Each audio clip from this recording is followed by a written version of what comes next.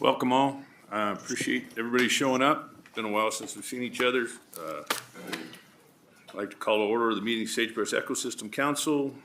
Zoom access for the public. Phone number 888-475-4499. Meeting ID number 874-0478-0206. There's that can be accessed legislative website, and there's an address there on the agenda. At this moment, call roll call, please. Kathleen, would you? We have received a lost our paper. Oh, okay.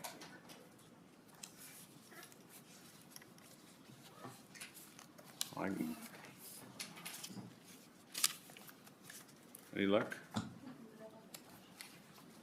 At least You can't remember everybody off the top of your head. I wrote it down just in case. You want me to do it? I can do it. Go for it. Jake? Present. Kyle? Here. Martin? Here. Bevan? Yep. Sherm? No Sherm. Daphne? Here. Matt? Present. Kelly? Here. Myself is here. Should we worry about the ex officios? Okay. So we have a quorum. With that, we'll go to public comment. Have any public comment at this time in here present? Not seeing any. Do we have any online? Sir, the public line is open and working, but we have no callers at this time. Thank you very much. With that, no public comment. We'll go to next to the agenda. I hope you had a chance to review the agenda. Any questions, comments, changes, or motion? Move approval. Move approval from Kyle. Do I have a second? Second. Second from Matt. Thank you. Any comment? All in favor? Aye. Opposed? All right, we have an agenda. Next, item 4, approval of minutes from our last meeting of June 1, 2026. Questions, comments, concerns?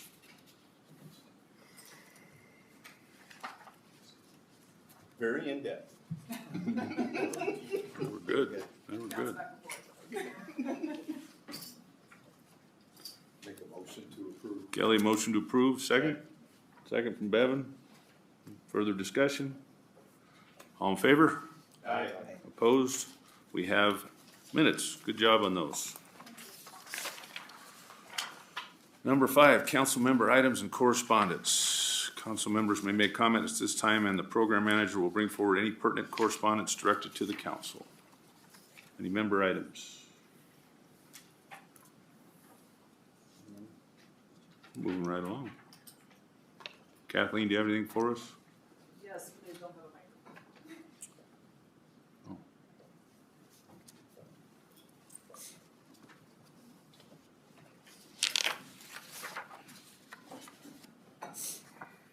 microphone. Just a quick notice, Kathleen Steele for the record. Executive Order 2026-003 came out, which directed all state agencies to review their active regulations. So just letting you guys know that that has come out, and we do have a public meeting set up for September 15th at 9 a.m. At the Bonnie Room at DCNR. For anyone who's interested, we don't have any suggestions on improvements for the regulations, for our one regulation, because we just did it.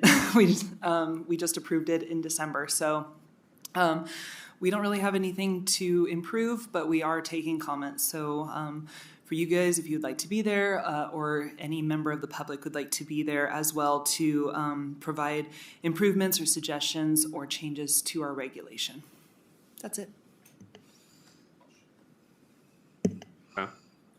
Thank you, Mr. Chairman. I just quick question on our regulation change because I lost track of where we were in the process. So that has now been approved as a permanent change to the regulation. It wasn't a temporary change. Correct. We have approved it in December 2025. It was approved. It has not been officially codified in an official document by LCB. They are a little behind, I think. So we don't have it all in one, but it has been approved. It's been filed to the Secretary of State. Everything's done. We're just waiting for the final document. Okay, thank you.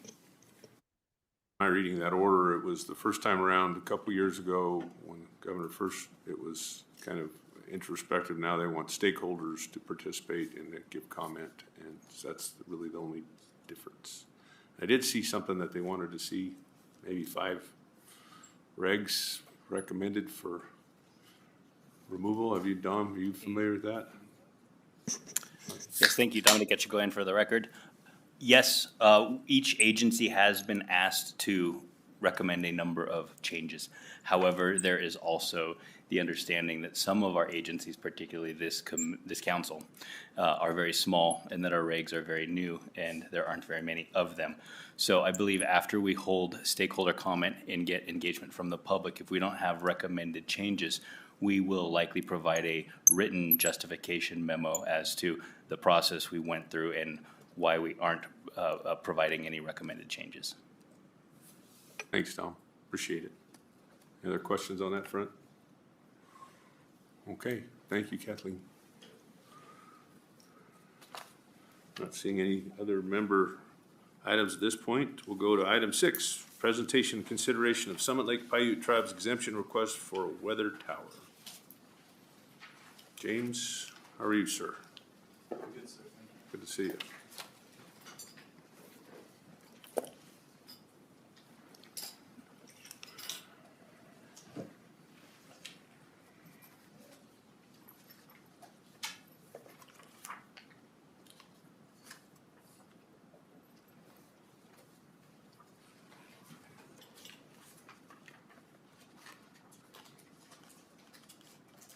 Okay, James Simmons for the record. I assume everyone can hear me? Okay. Okay, so first of all, I'd like to say good morning to the council. Again, my name is James Simmons. I'm the Natural Resources Director for the Summit Lake Paiute Tribe. And on behalf of the tribe, I want to thank the council for putting this topic and this request on the agenda today for your review and consideration. On behalf of the Summit Lake Tribal Council, I'm here to respectfully request a de minimis exception to install scientific instrumentation on BLM land east of the reservation in the upper Summit Lake watershed to be part of our SWION network. And as you look at the slide, SWION is an acronym for a project we've been working on for the last couple years, and it stands for Summit Lake Watershed Environmental Observation Network.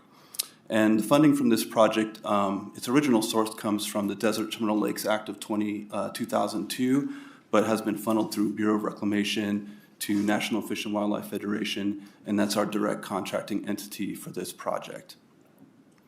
And the reasons why we're asking for this exception are 2. We believe, and the first and most important reason is we believe that it will have a negligible impact on the landscape and sage-grouse populations and habitat, and we have some fairly reasonable justification for that. And then secondly, it's cost prohibitive for us to be able to cover the debit costs that have been estimated for installing these instruments on the landscape.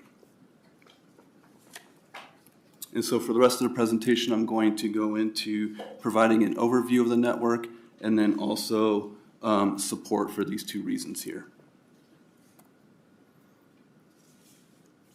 So the Summit Lake Paiute Reservation is located in the far northwest corner of Nevada, if you're not familiar with it. It's about 3.5 hours northwest or northeast of Reno, 35 miles southwest of Denio, or 2 miles south of the Sheldon National Wildlife Refuge. This is a map of the network on the landscape.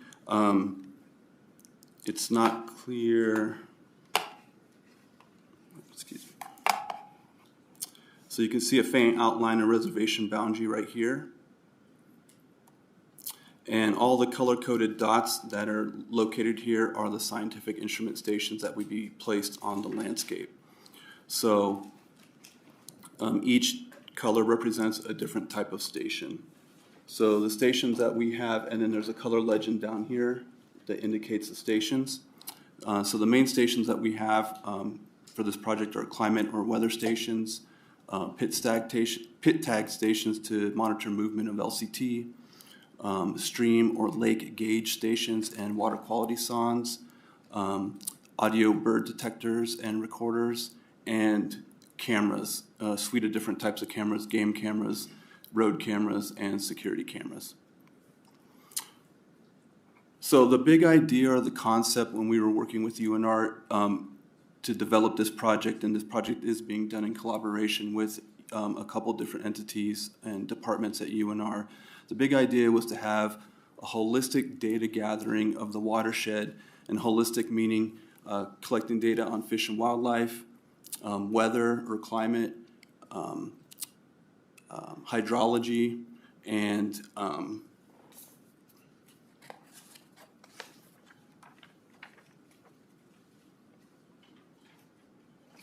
water quality. So the idea was to be able to have a network that would gather data, near real-time continuous data throughout the watershed, have all that data collected in an automated fashion, and then have that data then transmitted back to Reno to a server that we have at UNR. So it's continuously monitoring and collecting and capturing data that's being then sent to the tribe. And the idea behind this and the purpose behind this is to be able to use that scientific data to inform fish and wildlife and landscape management at the watershed scale that would benefit not only the tribe, but would also benefit its partners nearby, BLM, U.S. Fish and Wildlife Service, and NDOW, and any other nonprofits or agencies that we would work with using this type of data. So here you can see on the right-hand side, there's a screenshot here. We didn't quite achieve the goal of getting all this data from the watershed to an app on your phone, but we are collecting all that data and then displaying it on a website here that we created that will have that website that can be accessed by tribal members or the public. So in total, there's 35 clients that we're proposing to put on the landscape. 27 of those clients, or about 3/4 of them, are on the reservation itself, with the remaining 8 clients, or about 1/4 of the clients, in the upper watershed. And these would be the clients here that I'm highlighting. And that would consist of 3 pit tag antennas, a climate station, a game camera, a stream gauge, water quality sonde, and a I think that's it. Yeah, I'm sorry, I forgot to define clients. Clients are a station with a piece of scientific equipment that's collecting a specific type of data. Yeah. Sorry to interrupt. No.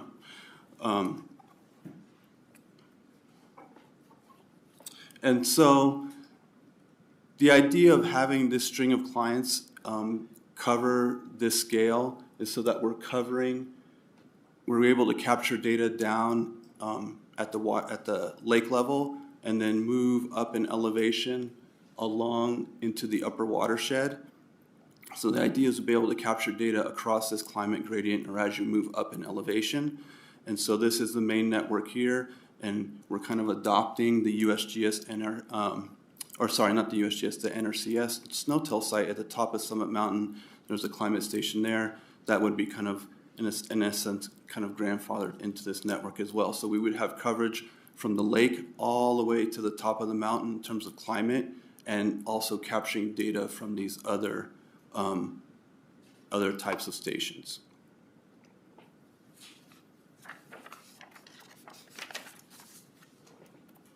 So this is an example, giving you an example of what one of these clients or stations looks like. This is a typical station on your left. So it has a metal pole that has a concrete footing. It has solar panels for power. It has an electrical box containing electrical equipment, and then that's the main. And then a radio up here that's then transmitting the data. So this is the typical setup. Here's one for scale just to show how big they are. In this particular case, this is a pit tag antenna station. So instead of having an electrical box here, we have a box on the ground here that contains all the components, and then from here, we had a line running down to the pit station in the creek that's collecting the data on the fish. This is the largest of the clients that we're proposing. This is a climate or weather station. This picture is taken at our field station on the reservation. So it's got two components to it. It's got a rain gauge here, and then it has another tower here that's got all the rest of the sensors that are collecting data. So this is a larger unit or station, but same general purpose. It has a tower, solar panels, electrical box, concrete footing. And this one we have confirmed that in working with the program manager, we can get this station down to below 10 feet or below tower status.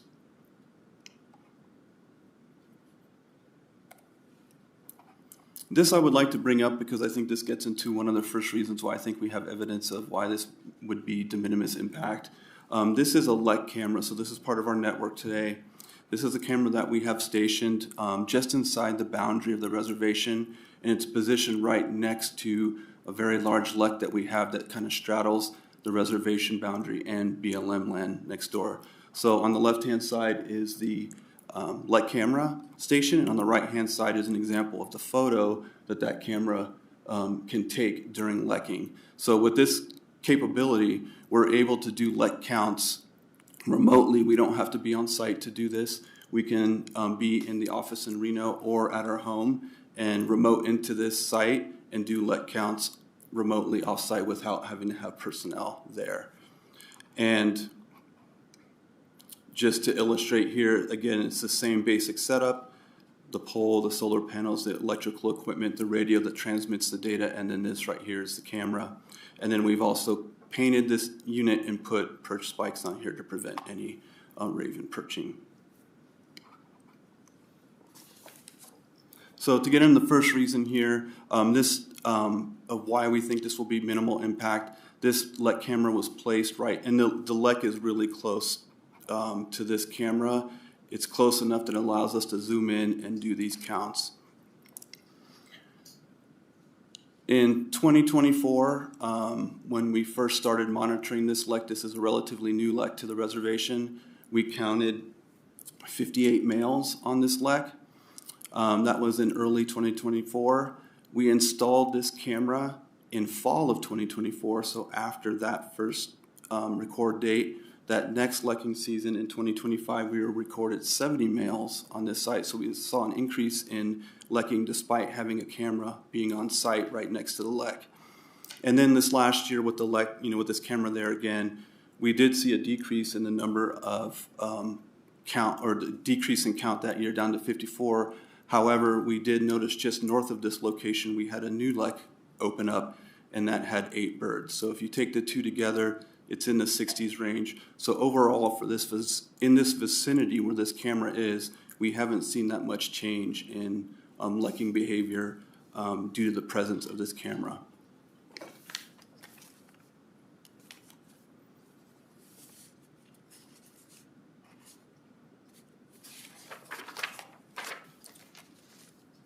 Also, I'd like to add that the tribe has been studying sage grouse population and habitat for over 10 years now.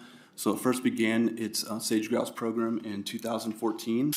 I'll have to admit the first few years were a bit rocky, but in the last 3 to 4 years, we've had a really good, solid, comprehensive program now where we're studying these birds on the reservation and in the vicinity. So it's not just restricted to the reservation.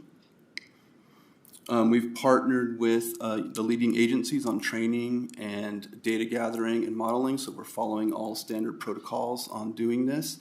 So we've worked with USGS, U.S. Fish and Wildlife Service, NDOW, and the Sheldon National Wildlife Refuge, and we've collaborated with all these agencies in terms of training and knowledge sharing and how to use and model this data. Our team is on the reservation consistently throughout the field season. So from early March through November, we are there on site every week. So we have really good knowledge of the landscape and see what's happening with these populations on the ground. And lastly, I would just like to say that a couple things in regarding that. In talking to our team, we've deployed, so in the prior map, all the clients that are on that are shown on the reservation, we've already deployed those. So those are already there on the landscape. And our team does not notice or see them being used as perch spots for ravens at all. Where they see ravens being perched is on other infrastructure like fences or power lines, but none seem to be using the infrastructure that we're using for this project. So that's another reason why we think there's low impact. Additionally, in the upper watershed where the proposed clients are going on BLM land, we don't notice very many, or we don't see as many birds up in that area as we see down below. In our collaring efforts, we've only tracked one bird up on the mountain, and only seen one flock up there in the last 2 or 3 years. So most of the population is using the land in and around the lake, not so much in the upper watershed where the proposed clients are being looked at. And then lastly, I'll just say BLM biologists, when we first proposed this project to them, they came on site and they looked at the client setups, and they looked at the proposed locations in the upper watershed, and they didn't have any concerns in terms of the landscape or affecting any of the fish or wildlife populations. They've gone through the full consultation process with U.S. Fish and Wildlife Service, which includes Section 7 for ESA and the LCT, and BLM is prepared to write a CADX for this project pending council approval on whether or not there's an exception in this case. And we will be following BLM recommendations when they recommended that we paint all the clients to camouflage them on the landscape, and then also put perch spikes on the clients. So regardless of where these clients are going, whether it's on the reservation or on BLM land, we're going to follow those recommendations, and we're going to paint all the clients and put perch spikes on all of them. So coming to the second reason why we're asking for the exemption is for project cost. The total cost to put all these projects on the landscape is $750K. If you subtract out just the portion that's going on in the upper watershed on BLM land, that's $173K. In working with the program manager, we did some preliminary debit estimates for this project based on those clients and where they're being placed. And in short, the cost ranges from about $1 million to $3 million to put those clients on the landscape. And that doesn't include verifier cost. So that's a cost that the tribe cannot absorb. The tribe is not a revenue tribe. It receives most of its revenue from federal or state grants and doesn't have other revenue streams that can support a cost of this type. So I feel like there's a real opportunity here if this exception is approved, that we can complete the watershed scope of the project. So we've already completed the items on the reservation, but I think there's a really big opportunity for all the partners involved to benefit from having this watershed scale project implemented. Because of the grant deadlines, we have to complete the installation this fall. We only have the grant until the end of this year, and then we're unable to then complete the project. So I feel like in the end, there's a real opportunity if this request is approved. The real benefit here is for partnership between the tribe and many state and federal agencies and the public to gather scientific data that can inform management of the landscape and the fish and wildlife in the watershed. And I think that's a benefit for everyone. So I think I would like to leave on that. And again, thank you for your time. I've got BLM and UNR.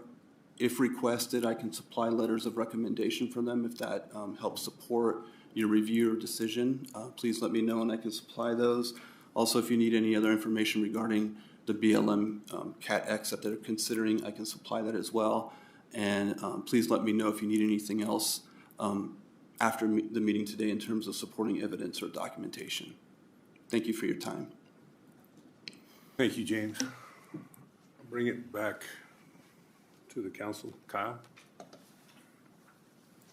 Thank you, Mr. Chairman. I thought I heard you say that if the council were to approve this, the BLM's ready to write a categorical exclusion.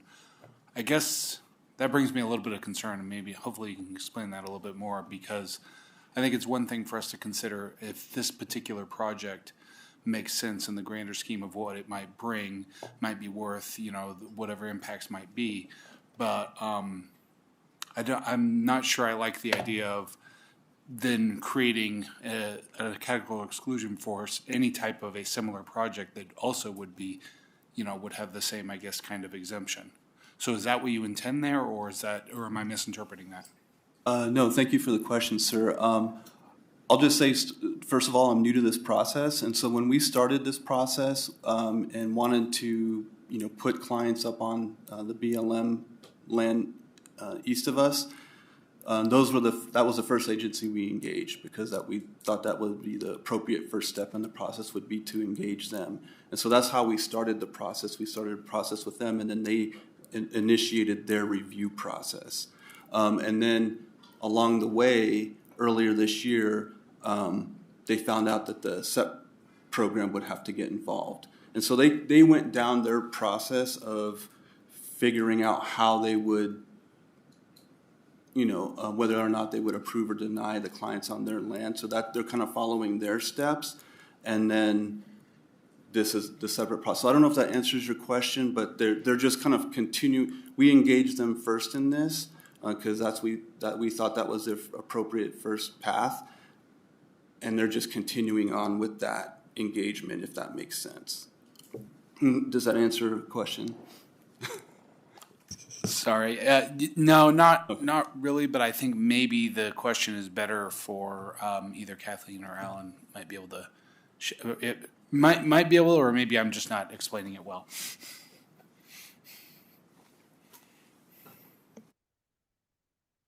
Alan Shepard for BLM. I guess your question is whether if it's doing the CXs is going to set precedents. Is that what you're saying? For projects of this type, these small structures generally are CXs. It's similar to like any weather station we put out in the field, things like that, because it's a small disturbance footprint. So it's a very simple process. It's not an in-depth thing. In this case, it's probably just a single CX to cover the whole number that would be on BLM. So I don't think it would be anything different that we would do for, a county or somebody else wanting to put a small tower out. But is that then a CX if BLM creates one for this particular project, that is then a CX that or CE, if I think is what you guys are calling them now, that is something that in the future a county or even a business or something could come in and utilize that for another project? We would do it, they're done independently. So each specific project would be its own. Okay, so it's each of them will be evaluated independently. Yes, correct. Yep. If I'm thinking about it, and I know this isn't quite right, but it's kind of a mini EA at that point for each project. Yeah, and most CXs are a few pages long is all, because you answer a series of questions on the level of impact disturbance of the area. So it's a pretty straightforward process that, usually can be done in, with a field visit to look at it, and then to write the document over a week or two and have appropriate specialists do their piece. Okay, thank you. That's helpful. James Simmons, Summit Lake. May I add something to that? Yeah, and just to be clear, if it wasn't clear before, BLM is not issuing a CADX on this yet. They're holding and pending it, pending the decision of the SEP Council. So they've done the work on what they need to do on their end. They're awaiting decision of the council. If it's approved, then they would move forward with the CADX. If the council doesn't approve the request, then that CADX dies.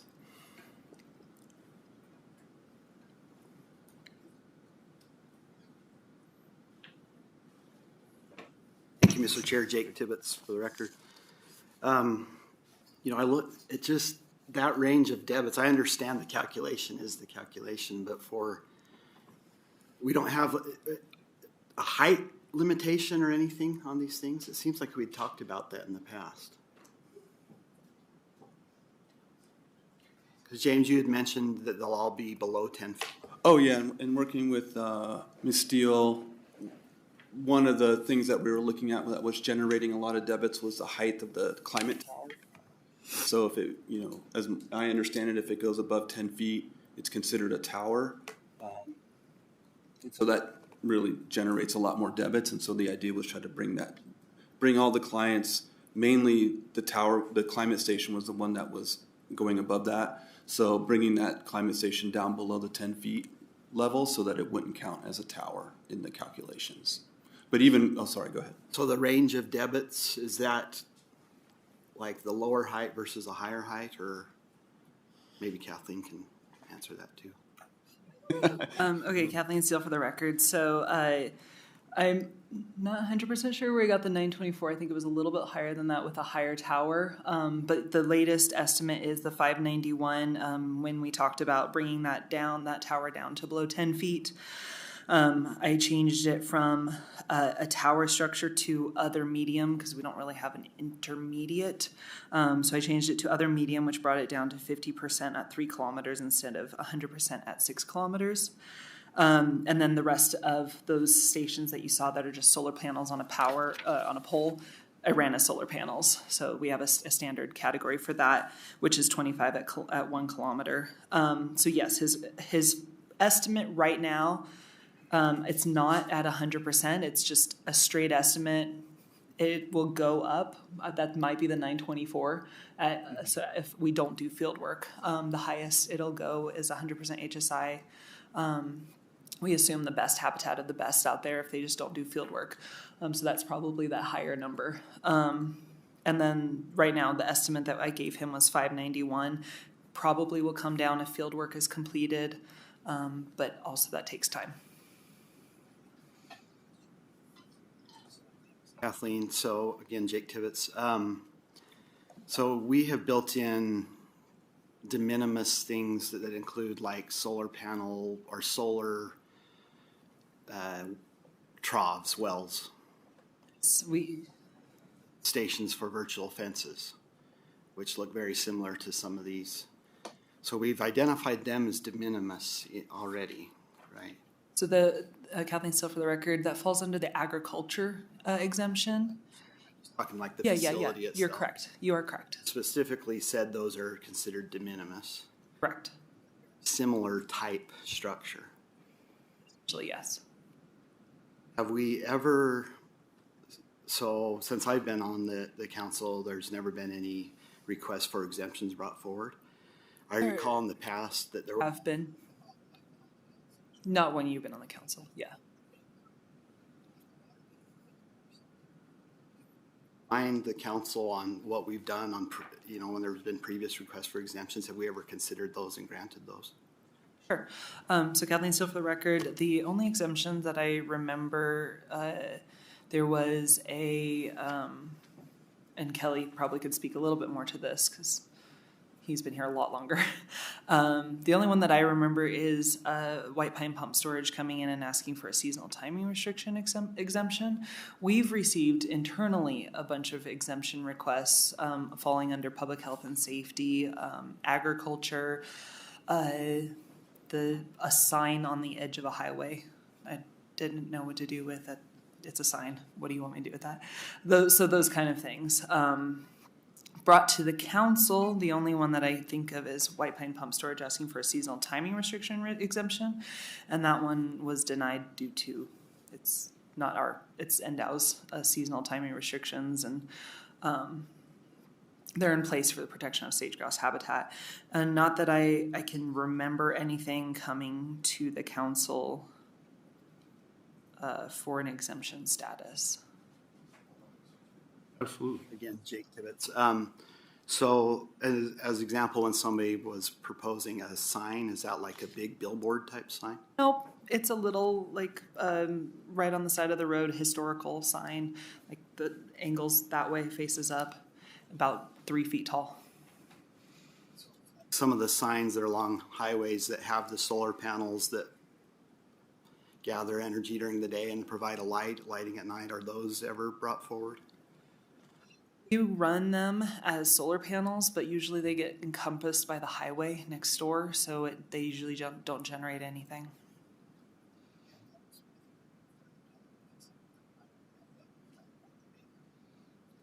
I don't, yeah.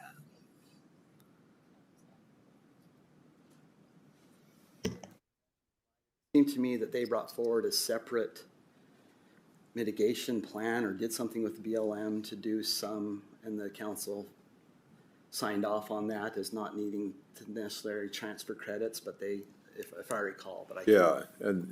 I think that's a good recollection, Jake, is the council approved it.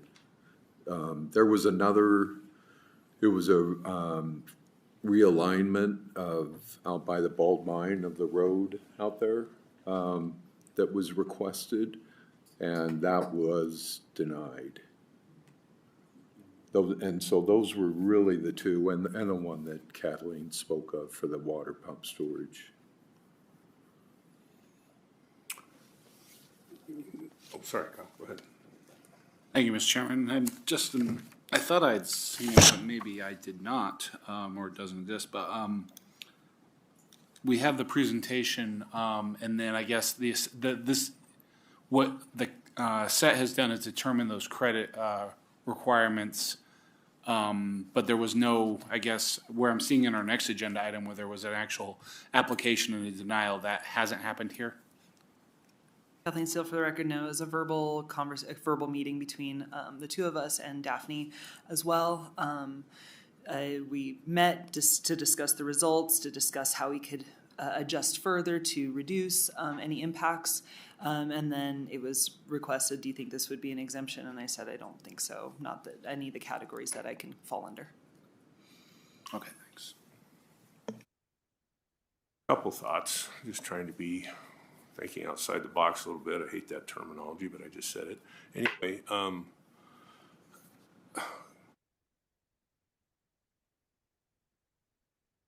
we have the exemptions for ag, for similar structures for solar.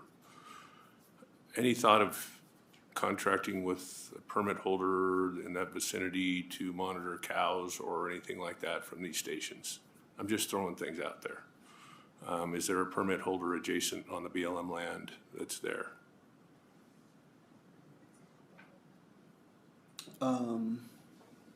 There are ranches nearby, but most of them are located outside of the watershed or permit through the watershed, and there's no existing structures that those ranches have that would fulfill the same data gathering needs at those specific locations that I'm aware of. Are cattle running in that drainage there? Is anybody? There might be some in the upper watershed, but I'm not sure. There could be some permit holders in the upper watershed. Yeah. I know where I'm going, and a completely different thought in terms of your own credit generation.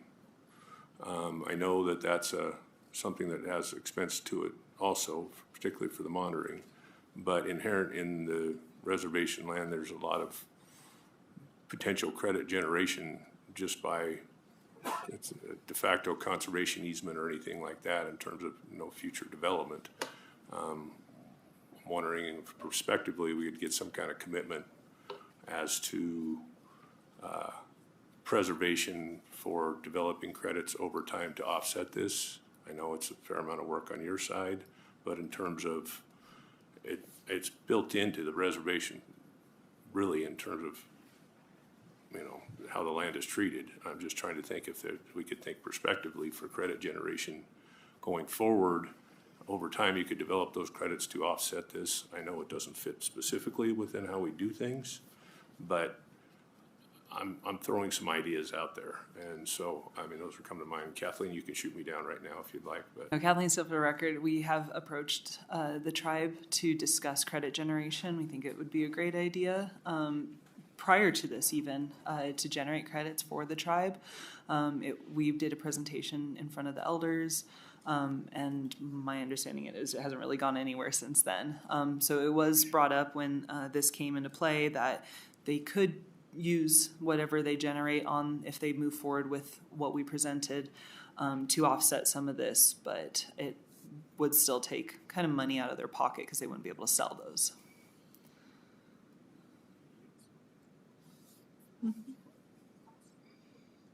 Yeah.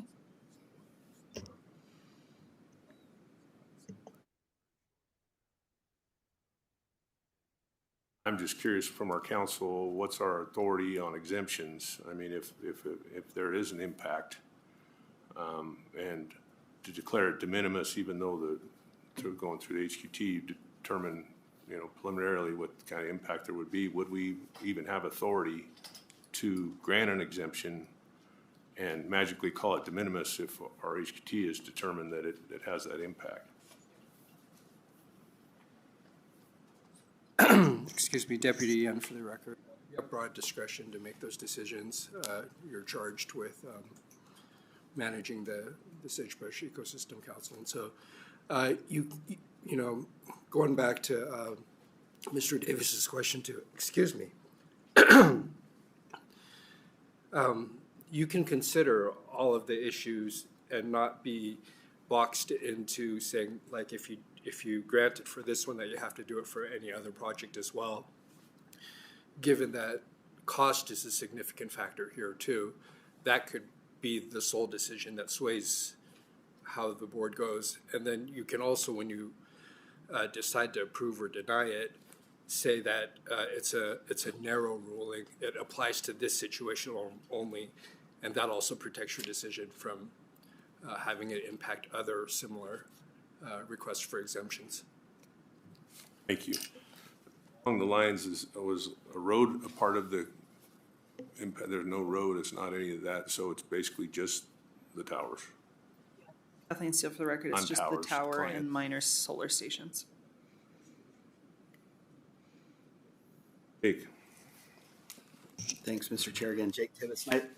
That's kind of what I was thinking too. There's a lot. If we enroll projects in the credit system, we have some of those just committing to do the same thing they've always done, right? And so it's kind of quantifying what they've done and then providing the durability that will continue. So, you know, Mr. Simmons outlined a lot of things that you've done to benefit sage grouse, and I think you know, the tribe's committed to the durability of that stuff too. I think there's a way to connect where we're getting to the intent of some of this. I also recall, like, NV Energy's proposed public lands project at nearby up there. It was a Summit Lake. NEPA cleared, you know, a lot of potential opportunity to work with, you know, not having to cover the NEPA, potentially being able to work with NDOW and other partners to do some things, public land improvements, maybe at a lesser cost than you're looking at just purchasing credits. So I think there's a lot of potential opportunities here to, you know, look at what is the actual benefit to sage grouse, and if there's, you know, a commitment of durability on that, then I am comfortable with an exemption, because we're meeting the intent, I think, in a lot of those things. So that's kind of where I'm leaning on it. So I don't know if you've ever had any discussions about partnering in some of those, you know, that Summit Lake Restoration Project or whatever it was called. So that might be an opportunity to kind of get a public lands project or a portion of it to, if you're already planning on maybe working in that space too. Yeah, kind of a victim of our own. We're the ones that there was a proposal for doing that project, but the proximity factor was that was why we didn't move forward, which I respect totally on that. I'm just saying in terms of if there's still this effort to move forward to and support this program, and if the tribe is interested in, credit generation, perhaps it'd be a prospective commitment that either a set-off or an exemption. Either way, I'd be comfortable that way.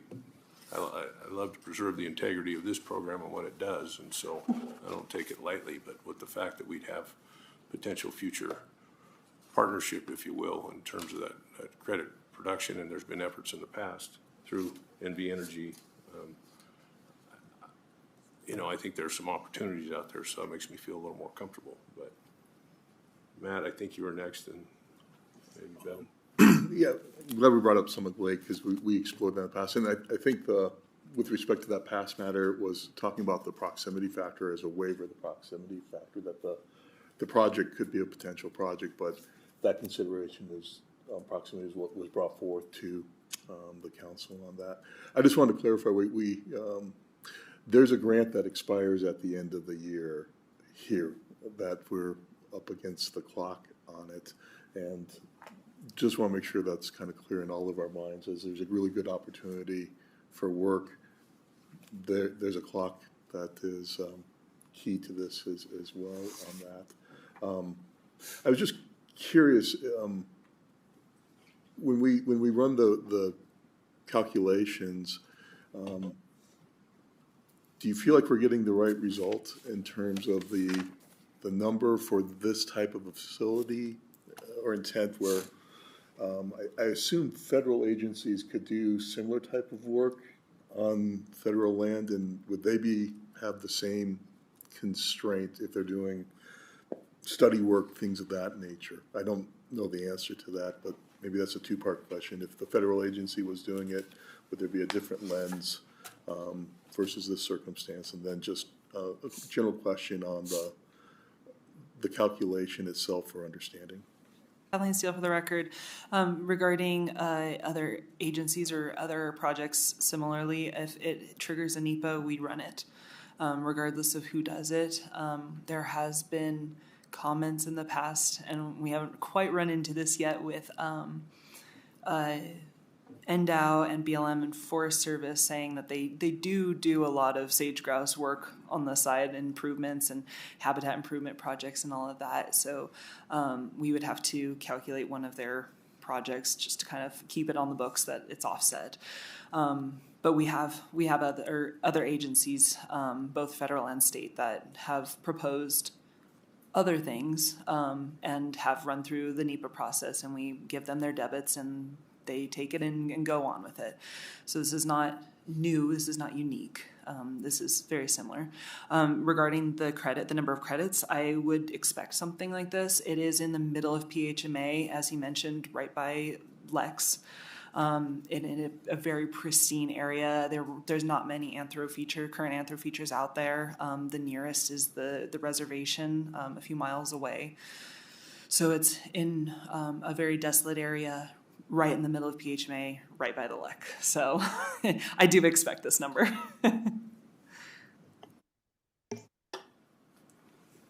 Bevan, did you have something? I'm sorry, Kelly? Chair, Kelly McGowan for the record. So as I recall, we worked on developing an exception or allowing an exception if people could prove that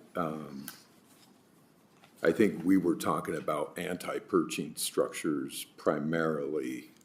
If they could prove that they were effective in deterring perching, that they could also be granted an exception. So my question is, do we have any of that type of data from around the state that would indicate these weather stations or other similar looking things, whether or not they're having an impact and whether or not we could consider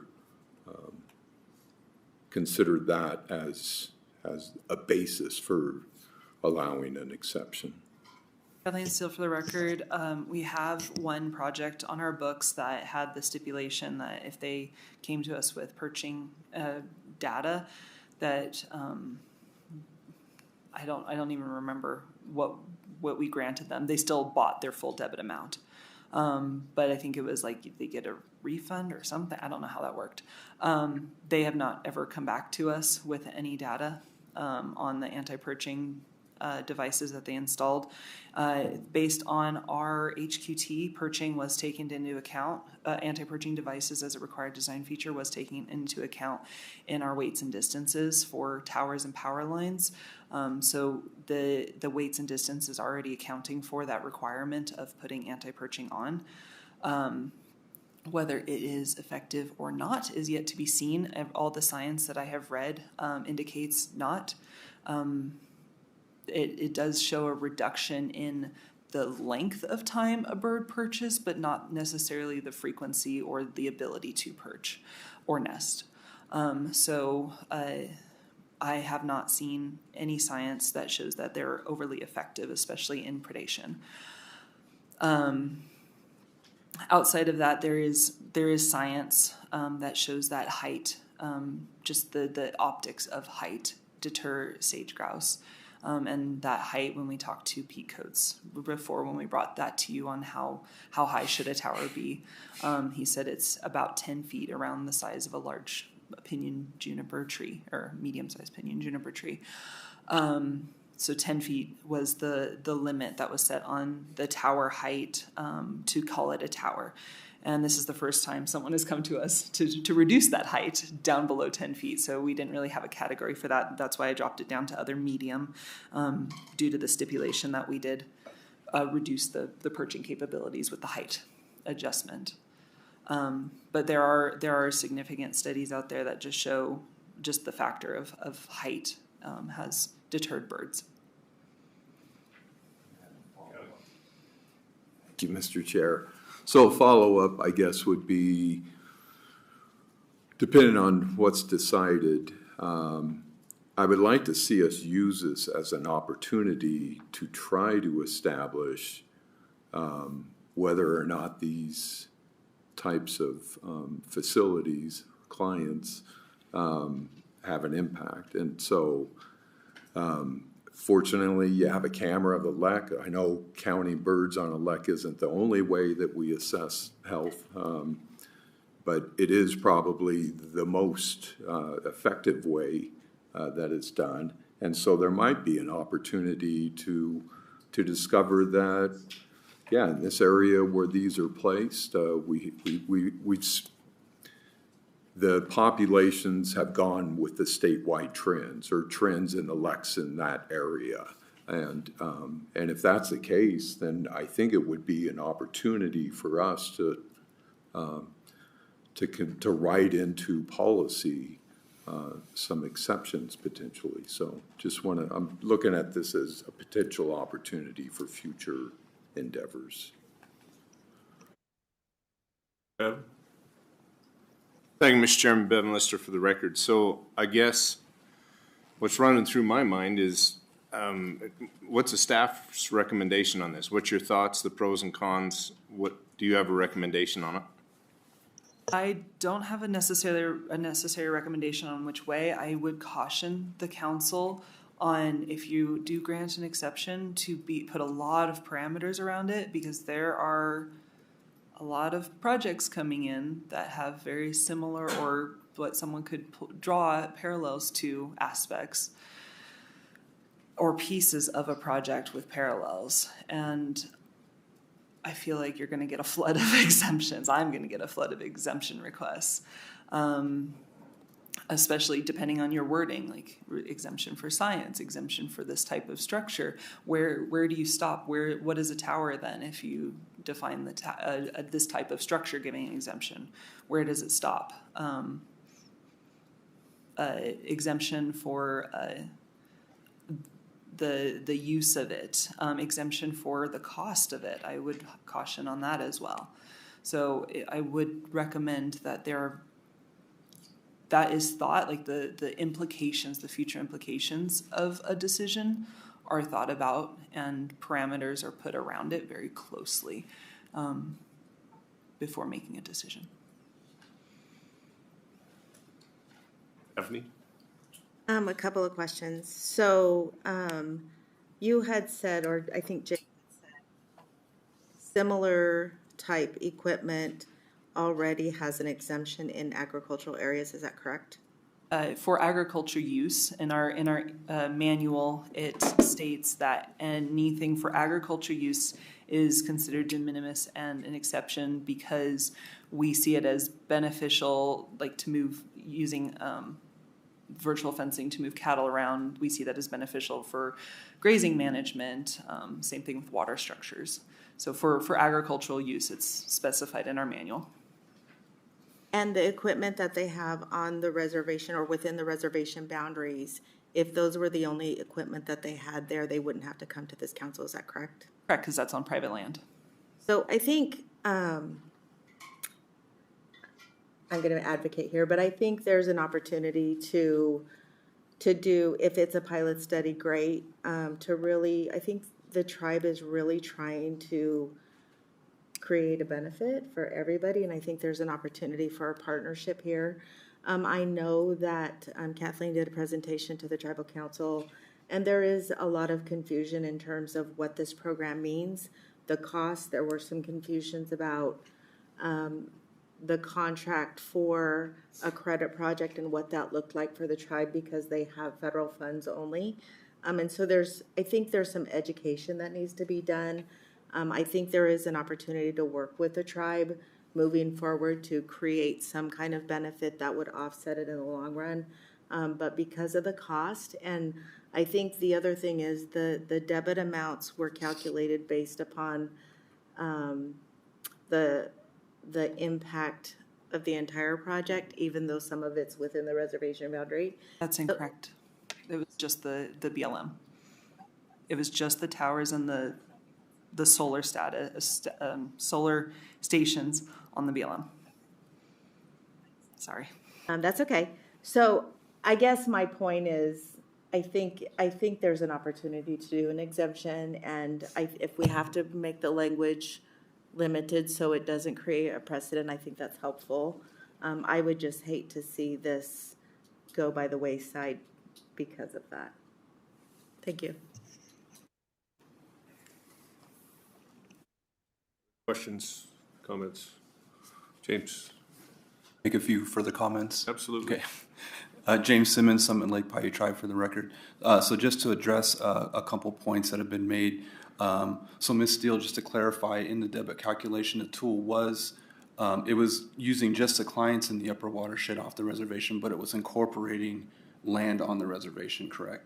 So Kathleen Steele for the record, how the HQT works is we take what is proposed via NEPA. We try to match it exactly what is in NEPA. So it's basically anything that's on BLM land, anything on public land. The tool automatically cuts out, the debit tool cuts out anything private. So it automatically removes that. Even if we add them in, it will automatically remove that for any direct impacts on public land. However, the indirect impacts can span both the public and the private land.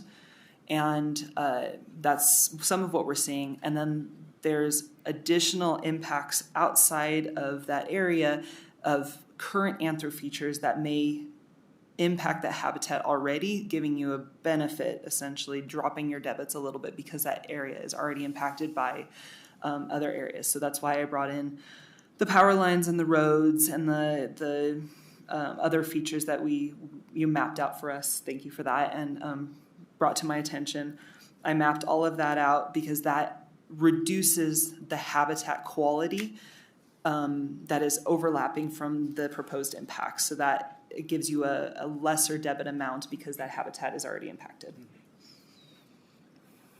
James Simmons, Summit Lake Paiute Tribe. I just wanted to clarify that because I think that's what maybe Ms. Hooper was thinking, was that the tool in the indirect space was calculating land on the reservation as well. Oh, okay. Matthew? Maybe a question for the council and the set. If there's a timeline here that I think we need to respect on this, and I wanted to maybe better understand the timeline. If there's a scenario where we could request a set to the narrow requirements around an exemption to bring back to us to contemplate. Could that be done in the timeline to allow the project to be done this year? I'm trying to think of that sequencing of events. If there was an exemption crafted where the council could contemplate the details on that, could we do that on a timeline that would meet the project needs yet this year? So for the record, our next scheduled council meeting is October 21st. If we have to do something prior to that, we have done emergency set meeting or council meetings before, usually via Zoom. So that can be done. And then maybe second part of that timeline with the CADX, and Alan, I made timeline to approve a CADX if the set and the council made an action. Could that be done in a really timely manner to still allow the project to move forward this year and utilize those grant funds? Alan Shepard, BLM, for the record. Like I said earlier, generally CXs, CEs now, I got to get over the CX word, category exclusions generally take just a short amount of time to develop.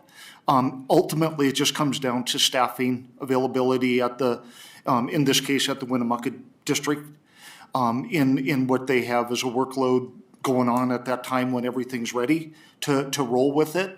I'm assuming because, Summit Lake has already been working with the staff and are in support of the project and things like that. They've already got, I would anticipate they've got some of the information they need to draft the document. It just comes down to having staff time when the decision is made. Yes, we're going to go forward with it and get the project approved. But it really comes down to priority of workload at that time. But fully within control of the district office or the state. There's no other externalities of approving that. No, it's really, it comes down to the staff specialist writing the document with all the pertinent information and in this case, it would be the field manager signing it. So it would be approved right at the district level. Yeah.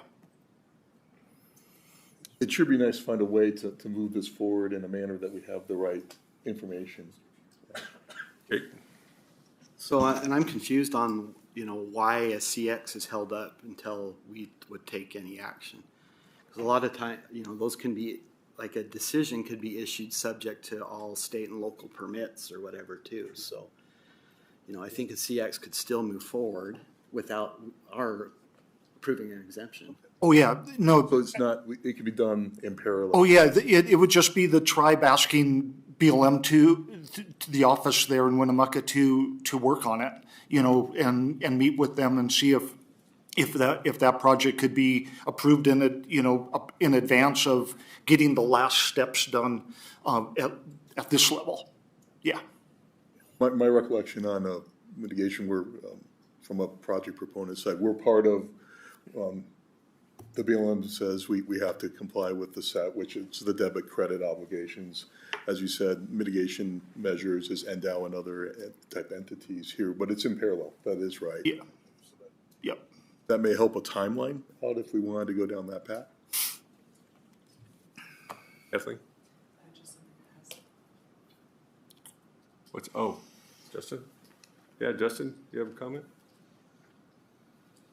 Yes, thank you, Chairman. This is Justin Barrett, U.S. Fish and Wildlife. For the record, just wanted to mention that I think that some of the exemptions, such for solar pumps for offsite water and for virtual fence operations, are in place there, at least in part because these actions are overall beneficial for resources and for conservation. And I believe that from the services perspective, that would be very similar in this situation.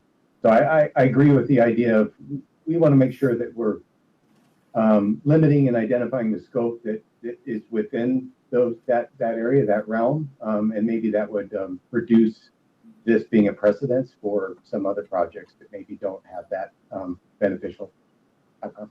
Thank you. Thanks, Justin. James? Yes, James Simmons, Summit Lake Paiute Tribe. I just want to address some of the comments that Mr. Johns has brought up.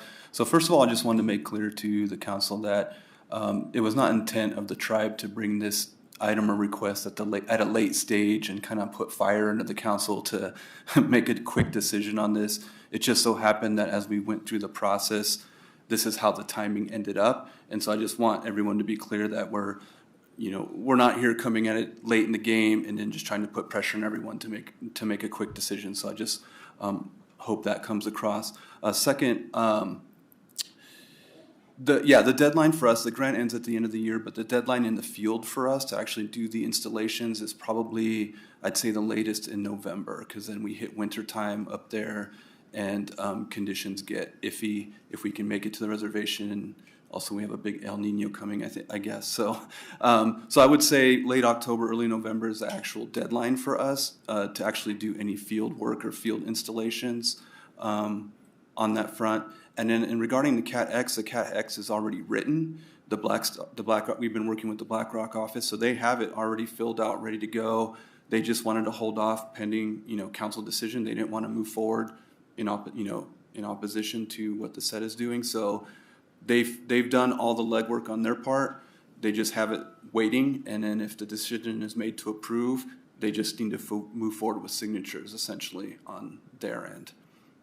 And then, if I may, I also want to address a couple points by Mr. McKenzie and Ms. Hooper regarding the conservation credit. Yes, I think that conservation credit is a great idea. As Ms. Steele pointed out, we requested to have her team come out and present to the council even before this project came up a couple years ago. But I just want to clarify what the council's concerns were at that point, because it may not be a path forward in this particular instance. First of all, the tribe was concerned about sovereignty of their land. So enrolling their land into a credit system created some concern on their part around whether or not they're giving up any sovereignty, on their resources or their land. And I guess any, private landowner would probably feel the same. So even though I know it's clear that it does not, that's the concern that the council had. And so we would have to work to overcome kind of those concerns in their head. But I think under current times right now, they're not going to be very responsive to that path. Second, they were concerned about if there was, because of the long time frame of the program, 30 years, I think they were kind of concerned that if they ever fell foul of the program and its requirements, that they would be taken to court, and what would those repercussions be on them being a small tribe if that would come to that if they didn't meet program requirements. So it was what are the consequences if we don't meet the requirements of the program, 10, 20 years down the line. And then I think also just finally the sheer length of the program, 30 years.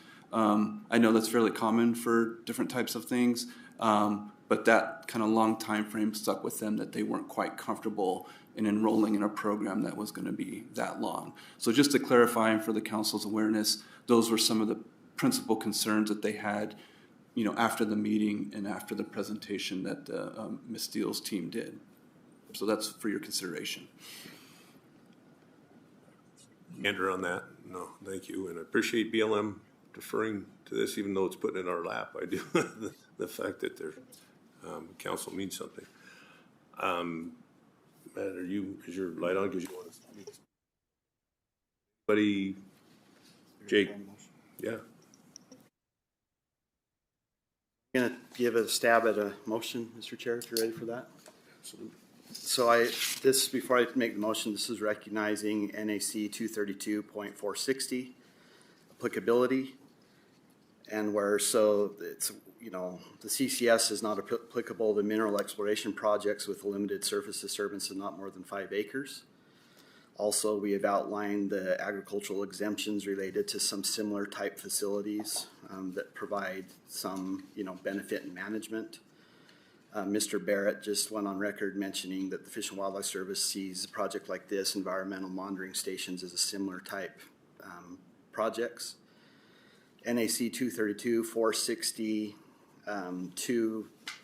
2E2 says that it not applies to an activity or project that, quote, will have a de minimis impact to greater sage-grouse and sagebrush ecosystems in the state.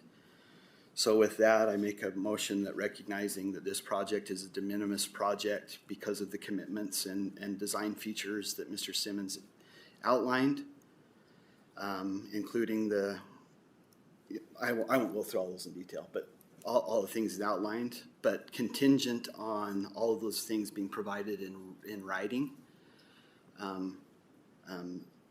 signed by, whatever the tribal leaders or whoever needs to do that. So we have all that stuff outlined in writing. And I can tick through those if you'd like me to as part of the motion, or. maybe under the discussion. If you don't mind just going through them, so I appreciate.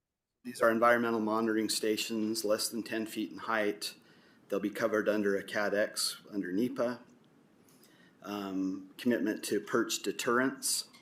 There's also a LEC monitoring component. If the commit letter could outline the commitment that the tribe has to greater sage-grouse persistence, meaning some of the work you've already completed, maybe future work. And then the last thing I would note is that the concern about the camouflaging of these, maybe work with some of the experts about some reflectors, especially the one near Lex, because of the strike risk. And so while they may camouflage, that could increase strike risk. So working with NDOW and NRCS has a tool that you can actually use to determine where you put reflectors on fences. And maybe that'd be a good way to identify actually putting some kind of reflector on these so there's not strikes of birds. So those are the things I think if those were committed to and put in writing, that would be what I would support under the motion. I have a second from Daphne. We'll go into discussion. Skylar, would I like to add something? Skylar Monahan for the record. Can I get a clear wording on that motion, please? Or do we want to include all of that? I just want to make sure just for... Jake Tibbetts for the record, that's what AI is for. So the motion is that we recognize under NAC 232-460 that these environmental monitoring stations are a de minimis project for the various commitments we've discussed. And when we get those in writing, they'll be provided an exemption as a de minimis impact.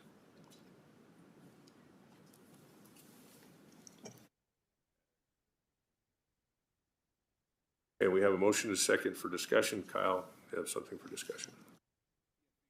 I don't know if we need to clarify it in the motion, but I guess I want to be clear that what we're doing here is not intended to be like a template or anything for a future, that this is a one-time based on the circumstances of what we're hearing today, and that anything in the future would have to go through a similar process and come before us.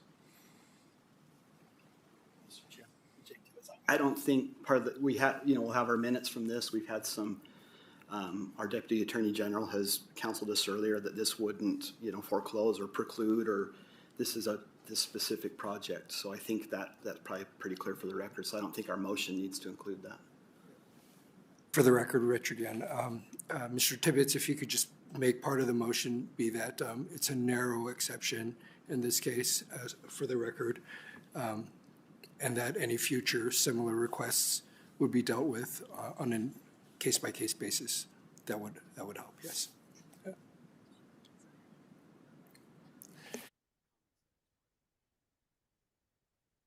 Second concurs. Bring it back. Okay, we come back to discussion. Concerns? Not seeing any. All in favor of the motion? Aye. Opposed? Motion passes. Where you got it? Bevan? Thank you, Mr. Chairman. Bevan Lister for the record. And I guess the one presumption there on my part is that any data gathered as part of your project would be available and to what we're doing here. Yes. Thank you for clarifying. I forgot to mention that earlier. Yeah, part of the intent of this project is to share the data with approved partners, which of course federal, state agencies and programs would be part of that, to use in supporting the science that supports the program. So yes. Heidi? Mr. Chair, Heidi Ramsey, NRCS for the record. I just had a quick question, and this might be for Ms. Steele. Is it possible for credits to be generated for data that's been collected? Steele, for the record, unfortunately not. We specify it has to be quantifiable and habitat-based. May I add a comment on that?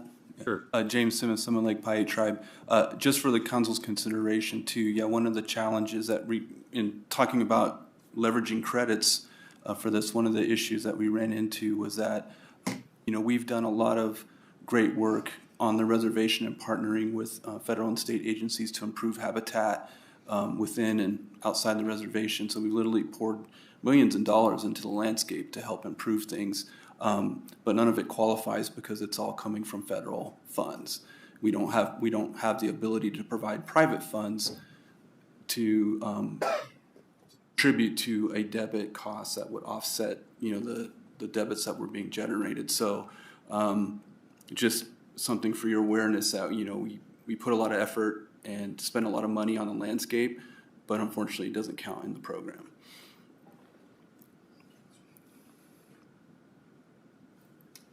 All right. Good. Congrats. All right. Good work. Everybody good? All righty. Thank you. Appreciate it. Council, thank you, program.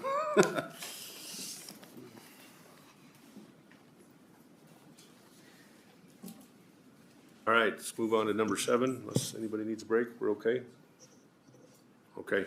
Move on to item 7, presentation consideration of Mount Wheeler Power's exemption request for a power line. Possible action. Jake Brunson and Kevin Robson, Mount Wheeler Power.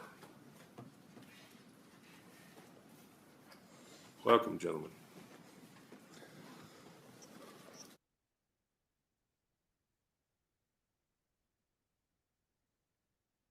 Good morning, Mr. Chairman, members of the council. For the record, Kevin Robinson. I am the CEO with Mount Wheeler Power. We are an electric distribution cooperative located over in Ely, Nevada. We serve a couple of counties in Nevada. We actually serve 4, Eureka, White Pine, and Nye, as well as parts of Elko County. With me is my colleague Jake Brunson. He is our design manager. And got a presentation here. I'm sure it's here, Kathleen. And it should be under agenda item 7. Here. Great. That presentation. Very good. There we go. Thank you. All right. As I said, Mount Wheeler Power is an electric cooperative. We are not for profit. We are a 501c12, and we were started back in 1970 when electric service was needed in many parts of the rural parts of Nevada, and we serve 4,800 members across 18,000 square miles in those 4 counties in Nevada and 3 counties in Utah.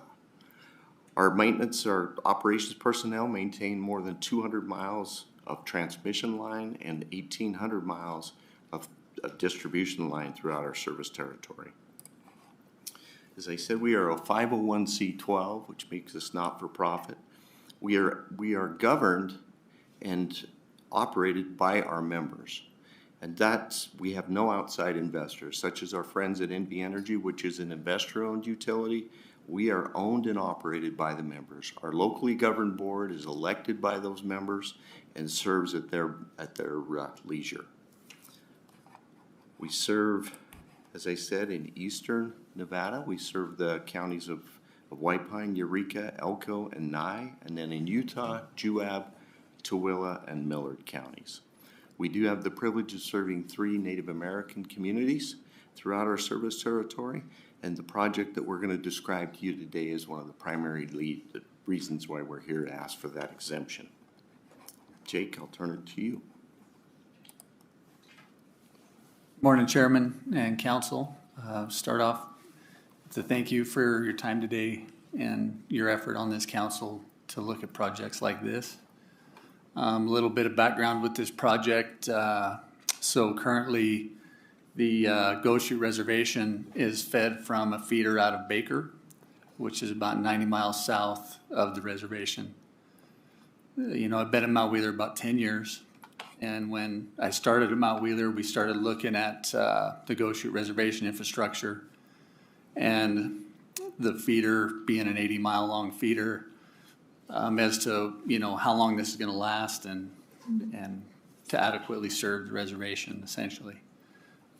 But over the years, they've added projects, 3-phase projects, three-phase services to, you know, daycares, different infrastructure, and power is becoming more instead of, you know, more of a necessity up there for them, I feel like. So we took a look at this in combination. The Air Force came to us, the Hill Air Force Base. They have a remote tower in that same general area that they were wanting to look at feeding. And so we said, look, you know, this is a great opportunity to extend three-phase and get power, redo the infrastructure to the reservation.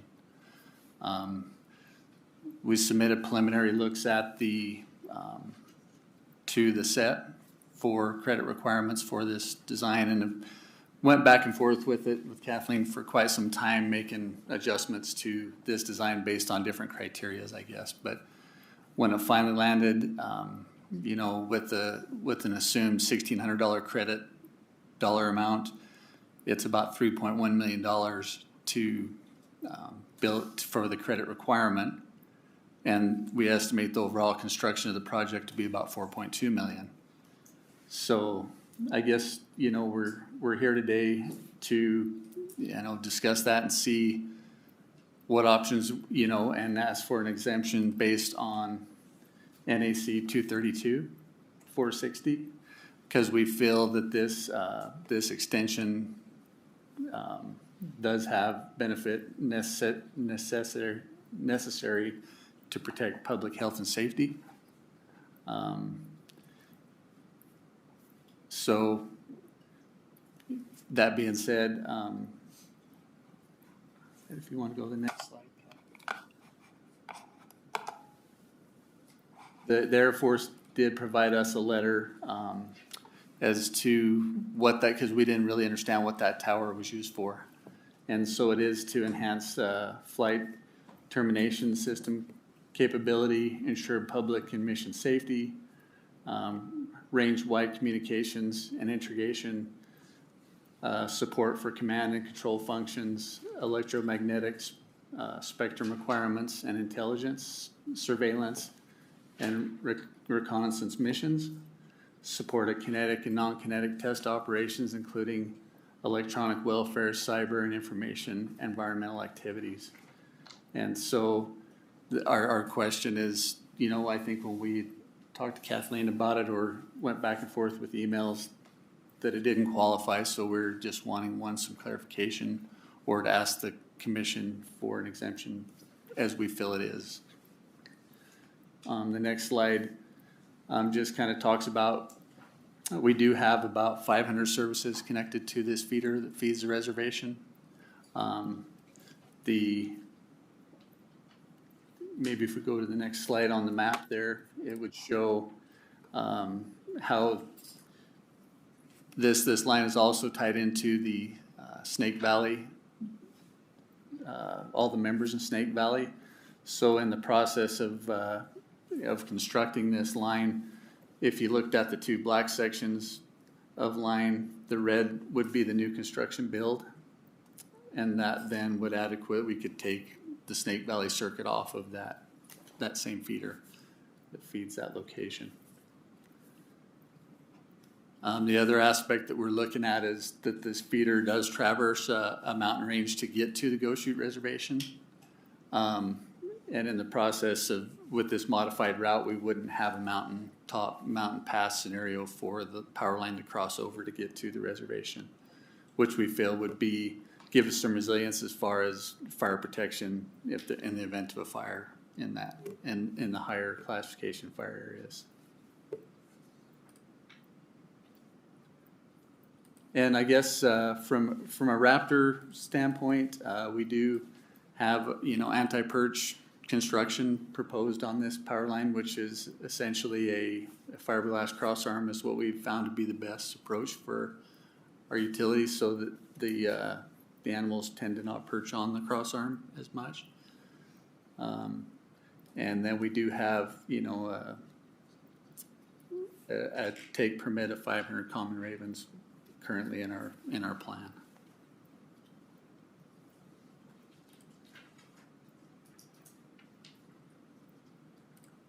And this section on this slide here kind of shows the mountain line that kind of traverses through what we call Pleasant Valley.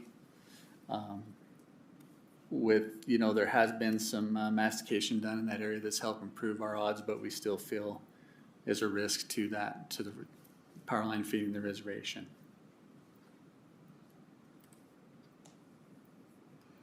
And a little bit of background, they do have healthcare clinic in Ibapaw. And that clinic is about 65 miles from Wendover, 135 from Ely, and 190 miles from Elko or Salt Lake. So they're fairly isolated. And I think, like I mentioned in the beginning, when we explored options out there, infrastructure from all aspects to the reservation were limited, the roads as well as power grid infrastructure. And since I've been in Mount Wheeler, we have invested a couple of $1 million just in reservation infrastructure to support the reservation, but that would be only on BIA land or limited pieces of public land. So, but ultimately, with the $3.1 million of potential credit, that doesn't include, we've had estimations to do the inventory with an independent contractor would be about $400,000. And that would just to narrow to get a more defined look at the credit requirements.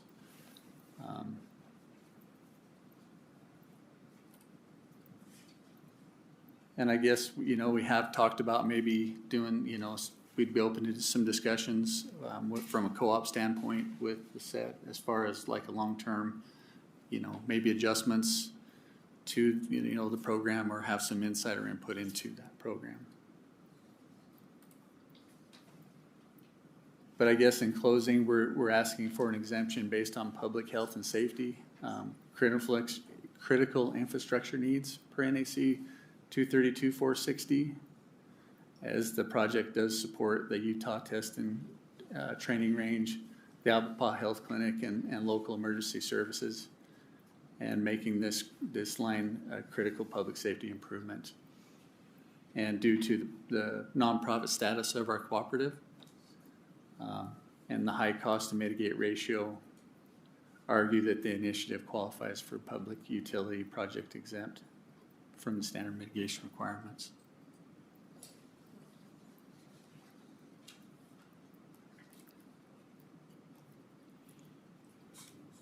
Thank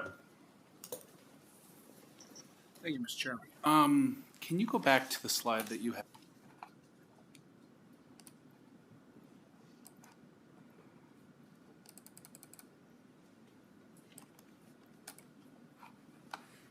So, I guess I'm trying to orient myself here. So the red line, that is your proposed line? Yes. Where's the existing line? It would be that black line, yes. That's the current feed into the Gosher Reservation, and it would continue to go about 85 miles south from there. I guess I'm trying to figure out the need. So why because I thought what I understood about this project is this is necessary to replace existing infrastructure. And if that's the case, why aren't we following the existing, Just because the proximity to the substation. I should have clarified that.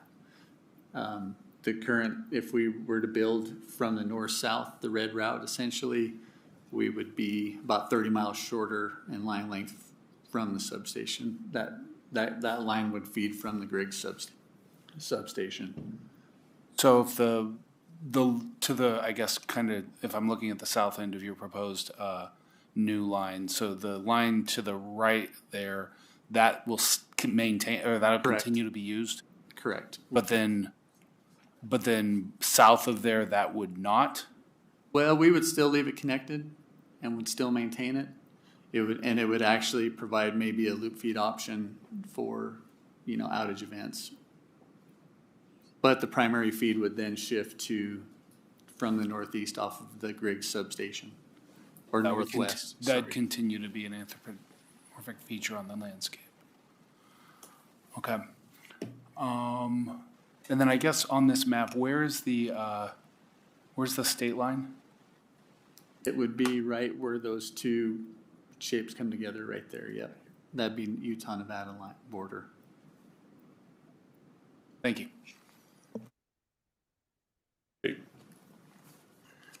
Thanks, Mr. Chair. So Jake Tibbetts, and I want to disclose that I'm a member of Mount Wheeler.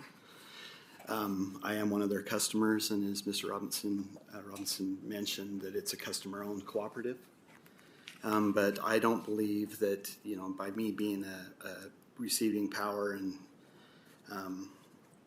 potentially bearing more cost as one of the ratepayers for this, that it's going to, you know, influence my deliberation or decision on this. I just wanted to disclose that for the record. Then I have a question. So I know Kyle just asked about like removal of facilities, but removal of features on both private and public land can get credits under the conservation credit system. And so, you know, I know that's an expensive venture as well, sometimes removing things, but I don't know if you've looked at, you know, potential removal of any of this or other things, like other lines you may have within your area that you can look at, you know, you've been looking at removal or something, because those things can be brought forward and get credits under the conservation credit system. So I didn't know if that's an option you had looked at. And I think, you know, for like we discussed earlier, that leaving this infrastructure in place has some value for us as well during an outage scenario. A lot of our feeds are what we call a radial feed. There's one way in. And if some of that line goes down in that section, we're out until the crew gets the structures repaired or whatever the repairs need to be made, and we can energize the line again. Where this scenario would give us a potential loop feed option during emergent situations. So we did consider removal, but chose not to. And it's not to say it's not something that couldn't be on the table, I guess. But I don't know that if we were to remove it, that benefit would, dollars-wise, would probably outweigh the credit requirement, I would say. For the record, Kevin Robinson. Also, to Mr. Tibbetts' question, one of the things that we experience up in this part of the service territory is an environmental anomaly that happens with dust coming off the salt flats.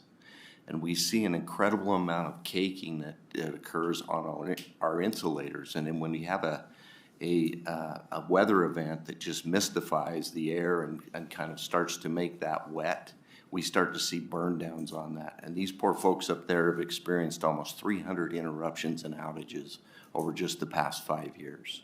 Our construction requirements or designs have changed because what we've discovered is if we put a polymer type of insulator in a 35 kV system, we can actually mitigate that a little bit. But it is pretty, it's pretty inundating when that happens, because we'll lose 15 to 20 structures in one night. They'll just turn into candles. And so having this ability to serve this particular part of the service territory with an alternate feed, and this would be their primary feed, is pretty invaluable.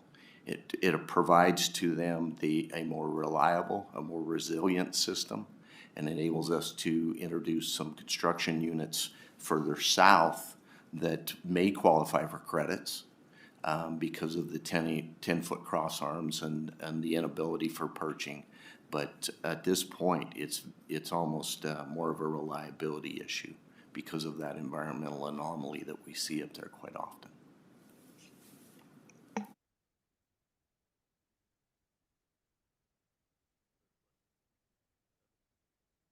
Thank you, Mr. Chairman. Bevan Lister for the record. So you don't have in your stuff the sage grouse habitat overlay. Is it all in PHMA, GHMA, OHMA? And I guess the question I would have for you folks,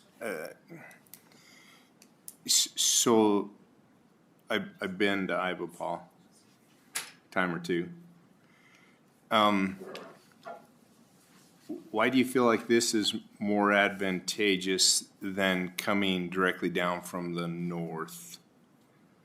Coming over that summit with the highway and then coming down from the north, if you know what I'm asking. Does that make sense?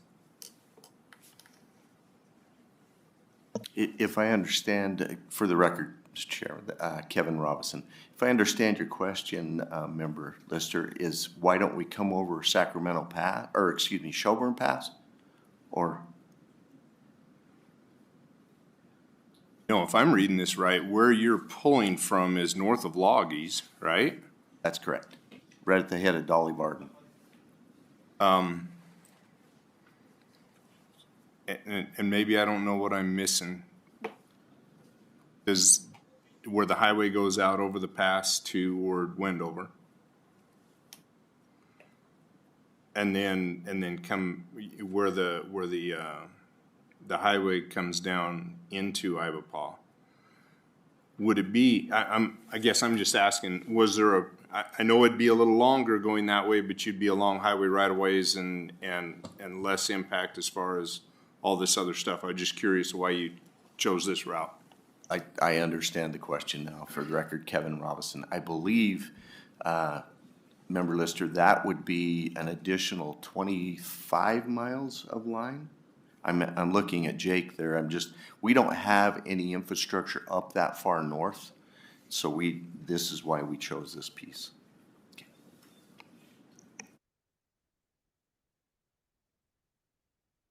Questions? Yep, Matt Johns, excuse me for the record. Just curious, how much outreach have you had with the counties and the communities on this project at this point?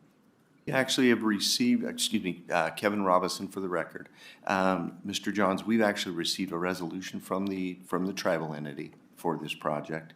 And we have had some engagement with the BLM in utilizing or looking at right-of-ways. Jake, I would let you offer up any other, but communities, counties, there's not a lot of civilization out there.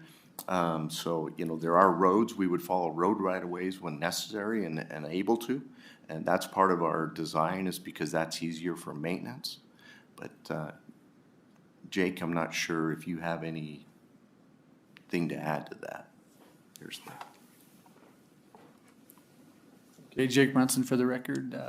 So we have had considerable amount of outreach so let me back up a little bit. When we invested some money in infrastructure in the reservation and in the county was to feed a school. They did a school upgrade there for Juab County. And so we've had a lot of outreach to the county in discussion of this. And I guess as we started looking, we've added a daycare center to the Ghost Street Reservation. So as this load starts to come online, we've had a lot of discussions with the reservation and the counties as far as we're doing our best to get you connected to this thing, but we know we're going to have to upgrade some infrastructure to get there. And I guess, some of the questions we've had as far as the line that feeds there, a lot of that was kind of designed around a very small load. And now as we increase more and more, that's kind of the issue. And the feeder, I guess to Mr. Lister's question there with the substation, the feeder that we would tie into there was a fairly large, robust feeder that was meant to feed a mining operation up there, the Victoria mine. Since then, that line's come offline a little bit, so it gives us a great option, low-cost option, I guess, to tie into that infrastructure and bring it down. So that's what's driving it. But back to the question, I guess we've had a lot of discussions between the Hill Air Force Base. It's on a kind of a boundary of both Elko and BLM districts, Elko and Ely. So we've had, I think, when this project initiated 10 years ago with the Air Force as a standalone project. And I think at that time Elko was handling it. So it's been a lot of discussion, a lot of community support. I think the reservation really understands the benefit for them. So, any other questions?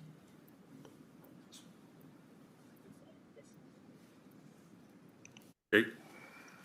Thanks, Jake Tibbetts again. And I'd mentioned this to both Jake and Kevin before too, but we have public land credits now that can be generated as an option. So you're not just going to the market and buying the credits you need.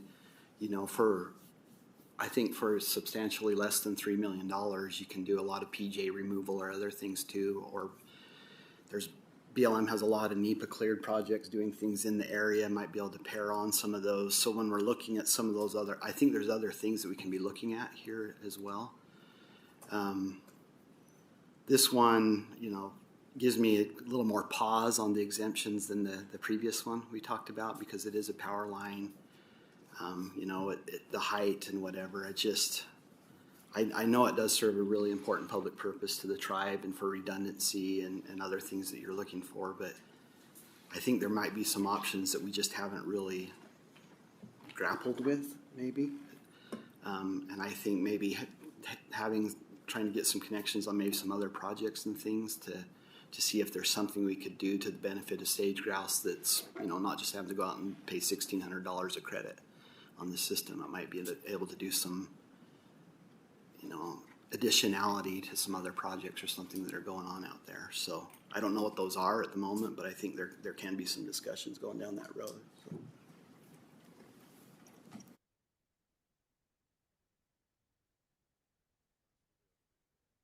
You know, this is where the council has to, you know, it's a tough position. It's good people. You guys are good guys. But our charge is protection of the, you know, habitat and the bird. And, you know, I think every power line under the rationale you're using could probably qualify for the exemption if we were to apply it here.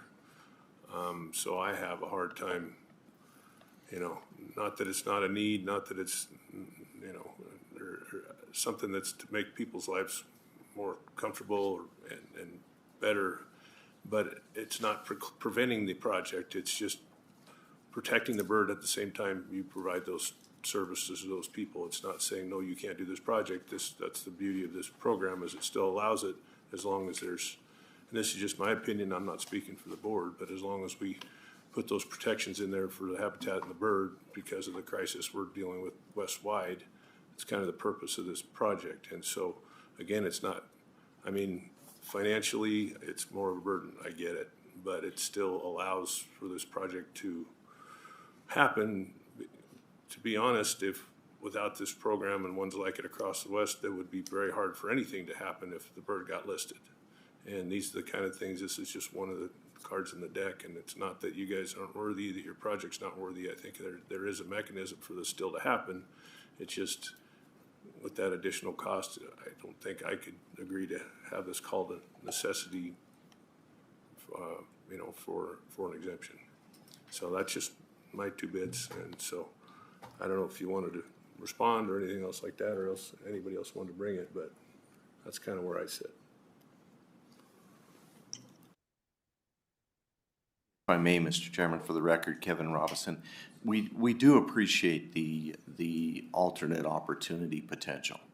One of our frustrations has been that we pay a exorbitant amount of money and have no benefit within the area. The birds that would be impacted that are in the area there are not seeing any benefit if we don't have the habitat to enhance that in that particular area. So if there are alternative projects and habitat enhancement that we can do, yeah, we're all in for that. I don't think you'll find better stewards of the land than what the utilities are. We're not going anywhere. We have to live there. We have to be responsive to all of our members, all of our citizens. And, you know, we want to make it a better place. So we appreciate the work and effort that this council has done. But at the cost of over $7 million, almost a 70% increase or 60% increase over what the project cost would be, I think that's asking a lot of our members. So any consideration or any alternative is something we definitely need to explore. Thank you. Kelly? Thank you, Mr. Chair. Kelly McGowan for the record. Again, I'm just going to make a statement about opportunities here that I think are being missed. The program has been in place for 13 years, give or take.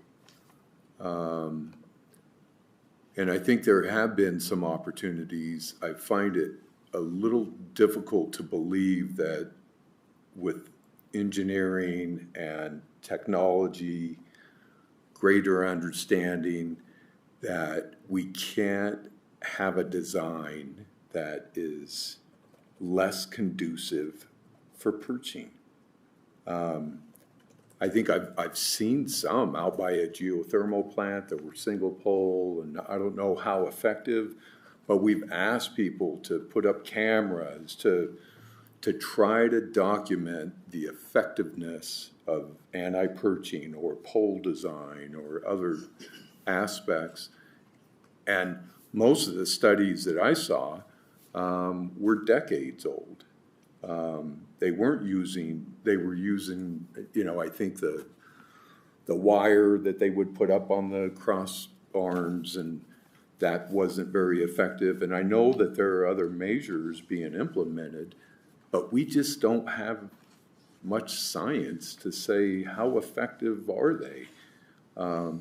So I just would hope that the industry would and I'm sure it's going on, maybe Matt can speak to this, but just explore opportunities that if you have a new design or if you have a new way that you think is an effective perch deterrent, that we start getting some documentation on that, because this is, I understand, you know, the position you guys are in.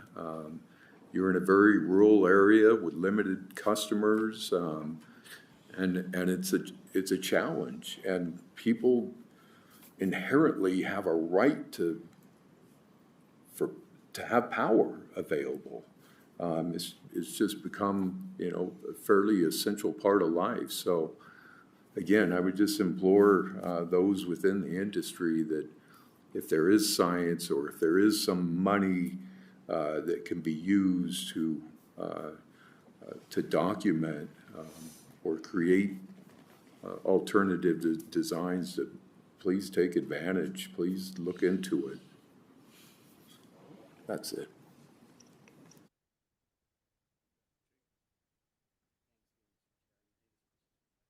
Evan had asked it, and I'm going to follow up on the habitat itself.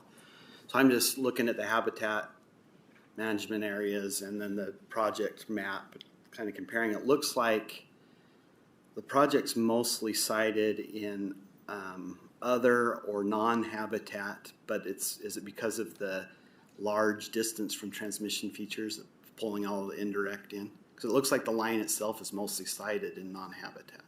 Correct. Kathleen Steele for the record. It's other and somewhat general on the indirect side of things.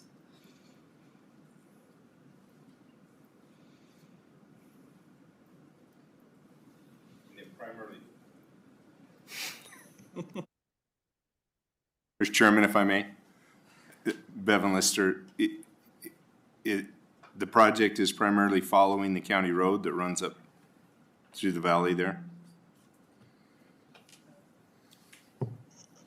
Jake Brunson for the record. So that our design criteria that we looked at was following existing roads. One, you know, from just a habitat, you know, disturbance criteria, but also maintenance of the line and being able to patrol it. And a lot of our mountaintop stuff, you know, is a challenge just to get to them. So that's just one of our criteria that we look at. But also, I guess, along with that, when we look, we've had multiple versions. This project, you know, has been going on for quite some time, but we've looked at different versions of the sage-grouse map, and a lot of the design was designed around that disturbance and staying away from priority habitat. So.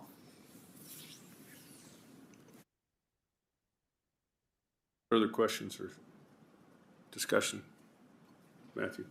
Just a comment, a bit of a follow-on to some of the discussion. I know the intensity, what it takes to, and all the factors you take into trying to route any transmission, and there's no perfect solution to any route on it. You know, what you mentioned earlier is very important that, transmission energies were one of 16 critical infrastructure entities. We're the only entity that serves the other 15 in terms of hospitals, emergency response, and such. So we're critically important to the viability of the communities in the area on that. There's a lot of good work done on the landscape, even in rebuilds, avian protection, those kind of things. We see it with our older distribution lines that we're working hard to rebuild, avian safe, avian protection. There's a lot of things that the utilities are doing outside of the set to try to improve habitat. I don't have exact data on success of perch deterrence on that, but I do know, just some of the natural part of our business that is kind of outside of the set program, similar to other things being done in communities, are beneficial. We don't quantify that, but that's part of, things that we should at least acknowledge as we do in other areas as well on that. But I do appreciate the challenge. We see the same thing and work with the set through that as well on it. So appreciate that.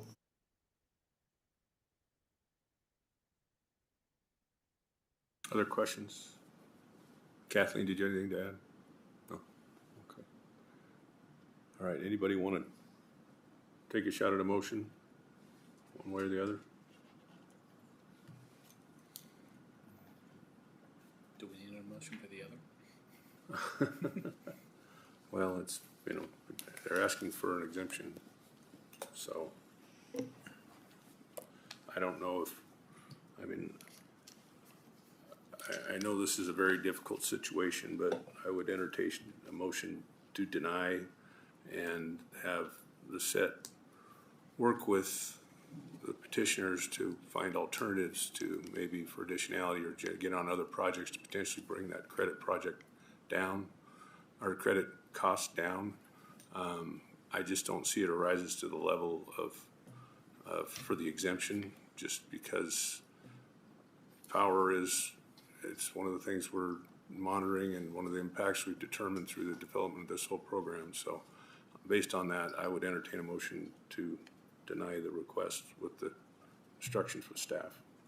Mr. Chairman, I will move that we deny the request and encourage the set to continue to work with the proponents to come up with an alternative.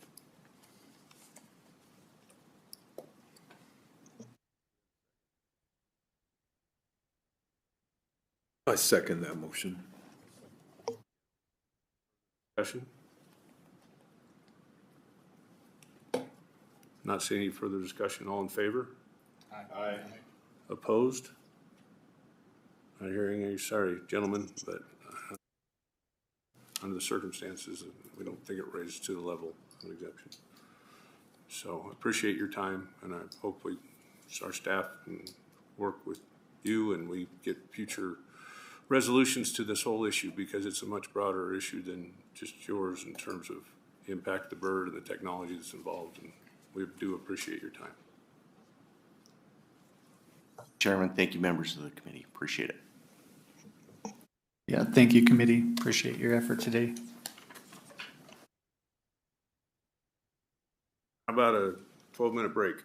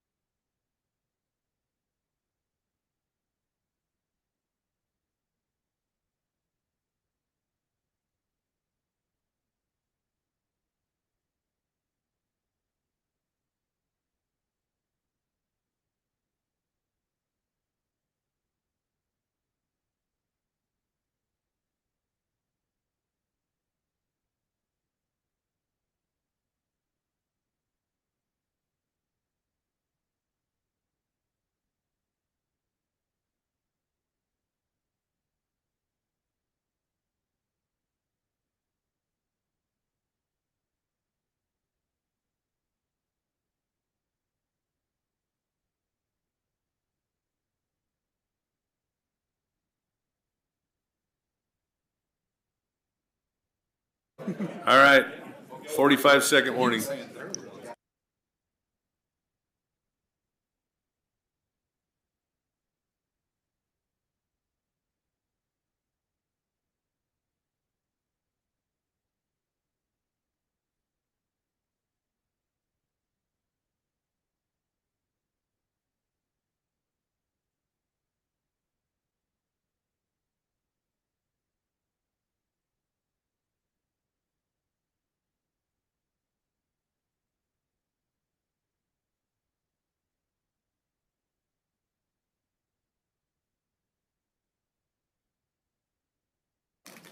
All right, if we can bring it back, please, come to order.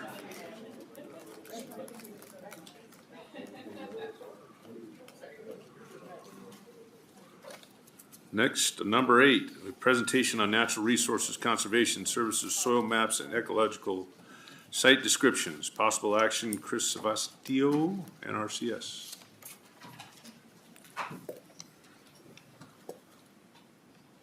Welcome, sir. Morning, thank you. Chris Savastio, for the record. I'm the state soil scientist for Nevada NRCS. Today I'm going to give an update on the status of ecological sites and soil mapping in Nevada. We have a lot of new information to share based on what was completed last fiscal year. So we're going to talk about the status of published soil survey information. There's some very big changes to report from the Soil and Plant Science Division regarding updates to soil and ecological site information throughout the state. We'll talk a little bit about what is a provisional ecological site description. I'll briefly discuss the differences between draft and provisional ecological sites, and I'll demonstrate why these changes are beneficial to some of those here in the room. Talk a little bit about how ESDs can help you, what are some of the practical applications of ecological site information, and then lastly, I'll show a few ways to access this information online. So I want to start my presentation with this map. It's showing that initial soil survey project work in Nevada is completed. So as you can see here, the entire state, with the exception of the Nevada Test and Training Range, shown in gray, now has published soil survey information. The 3 soil surveys that are listed on this slide and circled in red, those were published last October. So this is obviously a major milestone for the dozens of soil scientists and ecologists who spent decades filling in the gaps on this map, but it's also important for the discussion of ecological sites in the state. Ecological sites are identified for each mapped soil. So if you have published soil survey data, you can identify the ecological site based on the soil, and I'll demonstrate that a little bit here today. So at the same time that remaining Nevada soil surveys were being completed, the soil survey regions were also working on what's called the Provisional Ecological Site Initiative. This was a nationwide project to bring ecological sites up to at least the provisional standard. And in Nevada, there were almost no ecological sites that were provisional, and we had a lot of draft sites. And those are conceptually sound, but are far from meeting the publication standard for our agency, and therefore they weren't viewable to the public. The chart in the middle of the slide shows how many sites were improved across the state for each MLRA, or Major Land Resource Area. That's the MLRA map on the right there. And you can see the columns there for ESD and ESG on that chart. ESD is ecological site descriptions, and ESG is what's called ecological site groups. And we can think of these as analogous for most purposes. The main difference is that ESGs are a broader classification than ESDs, but they contain the same information. There's another status above provisional that's called approved, but since there are so few approved sites nationally and not much likelihood of moving sites to approved very easily, the approved status isn't really worth discussing today. There's a much bigger difference between draft and provisional, and I'll discuss that a little bit on the next slide here. So in order to bring Nevada's sites from draft to provisional status, they needed substantial additions to the attributes that are described on this slide. Site characteristics describe how the ecological site is inextricably tied to the soil, and this is why they're associated with soil types in the published soil survey data. The ecological site doesn't change, only states and phases change based on disturbance and management regimes, which we'll talk about a little bit more in the next slide. Plant communities, so this includes a plant species list, but it's also, that's kind of a small part of it. The ecological dynamics are one of the most useful aspects of a site description for management purposes. We'll go into that a little bit more in the next slide when we talk about the state and transition models. By the way, each provisional ecological site must have a state and transition model. So this is one of the key aspects that differentiate the draft from the provisional, and it's one that makes them significantly more useful for management. Site interpretations, these are perhaps equally important for making management decisions. So a well-designed ecological site in provisional status will have management recommendations based on site condition, and those are listed below the state and transition model, and they refer back to it. The supporting information section lists sources that provide the basis of the ecological site concept, and so a draft site doesn't have a bibliography, a provisional site does. And yeah, I'd say this is a good summary of the contents of a published ecological site, and I don't have time to go through the site section by section, but I wanted to bring a little extra attention to the state and transition model before we move on. So I'll start by reminding folks that STM's state and transition models, these were not available in the draft sites, but they're required for a provisional ecological site. And so the feature of the provisional site is a huge reason that they're so valuable for land managers using this information. So if you see an STM in a Nevada ecological site, that means that the diagram, if it looks like the one on this slide in particular, these were developed by Dr. Tamsin Stringham at UNR and all the other excellent ecologists and soil scientists who worked with her over the years on this effort. So her contributions to the published ecological site information in Nevada can't be overstated.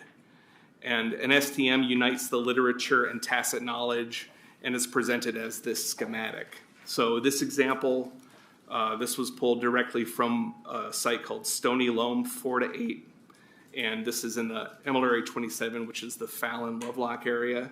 And briefly, it requires a lot of energy and resources to move between these larger boxes. That's what we call a state, and then less energy to move between community phases, which are those smaller boxes within a state. And this knowledge can be used to prevent migration to a less desirable state using informed management practices, which this diagram helps with. And then those arrows between states and phases, those are the transitions or the pathways that can lead you in one direction or another. And those are described in detail in a key that's located below this diagram. So before I show you how to find this information, I want to illustrate some examples of how ecological sites are helpful to various users of published ecological site information in their planning process. So my background is more along the development side of this rather than the application. So I gathered some of this information from a webinar series, and that's available online, and I'm going to share that webinar link at the end of this presentation. So understanding the capability of a site to respond to management activities or various types of disturbance is the key to making an ESD a useful planning tool. In the NRCS conservation planning process, ecological site descriptions can help inform the planner in quite a few ways. So for example, reclamation, ESD plant lists are used to find species that will thrive on a site for seeding recommendations. For wildlife habitat, state and transition models can be used as a prescriptive tool for identifying states that have ideal sage-grouse nesting habitat, for example. You can then use the ESD to help determine management actions to get to the desired plant community. Monitoring as a component of prescribed grazing in the conservation planning process. You can use the ESD to compare production and condition ratings across years to assess change over time and then demonstrate state or phase changes using that STM. For site assessment, the reference state is described in an ESD. So when a planner fills out the rangeland health assessment form, they should be using the reference state as the baseline. So For example, our reference state may have gullies present, so gullies might not be a negative indicator for soil health depending on the site. And then there's several other conservation planning activities where information gleaned from the ESD could apply, such as grazing management, resource inventory, evaluating alternatives, and probably other applications that other folks in this room can tell me. For conservation planning in the NRCS, the ecological site information goes a long way toward making informed management decisions. And then likewise for folks in the private sector or working with other agencies, there's other general and specific ways in which ecological sites can be beneficial. For example, when preparing for remote field work, ESDs can help predict potential site conditions, give them an idea of what they're most likely to find. That could be useful for analysis, cost analysis, or protocol development. You know, predicting how much will it cost to monitor. Will this be a 30-minute protocol or a 4-hour protocol, and so on. And then once you're on the site, now you have a plant list, a soil list, ecological processes, community dynamics all in one place. So now we have a starting point. So the ESD is sort of acts as a cheat sheet and helps narrow down plants and soils you might encounter. And it can tell you things like, is this a fire-driven site? Could this be something that was converted from sagebrush to cheatgrass? And so you can look at the dynamics before you go in the field and have some ideas before you even go out. This is going to be much easier than starting with a blank slate. You can imagine it would be useful for getting thought processes moving along in a hurry. ESDs can help answer questions from the NEPA process. So by describing the existing environment and the impact of action versus no action on a project, it can suggest management practices that make the most sense, and it can sense and predict changes in the ecosystem. So it provides an analysis of potential impacts, what will happen to the site under various conditions. So as I mentioned at the beginning of the presentation, ecological sites are associated with soils. So to determine the ecological site, you have to look at, you're going to first access the soil survey for your property or for your project area. And so the length of this presentation is too short probably to teach you how to use Web Soil Survey, but I wanted to do a quick walkthrough just to show you what it'll look like when you are arriving at the information you're looking at. And then at the end of the presentation, and we'll, on the handout, I actually put some handouts over here. It's like a 2-page fact sheet. It has some of those links, like the link to Web Soil Survey and the link to the database that contains the ecological sites. So this image here, this is what you'll see when you open Web Soil Survey and you click that green button to get started. After you click on the button, you're directed to a map where you have to define the boundary of your project. You can either import a shapefile directly, or you can search by coordinate or address, or you can simply zoom into the area that you're working on. And then you can manually draw the shape of your project once it's visible on the map.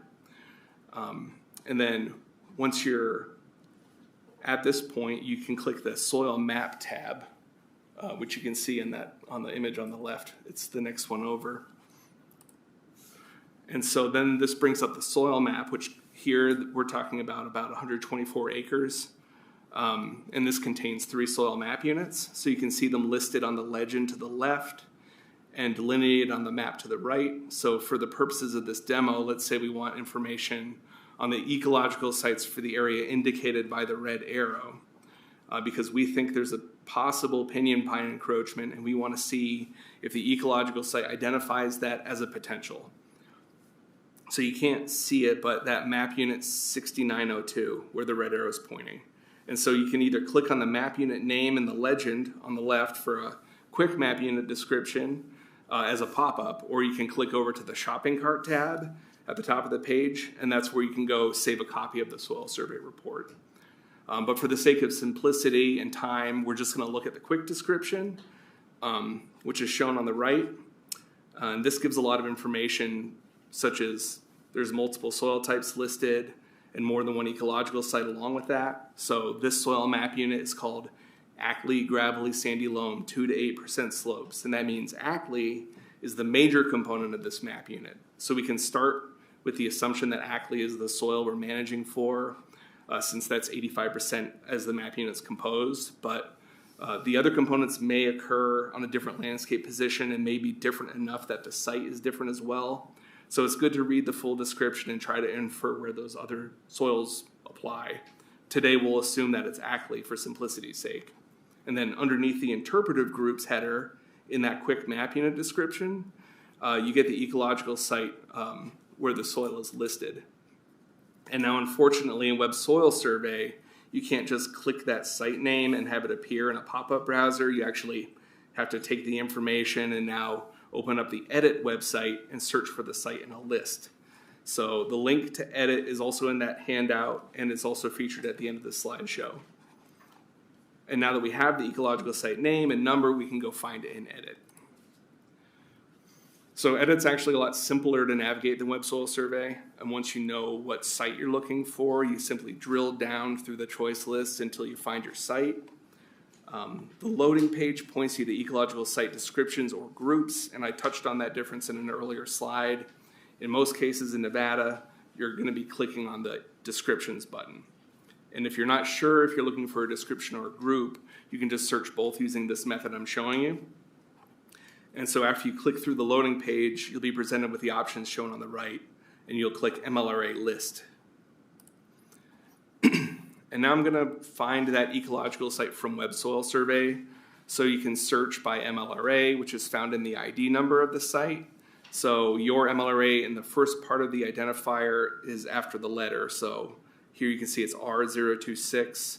So the site is from MLRA 26. So when I type 26 into the search bar, it gives me a few options, but if I type 026, it only gives me that one MLRA.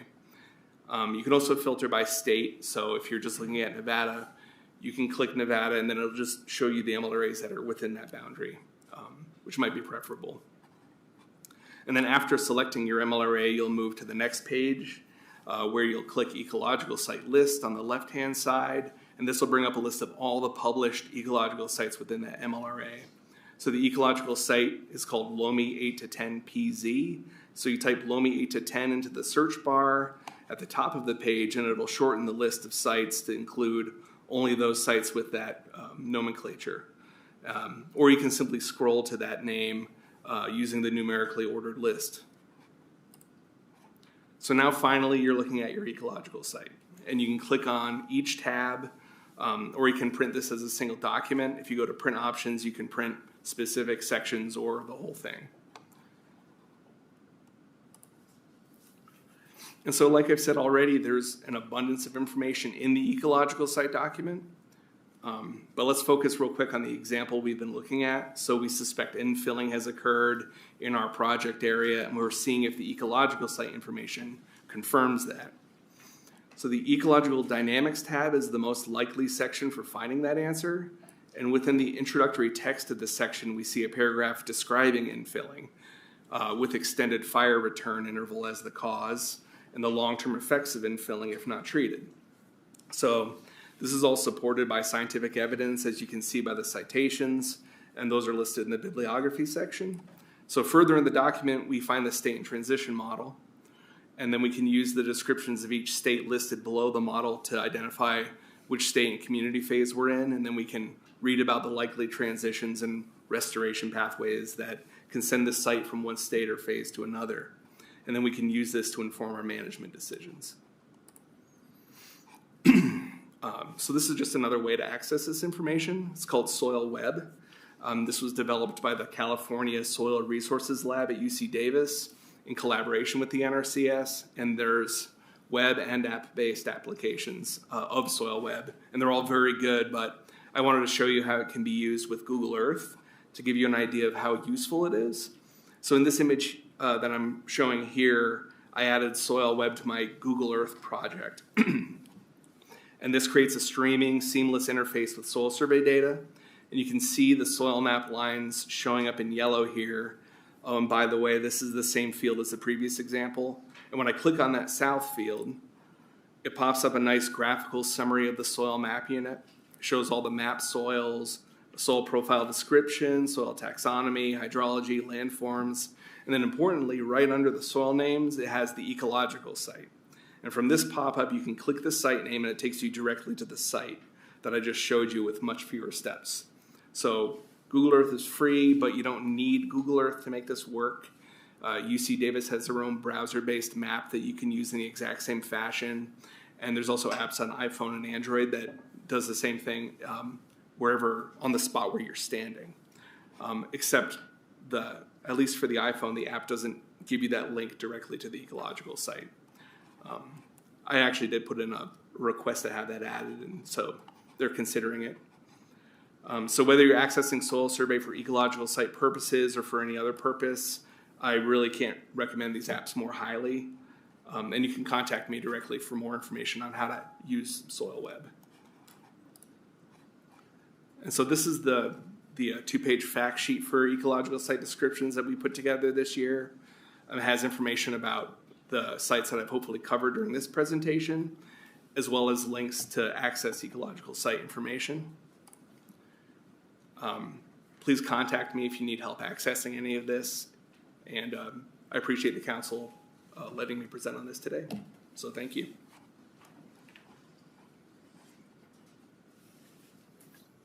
Thank you, Chris. Any questions for Chris at this point? No. Jake, please.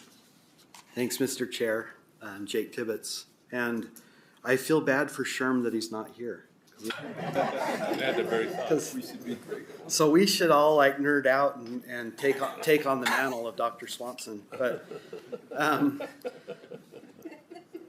Chris, thanks for the presentation. I think the use of like the ESDs and the state transition models are going to be really helpful moving forward, especially as we're having conversations about like our reclamation standards and when do we consider a project, because we're kind of talking about like a mine's reclamation obligations to get a bond release are often different than like a restoration type reclamation type thought. But so I think the ESDs will be helpful in that. The thing that I struggle with though on a lot of these mining projects, when they're removing a lot of overburden, so they're, and then they put waste rock dumps in or a leach pad in, and then they reclaim. They've totally changed that site. They've taken like at depth alluvium, placed it on a site. Often they do like a growth medium stockpile that will sit there years, if not decades. And then they reapply that stockpile back on. And so if you look at the ESD, it still maps that disturbed area as a, Loamy 10 to 12 or something like that, where it could be argued it's almost like a soil inclusion or something in there now. Is there something that some assistance NRCS is able to provide, like technical assistance side on those circumstances in helping like remap those disturbed areas and trying to establish like, is it a different ESD with different dynamics? So it helps inform what our reclamation standards would be. Because I think if we look at the reference state ESD, it's changed significantly. Maybe on a small footprint, a few hundred acres for a waste rock facility. But when we start weighing things like, whether a project has to re-enroll in the credit system because they haven't met the reclamation standard, I think those discussions are going to be really important moving forward. So maybe between you and Heidi, is there, like, what kind of technical assistance can be provided to help map those certain areas? Chris Savastio for the record. I came from the soil survey side. That was where I spent most of my career. And we were always getting requests to remap an area because of this. And they typically don't remap, discrete areas. And I would say that once you've scraped that soil off and put it back on, and it's no longer the same soil, so that ecological site really doesn't apply there. So whenever someone's using an ecological site, they need to verify the soil first. And when you go out there and realize it's a different soil, you shouldn't be using that ecological site. And that's a case where you should be contacting the NRCS field office and say, hey, we need assistance here. The ecological site doesn't work anymore because of this, and we're trying to do something. And then they would probably send a soil scientist out to dig a hole and make recommendations that there's probably not an ecological site that works there. I don't know if we have ecological sites that address that specific instance. So, but it would be a technical soil services request. And then hopefully that would get you all the information that you'd need. So if there were like a baseline of vegetation transects that were done before disturbance to tell you, like your functional groups mostly, species as well, but mostly functional groups. And then you totally change the site. What's your view on, is that baseline even a valid comparison as far as like shrub density or forb density or grass density to even comparable when you changed the site and basically made it a new ecological site essentially? Chris Sebastia, for the record, I would say no. I would say that previous information isn't really valid from a management standpoint because the soil has changed so dramatically.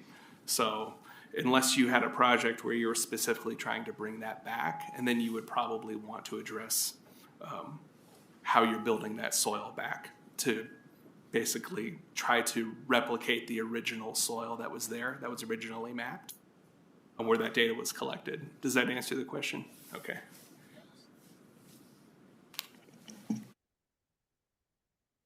Sherm would have been very proud if he was here. Bevan?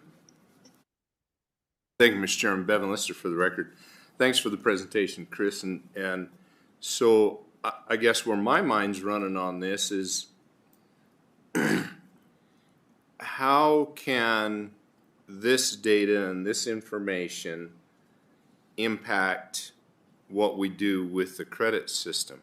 Is it incorporated into what we're doing with credits and debits, or could it be? Maybe I'm asking a question that's already been answered and I'm just rambling, but it's just a curiosity. Kathleen Steele for the record. It is not incorporated into the CCS directly. We do use it to define our map units. We use ESDs and DRGs to define our map units depending on whether we have a very large area or a smaller area. We use it to help define uplift sites and restoration sites in credit projects, both public and private credit projects. And we are currently using the ESDs that I just received all the new ones, but the ESDs to determine fire restoration and how to bounce back from that.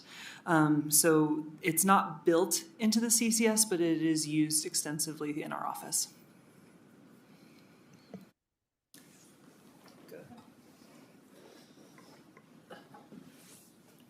Questions? Oh, Skylar? Skylar Monahan for the record. Just to answer your question a little bit more, Bevan. We recently had a credit project that burned quite substantially, and in looking at what we want to do for the restoration of that project, after going out and seeing how the site responded to the fire, we've used the ESDs and the state and transition models with those to kind of determine how far off of where we need to be we are, which then allows us to change application rates for herbicides and look at what we need to seed in the areas to get it back, to transition it back towards a more healthy landscape. And then also with the addition of these ESDs that are just coming out, we can use that to tailor management plans if there are areas that we see are maybe starting to transition into another state, working those back before it becomes too much of an issue or too high of an effort to uplift that area. And then also we're considering these when we're talking about the re-verification for credit projects. I think a lot of the state and transition model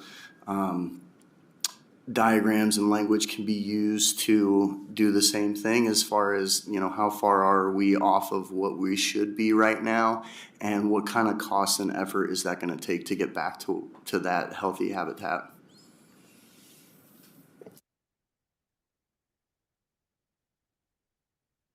Questions, comments? Not seeing. Oh, yes, please. Chris Sebastia for the record. I just want to mention that the ecological site, or the edit, which I was explaining, that's where ecological sites are housed. That's currently migrating over to a different website. The link still works, but there might be some issues accessing ecological site data. So during that time, I recommend just reaching out to me and I can get that information for you.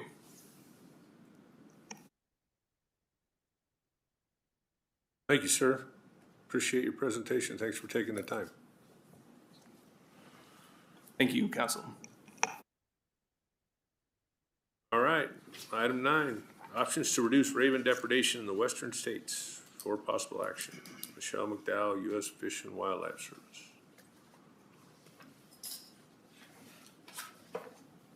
I'm coming online, thanks. We see you, thanks.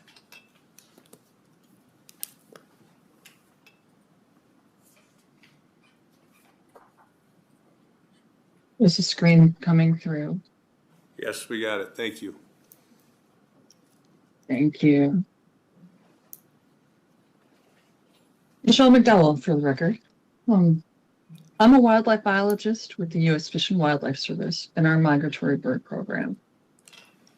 Thank you for the opportunity to share options to reduce raven depredation in the western states with you today. I serve as the species conflicts lead for Region 1 and Region 6 for the service, and I lead the raven working group that was reconvened in April, and I'm based out of Portland, Oregon.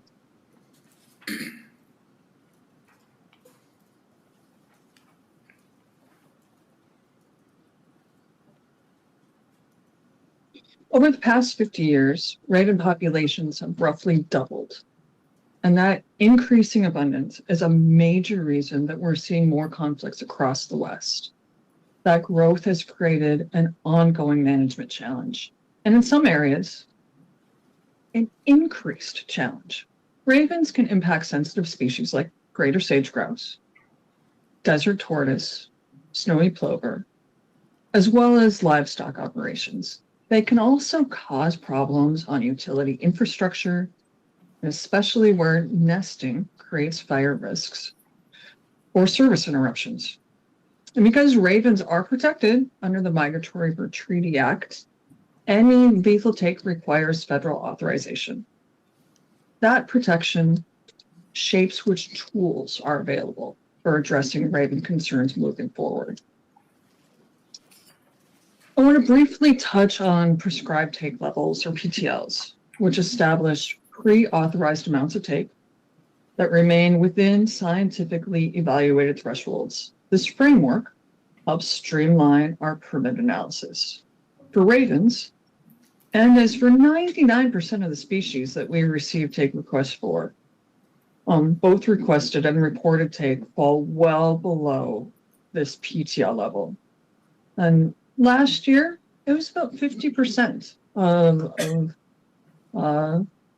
of being underneath that PTL.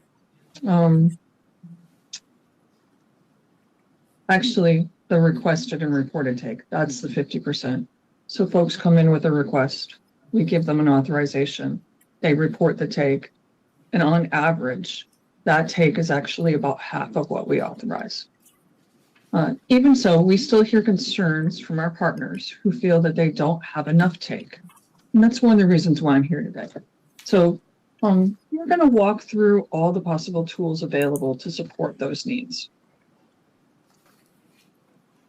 This slide gives an overview of the full spectrum of tools that people frequently ask about, both those that are not recommended and those that are currently available. Some options fall into the not recommended category because they aren't legally feasible or would require major regulatory or diplomatic changes. But there are several tools currently available that can be used to address raven conflicts. These include several types of permits and a suite of non-lethal techniques. It's important to emphasize that no single method is effective on its own. Successful management generally relies on combining the tools that we currently have and continued collaboration with partners. We'll walk through each of these categories in more detail. We want to start by briefly highlighting the options that are not recommended. I'll try to keep this short. And after we cover these, we'll move into the tools that are currently available. One option that's often suggested is removing ravens from the Migratory Bird Treaty Act protection, but this isn't a viable pathway. Doing so would require renegotiating international treaties with Canada, Mexico, Japan, and Russia. This carries major legal and diplomatic implications, and for these reasons, it's not being considered as a management tool. We're often asked about hunting, and why can we hunt crows but not ravens? The federal hunting regulations specify which migratory bird species can legally be hunted, and ravens are not on that list. They're not classified as a game species or a huntable species. Because it isn't authorized in their current regulations, changing would require a formal federal rulemaking process. It would include a NEPA review, tribal consultation and engagement, opportunities for public input. Then there's depredation control orders and conservation orders. They're all types of regulatory authorizations to take migratory birds without a permit. Some examples that are in play as we speak are the blackbird depredation order, which despite the name does not include ravens, the resident Canada goose nest and egg depredation order, and the control order for invasive migratory birds in Hawaii. There are nuanced differences between these three types of orders, but there's also some common key components. Each regulation includes specific information on who is authorized to operate under the order, what species can be taken, and for what purposes, and what methods of take are allowed. They also require some type of annual reporting to the service. While these types of orders reduce the regulatory burden on the public who operates under them, and reduces the permitting workload on the service, there are definitely some limitations that reduce the likelihood of adding new orders. Most notably, there's no upfront registration, which means we don't have accurate data on how many people are operating under these orders or how many birds are actually being taken. This has introduced some legal vulnerabilities, like we saw with the double-crested cormorant depredation orders. So for these reasons, we're not proposing a new order for ravens. We are, however, exploring approaches that can leverage technical advances to provide the opportunity for electronic registration and reporting for those operations, like the Resident Canada Goose Registration app. Now we're going to shift from options that we're not considering. Now we're going to focus on tools that are actually in place. Non-lethal techniques are the foundation of effective raven management, and most non-lethal tools can be used without federal authorization. These approaches should focus on reducing attractants and human-provided subsidies through landscape modification and operational changes. I've heard several of you talk about these today, and to reduce human-provided subsidies on the landscape. Partners can also rely on deterrent methods like active hazing, such as using pyrotechnics and passive dissuasion with exclusion tools, effigies, nest barriers. Wildlife services can provide the technical expertise to support all of these efforts. We work with them hand in hand. Depredation permits. These are part of the tools that are available right now. Depredation permits, they're usually the first tool that comes to mind, and they authorize take to prevent or reduce damage to impacts like agriculture, property, human health and safety, or protected wildlife. These permits are issued directly to the entity experiencing the damage, such as landfills, airports, livestock producers, or wildlife managers. As part of the application, the applicant first works with USDA Wildlife Services to document the problem. And then, if take is recommended, Wildlife Services provides the applicant with a recommendation form. It's labeled a Form 37. It summarizes the damage, outlines the non-lethal measures that have already been tried, recommends additional ones, and identifies the species number and methods of take recommended. The applicant then submits that form with their application to us, and we use that to inform our permit making, to inform our permit decision. Even when permits are issued, there's still a strong emphasis on harassment and deterrence and those non-lethal methods to reduce reliance on lethal take and support longer-term solutions. Depredation permits are valid for up to 1 year, and they can be renewed. There's also the Special Purpose Agency Species Protection Permit. This one's new. It was developed in 2024 as another permitting option to protect species of concern. To qualify, the applicant must be a federal, state, territorial, or federally recognized tribal agency who has responsibility for protecting the species of concern, or an agency who is implementing a species management plan. Currently, we have 6 states that have these special purpose agency species protection permits to address raven issues. There's one in California at Ocean Dunes District. Nevada Department of Wildlife has one. Point Reyes National Seashore, Stuart B. McKinney National Wildlife Refuge, U.S. Commander Naval Navy Registry, and the Vandenberg Space Force Base. These are the ones that have these new permits available. They are available now, and I'm trying to get the word out that these are. We issue these permits when 2 criteria are met. First, the method of take has been clearly demonstrated as necessary for conserving the species of concern. And I've been hearing sage grouse come up often. Second, the impacts to migratory bird species being taken have been fully evaluated and won't affect their overall conservation. Because this permit type is issued under our special purpose permit regulation, we can authorize the use of tools like blinds and lures to target specific problem birds. This is not allowed under depredation permits. Also, these permits are valid up to 3 years as opposed to the 1 year, and they can be renewed. A lesser known option is the special purpose utility permit. These are issued to utilities to allow them to salvage dead birds found on their property and to remove or relocate active nests when there's an immediate threat to human health and safety, like fire risk or power outages from nesting on infrastructure. These are valid for 3 years and allow utilities to act quickly when there is a safety emergency. For any utilities dealing with raven nesting issues, we strongly recommend having one of these permits in place.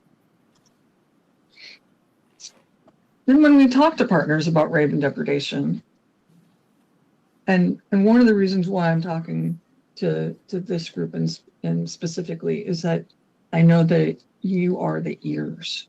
You hear about issues, and you might be able to connect people to us and help solve some problems. When we talk about raven depredation, we often get questions about golden eagle depredation too. And for some areas, especially with livestock producers, this can be a bigger issue than ravens. Eagle depredation is handled a little bit differently than migratory bird depredation. Specifically, while we do not need to authorize the hazing of migratory birds under depredation permits, there is a chance that we need to issue a permit for hazing of eagles if the hazing disturbs them. Eagles are protected under 2 different laws, the Migratory Bird Treaty Act and the Bald and Golden Eagle Protection Act. And disturb has a regulatory definition under the Eagle Act. That's 50 CFR 22.3 that refers to actions that interfere with normal breeding, feeding, or sheltering behavior. Non-lethal tools like hazing or removing attractants are allowed without a permit as long as those activities don't disturb eagles. For most situations, reducing site attractiveness, like adjusting operations, limiting prey availability, or using physical exclusion, is both the most effective and most practical long-term approach if a non-lethal action is likely to cause disturbance, then a permit is required for eagles. Trapping for relocation or falconry always requires a depredation permit, and nest removal is handled through a separate authorization pathway under 50 CFR 22.27. And for method guidance or questions about whether a permit's needed, contact your regional migratory bird permit office or USDA Wildlife Services. Continued collaboration across agencies, tribes, states, and partners is essential for effective raven management. Efforts like the Raven Working Group help improve coordinated monitoring, sharing data, alignment across jurisdictions, building synergy amongst projects. Smart infrastructure and reducing human-provided subsidies continue to be very important tools, especially where attractants are driving conflicts. We're also exploring opportunities to streamline permitting to support more efficient and consistent management. And a key consideration is feasibility. Even when high levels of take are authorized, achieving those numbers on the ground can be extremely challenging, particularly with adaptable species like ravens. That's why an integrated approach, combining both those non-lethal tools with authorized take where appropriate, remains critical. Permit staff are always available to help partners navigate options and determine the most appropriate pathway for their specific situation. To summarize, Wildlife Services should always be the first call when raven or other species conflict issues arise, especially for developing those strong non-lethal management plans and reducing the human-provided subsidies. Our permit processes do allow lethal take when it's justified, and the PTLs ensure that any take stays within sustainable limits. Long-term success ultimately depends on consistent coordination across states, tribes, and partners.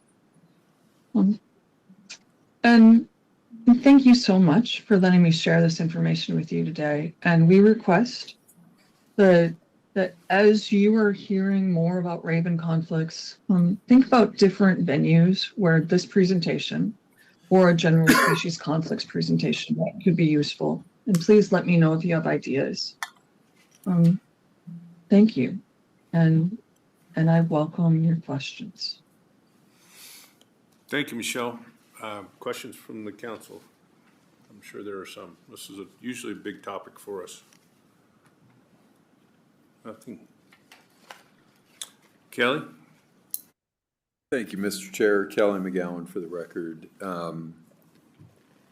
So a couple of questions. For the utilities, can they receive a permit just on an annual basis if they apply, so that when they encounter a nesting species, they don't have to wait for months potentially to get approved for removal?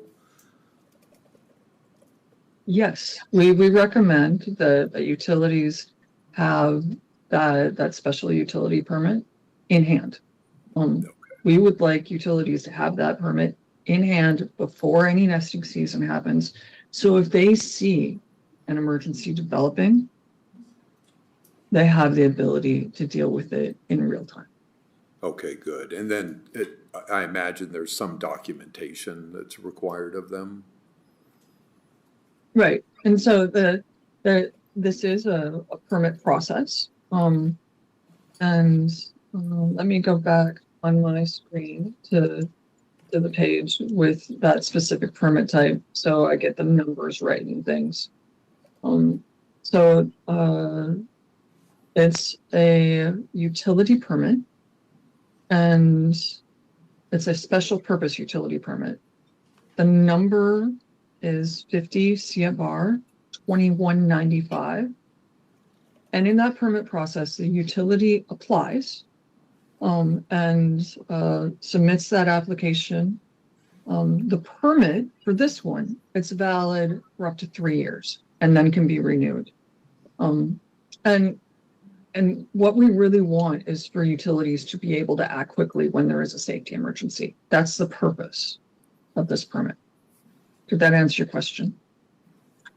It did. Are utilities the only ones that can implement the use of the permit, or can they authorize? I know, I'm just thinking in really rural areas, could someone else operate to, say, remove a nesting structure from a utilities if they have that type of agreement? If they have that type of agreement is the really key part. So all of our permits have the ability to designate sub-permittees. And so that can be in writing, where the utility would give a person, an entity, a letter that says that they are giving this person the ability to act underneath them, act for them under this permit. And then one last question, if I could. So the population growth doubled over the last 50 years. Since the implementation of these efforts, do we have an idea as to whether they're still increasing, and if so, at what rate? Like do we have a concept of effectiveness from this program and from other efforts, the non-lethal efforts that you spoke of? Yeah, Kelly, and Michelle McDowell for the record. Thank you very much, Council Member Kelly McGovern. That's a really tricky question. Yes, we definitely have population level increases still occurring. We do have monitoring that's still involved. We also have human subsidies going onto the landscape daily. And so these are intertwined. And so in specific locations, absolutely, we know that conflicts are decreasing at specific targeted areas. And that's how these programs work. An applicant comes in, they apply, they have a management plan, and they do everything that they can, both non-lethally and then whatever methods are recommended, and we give the authorization. If they meet when they meet the process, and then that's tracked through time. And over time, when things work correctly, they need less authorization because they're having fewer conflicts. That conflict is going down through time. That's what we want. It's really tricky when we're talking about sage grouse and when we're talking about big landscapes. And that's one of the reasons why the Raven Working Group has reestablished, is that's where we can build in and get together land managers and researchers like Pete Coates. Apparently his name popped up earlier.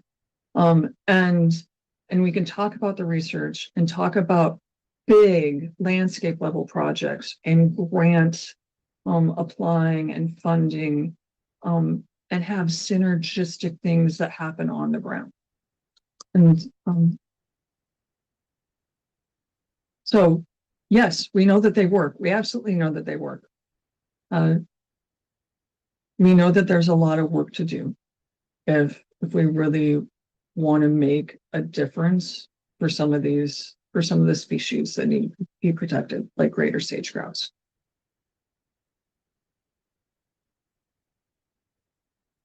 Thank you. Jake? Thanks, Mr. Chair. Jake Tibbetts. Thanks for the presentation. It was one of my very first meetings when I was appointed to the council, and we had a very similar presentation to this council. It was in November of 2023. And we had quite a bit of discussion on the record about conservation orders at that time. And this council, it was during the same period when the EIS was being published for the increased take to the 12,500 or whatever it is now. So then in February of 2024, this council took action and sent a letter asking for the maximum take, but we also specifically asked for a conservation order and to have those discussions to move that forward. You know, so more than 2 years ago. I don't know if we ever got a response to that or not, but can you maybe just touch a little bit more? So what your slide talks about, it's a lengthy process and whatever, but it seemed at that time, at least in my head, that a conservation order is kind of a more durable mechanism if you go through the process and get it in place. But maybe you could address that, because we did specifically ask for that a couple of years ago. So thanks. Right. Yeah.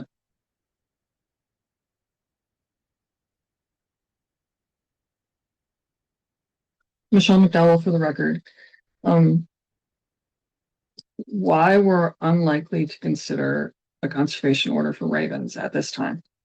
It's really because conservation orders have the legal vulnerability created by the no upfront registration, which means we can't accurately state how many people are operating under the order and how many ravens are actually being taken under the order, since we have no way of determining if all the participants are actually submitting an annual report. Conservation orders are focused on population reduction, and to date, those are focused on hunted species when the hunting season was not sufficient. And we have not yet maximized the use of our existing tools. And so we're not considering a conservation order at this time. I'm going to point the big difference, the big is that legal vulnerability. The Fish and Wildlife Service did lose some lawsuits, and it was around double-crested cormorant management and the depredation orders for those. And the big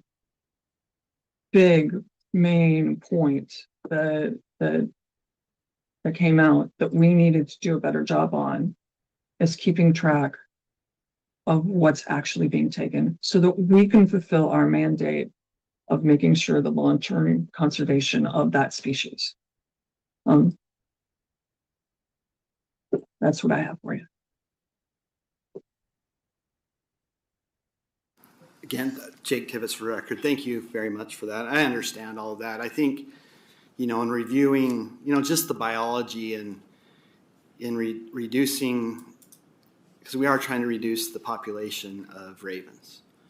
And, you just look in the pure modeling of the tens of thousands of ravens to reduce your lambda to less than 1 to start reducing your population growth. We're not approaching that in any way, even with the 12,500. So I know we're going to have a follow-up conversation here with Wildlife Services about some of the targeted areas that we're doing some of that increased take. But, the science is this more and more behind the need to reduce the overall population of ravens. And I think we have science on our side on this to move forward with something more than, I greatly appreciate the increased take. Because it's provided some additional flexibility, but I still think if you just look at the biology and the science, the wildlife biology side of it, that we're still well below what it would take to reduce that overall lambda to less than 1. And that more of a comment than a question. Thank you. Michelle McDowell for the record. No, I need to respond really quick though. So Michelle McDowell for the record, thank you so much for bringing that up. Here's the good news. We have permits and authorization to do that. We just need people to apply, and we need agencies to apply. We want to be part of that solution. The number of authorizations, that's not the limiting factor. It's partners to do the work right now.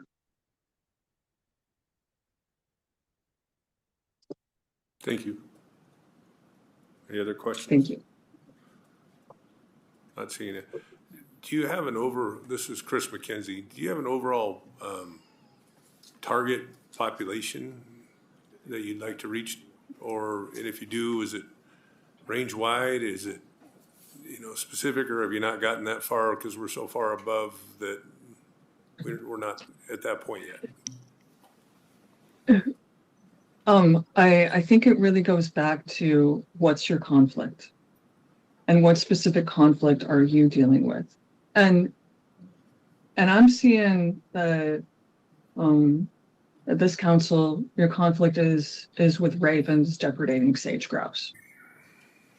We have some really good information about, and it's from Peter Coates' shop, about the density of ravens. And if you can reduce the density of ravens down to this level, I don't have the paper up in front of me right now, but it's on the U.S. Fish and Wildlife Service webpage under Raven Strategy. And if you drop the density of ravens down to the level that's been researched, your sage-grouse populations then have the ability to go up. That is what we would like to see.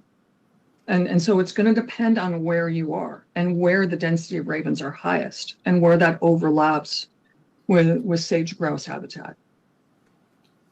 Okay, thank you. Makes sense.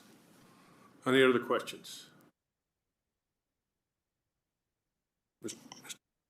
Martin Paris for the record.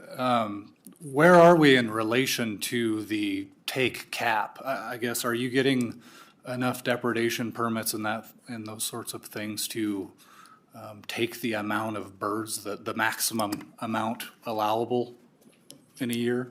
No, we're nowhere close. We're nowhere close.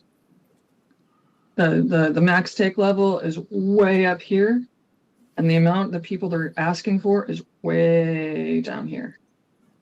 We have lots of room to work with. That's why I'm coming. That's why I'm coming to you guys. And Madam Council Member is that. So we have the ability to take more ravens. We know that sage grouse are in trouble. We need more partners to make it happen. What we keep hearing is that the bottleneck is that folks can't, that there isn't the ability to take these birds. That's why I'm reaching out to say, we just need you to apply. Let us be a partner with you. We have the ability to take a lot more ravens, and in the right places, if there's somebody there that can do the work. And if there's funding available to do the project.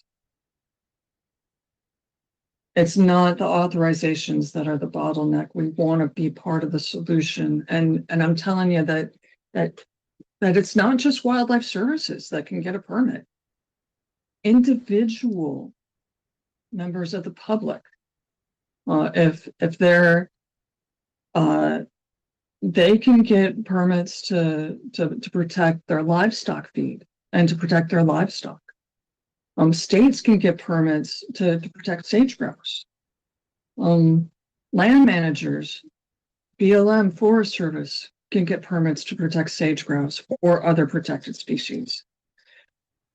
The permits, they're available. We're ready to process them. We can't give authorizations unless folks ask for them. Thank you. Any other questions? No. Thank you, Michelle. Appreciate you taking the time to recruit some folks to. Thank you. Reach out to you. Thank you. Thank you. Thank you. All right, with that, we'll go on to item 10. Update on animal and plant health inspection services, operational raven damage management in Nevada. Possible action, Mr. Ono. Oh, Joe Bennett joining you too?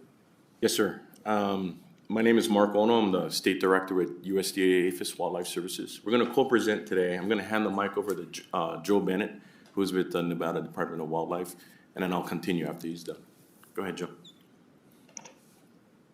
Yeah, good morning, Chairman, members of the council. My name is Joe Bennett. I'm the Predator Staff Specialist with the Nevada Department of Wildlife.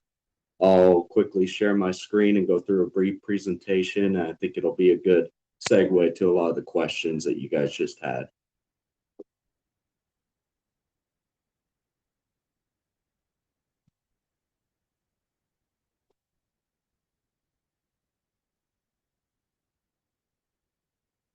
All right, can everybody see that?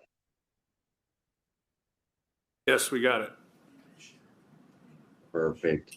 All right, today I have a short presentation on the raven removal efforts for the protection of greater sage grouse in the state of Nevada. I'll be covering a lot of the budgetary sides of things, our permitting, the EA associated with that permitting of increased take, and then also how our take has increased since that permit has been implemented with that increased take. So first off, I want to start with the budgetary side of things. So Assembly Bill 70 in the Nevada State Legislature in 2023 gave big game and turkey applicants a choice to choose between if their $3 fee goes into developing and implementing an annual program for lethal removal, or developing and implementing an annual program for the improvement of wildlife habitat research or management activities for non-predatory game species. And the reason why I bring this up is every year that fund from that big game tag application draw, we don't have the final numbers for 2026, but this is 2025, and it generates just over 1.1 million.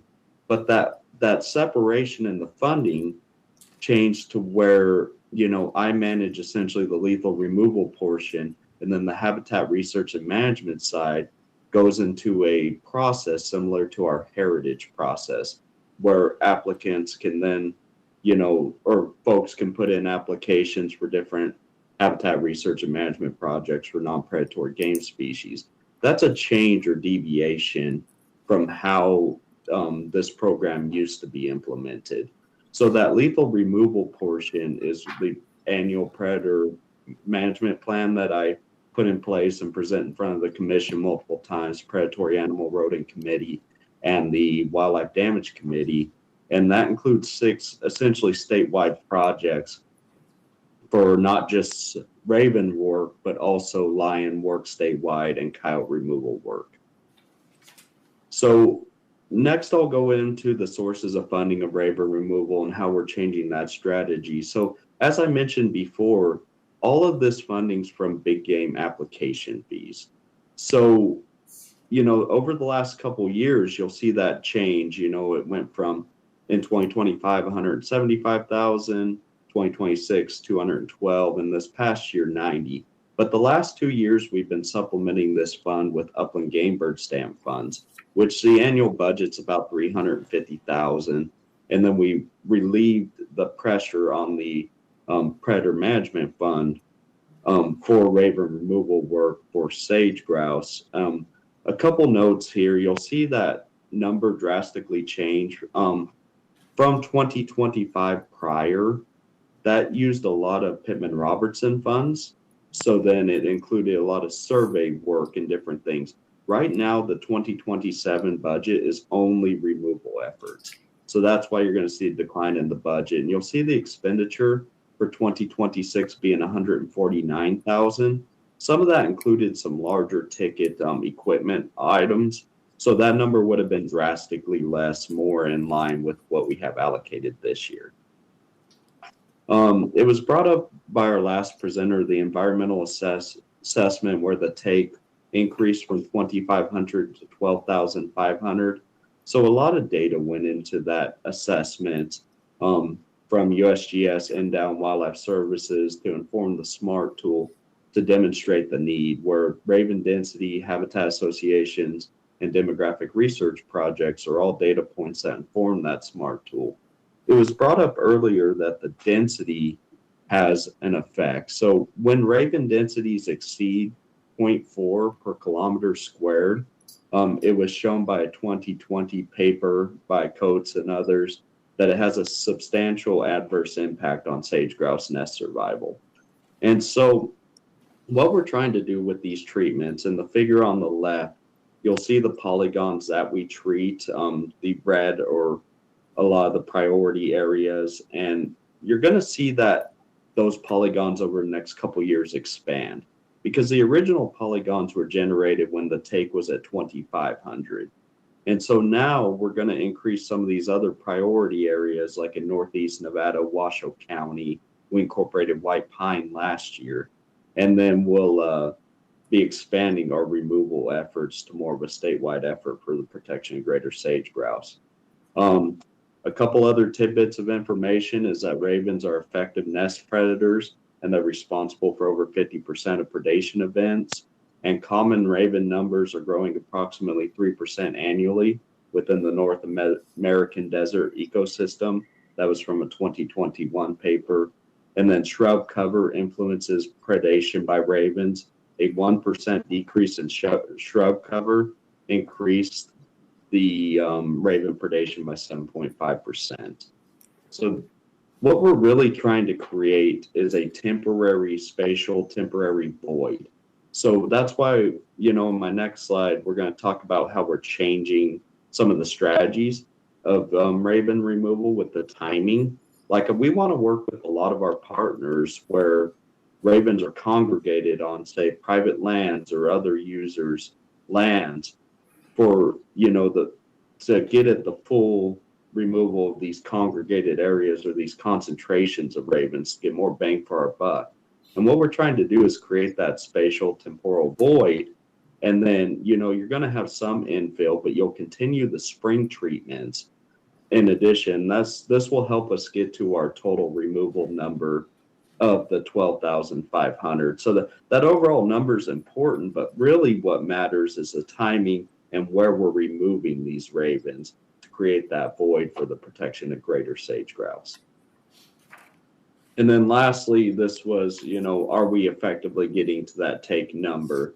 And the short answer is no, but we're moving in that direction.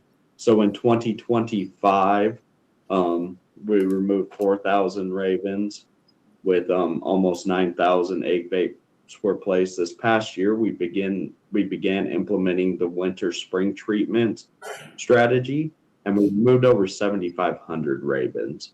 So we think, and Mark's going to go in more detail on this, but we think with more of that winter concentration where it's almost a one-to-one, Corvus DRC 1339 egg deployment, that we can get more bang for our buck, remove more ravens in these priority areas, and then do follow-up treatments where it's more maintenance level.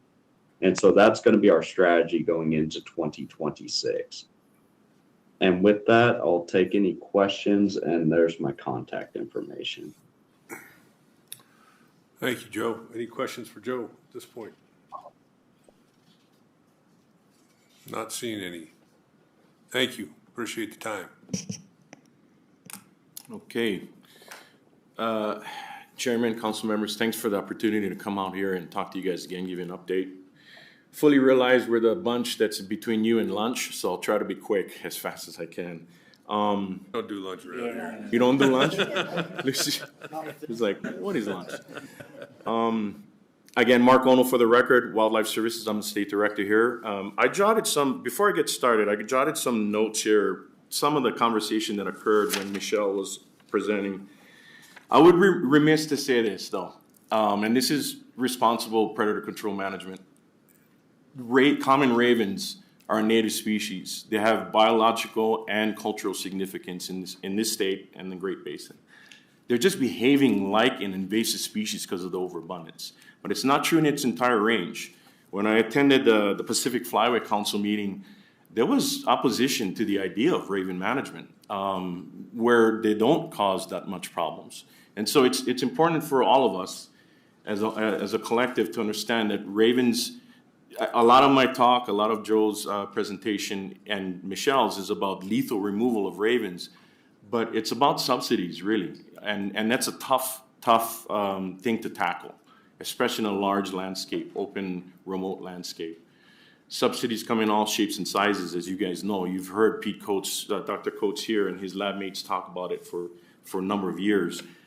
But when it comes to coin the term Tier 3, meaning lethal management is required, we take that very seriously, because the funding that we use to do that work is borne by sportsmen and by taxpayers. And so we're trying to get to efficiencies, and that's what a lot of my talk is going to be about. Another thing to note is NEPA. So a lot of talk about EAs and FONSIs and what have you, but no one, and correct me if I'm wrong, if anyone in the room or online knows different, but there is no NEPA document that exists that talks about moving lambda. So the reason why we're not doing that work, number of reasons. One is NEPA, lack thereof. I think there needs to be a more regionally based or Great Basin-wide based type of NEPA effort where it makes sense, which is a huge undertaking, huge cost in that. But also the actual removal of ravens is costly, and I'll talk about that as well. I mean, it's laborsome. What we do is with the corvicide is huge, huge cost, huge effort for 7,500 ravens. We think we can maybe create some efficiencies, but we'll talk about that here. So anyway, I wanted to make sure that I jotted some ideas before I got into my presentation. Okay, it is presenting. All right, Joe left his phone number. There's my contact information, because there's a punchline here. We need you guys' help. We need you, all of the industries, to spread word, because we're gonna look for these congregation of ravens this winter. Every one of the industries and organizations that you guys represent has the opportunity to call us and tell us, hey, we have a bunch of ravens on our properties, come and treat them, or have a conversation with us to treat them. Just some simple topics here: objectives, methodologies, and strategy, which Joe already touched on, 2026 results, plan future activities, and then future research. No. All right, so it's important for me to highlight the fact that we are not trying to control or manage raven populations at the population level. All we are trying to do is create a void during the sage grouse nesting season. So we're trying to protect eggs and fledglings. That's it. That's all we're capable of at the moment with the tools and the funding we have. So eggs to hatch, fledglings to fledge. Once they're fledged, right around April, May timeframe, by June, we're wrapped up. We're moving on. Those birds got to find a way to survive to adulthood, to the breeding population. So that's when habitat and everything falls into play. So I just want to make sure that it's the stage here is we're protecting eggs and fledglings.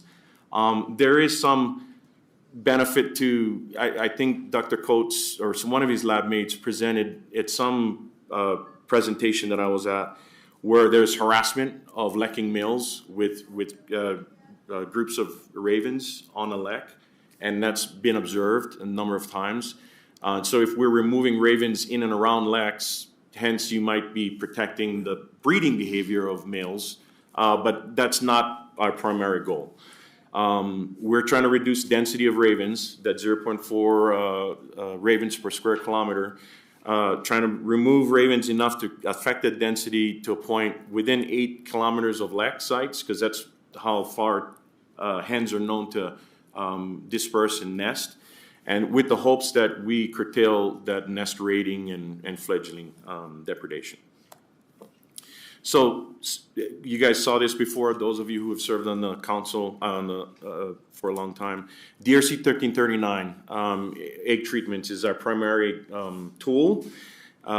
We do opportunistic shooting where it makes sense, especially around targeting nesting pairs that are within 2 kilometers of a lek and the surrounding nest sites.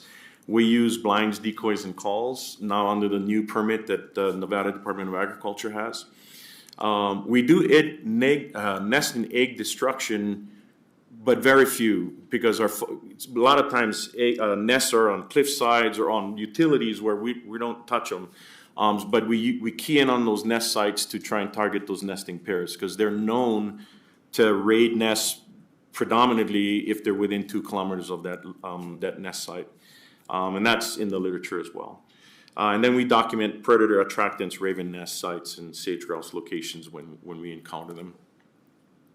So 1339, let me remove attempt to remove the myth around this tool, because it is not a silver bullet. 3-chloro-p-toluidine hydrochloride, mouthful, but it was the 1,339 trial of our Denver Research Center. That's why it's called DRC 1339. It's a very pale yellow crystalline powder that's highly soluble in water. It's a slow action avicide for corvids, starlings, blackbirds, and other species.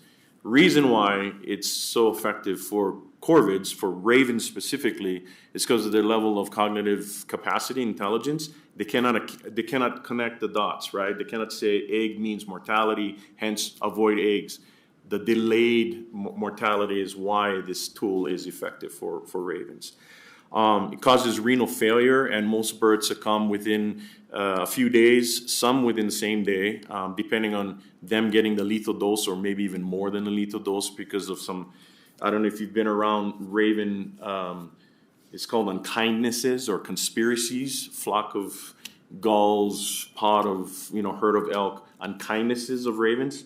By the way, quick anecdote. The reason why it's unkindnesses is because in the medieval times, in wartime, ravens were observed feeding on the dead on the battlefields, hence the term conspiracies or unkindnesses, sorry. But anyway, long story short, the substance degrades very rapidly with heat, and there is little known secondary poisoning risks. So that makes it a pretty effective tool, but it has its limitations. Here's part of the limitations: preparing those egg baits. It's sometimes we got to put our thinking caps on ourselves to understand how much does it cost to produce one egg bait. And our district supervisor in the West, Jack Spencer Jr., came up with a cost of almost well over $1 an egg when all of it's said and done. Not only material, but also labor to prepare those eggs. So again, we got to build in efficiencies, so when we put this toxicant on the landscape, it's the most responsible fashion, but also the most economic. And that's what we're trying to drive towards. Little math there. It's a little small. Hopefully it's in your handouts. But the LD50, the median lethal dose of 1339 is 5.6 milligrams per kilogram for a common raven. So on average, an adult raven weighs anywhere between 2 to 3 pounds, 1.2 to 1.47 kilograms. So you need about 6.72 to 6 to 8 milligrams of 1339 to kill one raven. All right. Translate to what we're doing. We're putting a 2%, 1 cc, 1 ml of 2% solution into an egg. That's 20 milligrams into one egg. So there's more than the lethal dose needed to kill one raven per egg. But we know through anecdotal observation that ravens don't consume all of the egg. Sometimes when there's a bunch of them in an area, they fight for it, so they fly off with it. It's not necessarily being cached, but flying away from competition, so forth and so on. The other interesting thing about this slide that I put there is Jack Spencer did just a really operational, on the bit of the tailgate of a pickup truck type of scenario experiment where he put food coloring in there. And you can see how the actual liquid solution diffuses into the egg. It's basically the yolk, which is good because that's where a lot of the ravens target, because that's the highest caloric intake of eggs. All right. Control strategy, Joe already covered this, but basically there is a grading scheme, a ranking scheme with various metrics in there to include raven densities, sage grouse priority areas, habitat, core habitat, source sink information, so forth and so on. We come up with these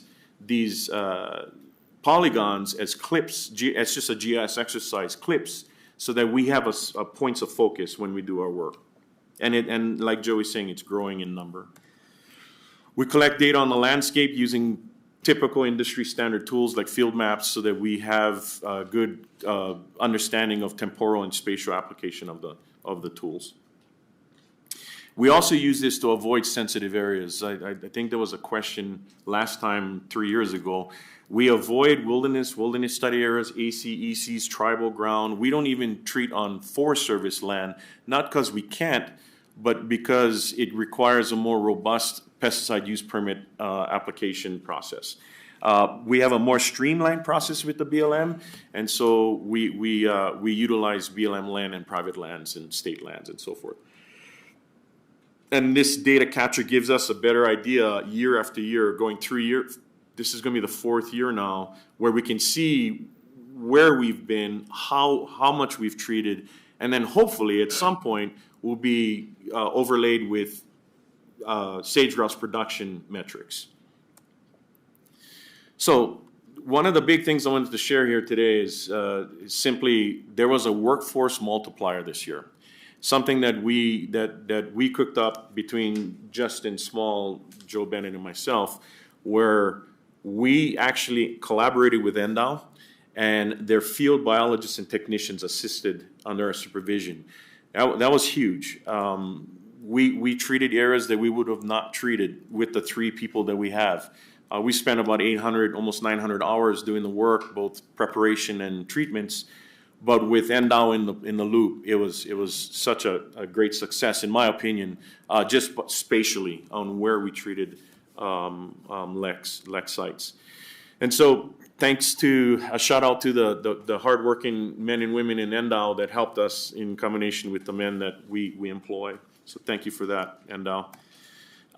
This is just a graphical representation of where we treated. It doesn't mean much other than the yellow is where NDOW treated and the blue is where we treated. And you can see some overlap, but by far and large, we divided and conquered in that way. You take care of that, we take care of this. Because we were doing it full time, it wasn't a collateral duty of ours. We put out much more eggs than NDOW did, but that doesn't mean that it wasn't additive. We put out about 16,000 eggs, and NDOW put about 3,000 eggs out there. Another simple table saying the same thing, except that about 90% of the eggs that we put out were taken. We believe they were taken by ravens. We don't have cameras in every set that we put out. It's just too impossible to do. And now had about 72% uptake, so average about 90%. We believe through modeling, the model that we use for these 1339 treatments, we took about 7,500 ravens collectively. This is the targeted shooting that I was talking about. This is Elko County for reference, and we focused our efforts in and around those priority LECs in Elko County. Mr. Don Norda, shout out to him because that's all of him and his efforts there. So talking about efficiencies and moving forward. So this is the things that Joe was alluding to. We want to do a tiered control strategy, and this I'm going to give full credit on this strategy to Jack Spencer and Eric Covington, our district supervisors, because they came up with this idea of why don't we do for sage grouse protection what we do for livestock protection. And so when we have livestock operators call us and sheepmen call us with damages, it's usually in the dead of winter when the prey base is gone, and all that's left is these agriculture areas. And so we thought that there might be a mutual benefit if we do it during the winter when they're all congregated, they're in a foraging behavior, and we might be able to make gains that way. So we're going to try that this year. A second tier would be attractant pods, we're calling it, for lack of a better term. This is also a Jack Spencer idea.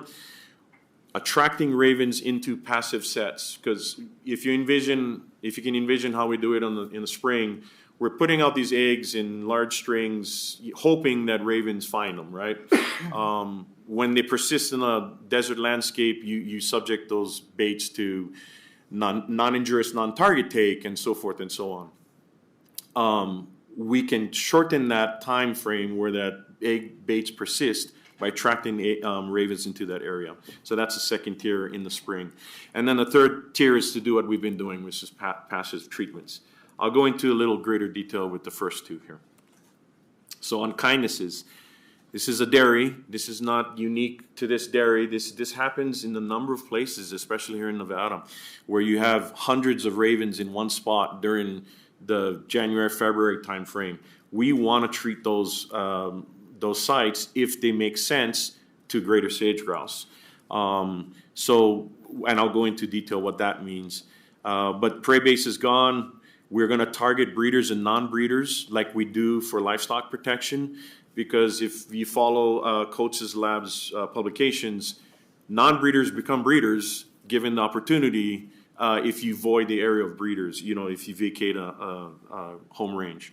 Landfills, dairies, agriculture areas, we know where these birds feed on and preside.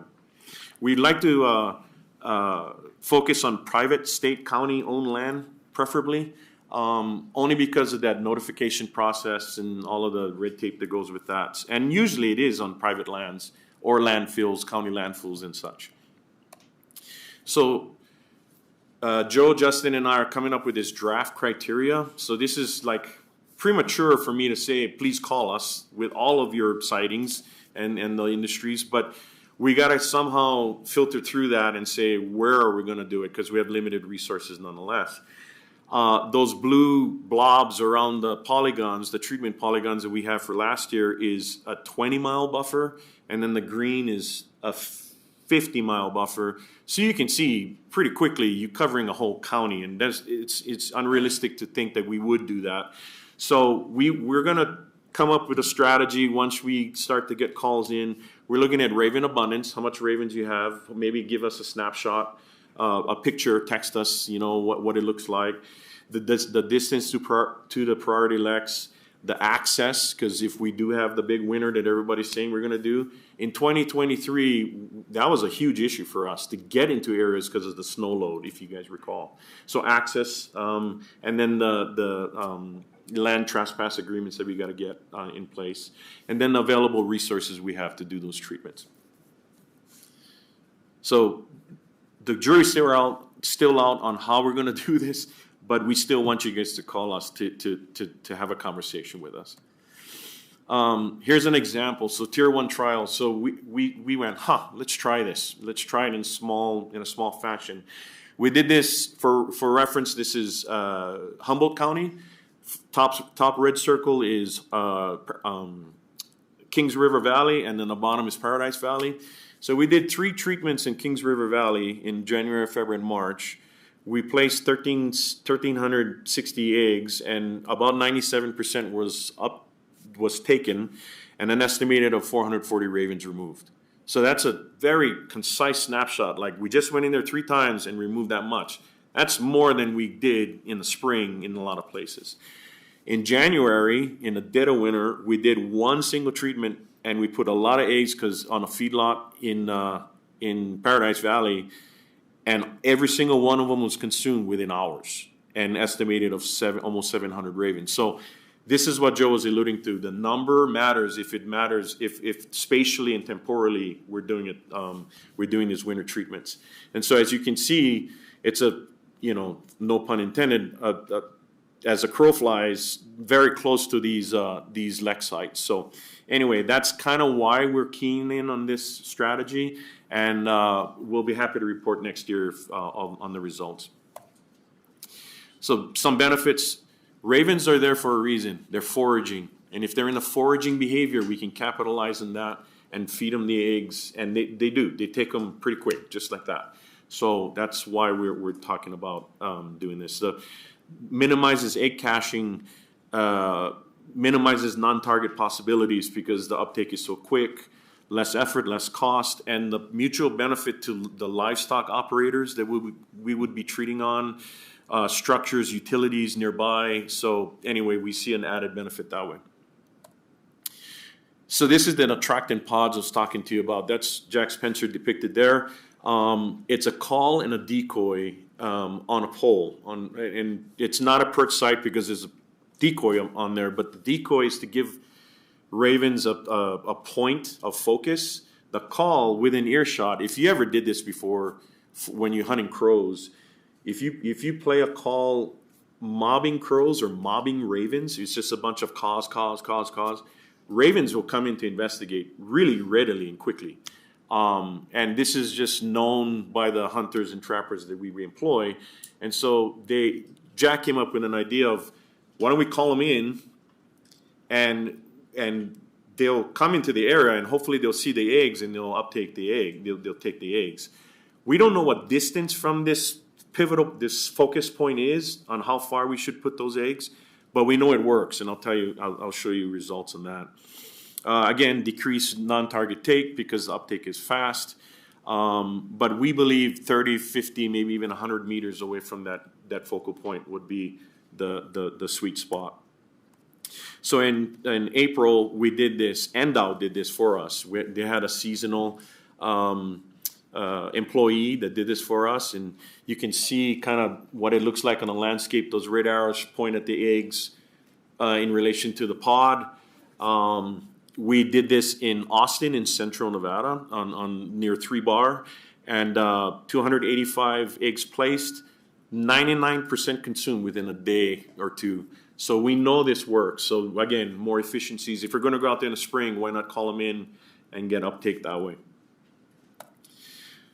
The last slide I have is research questions, because when you do stuff in the field, you come up with more questions and answers. So what is the effective distance of winter treatment that affect densities at priority elect sites in the spring? Like, how far should we go to look for these unkindnesses and treat them that will benefit the sage grouse in the spring in their nesting?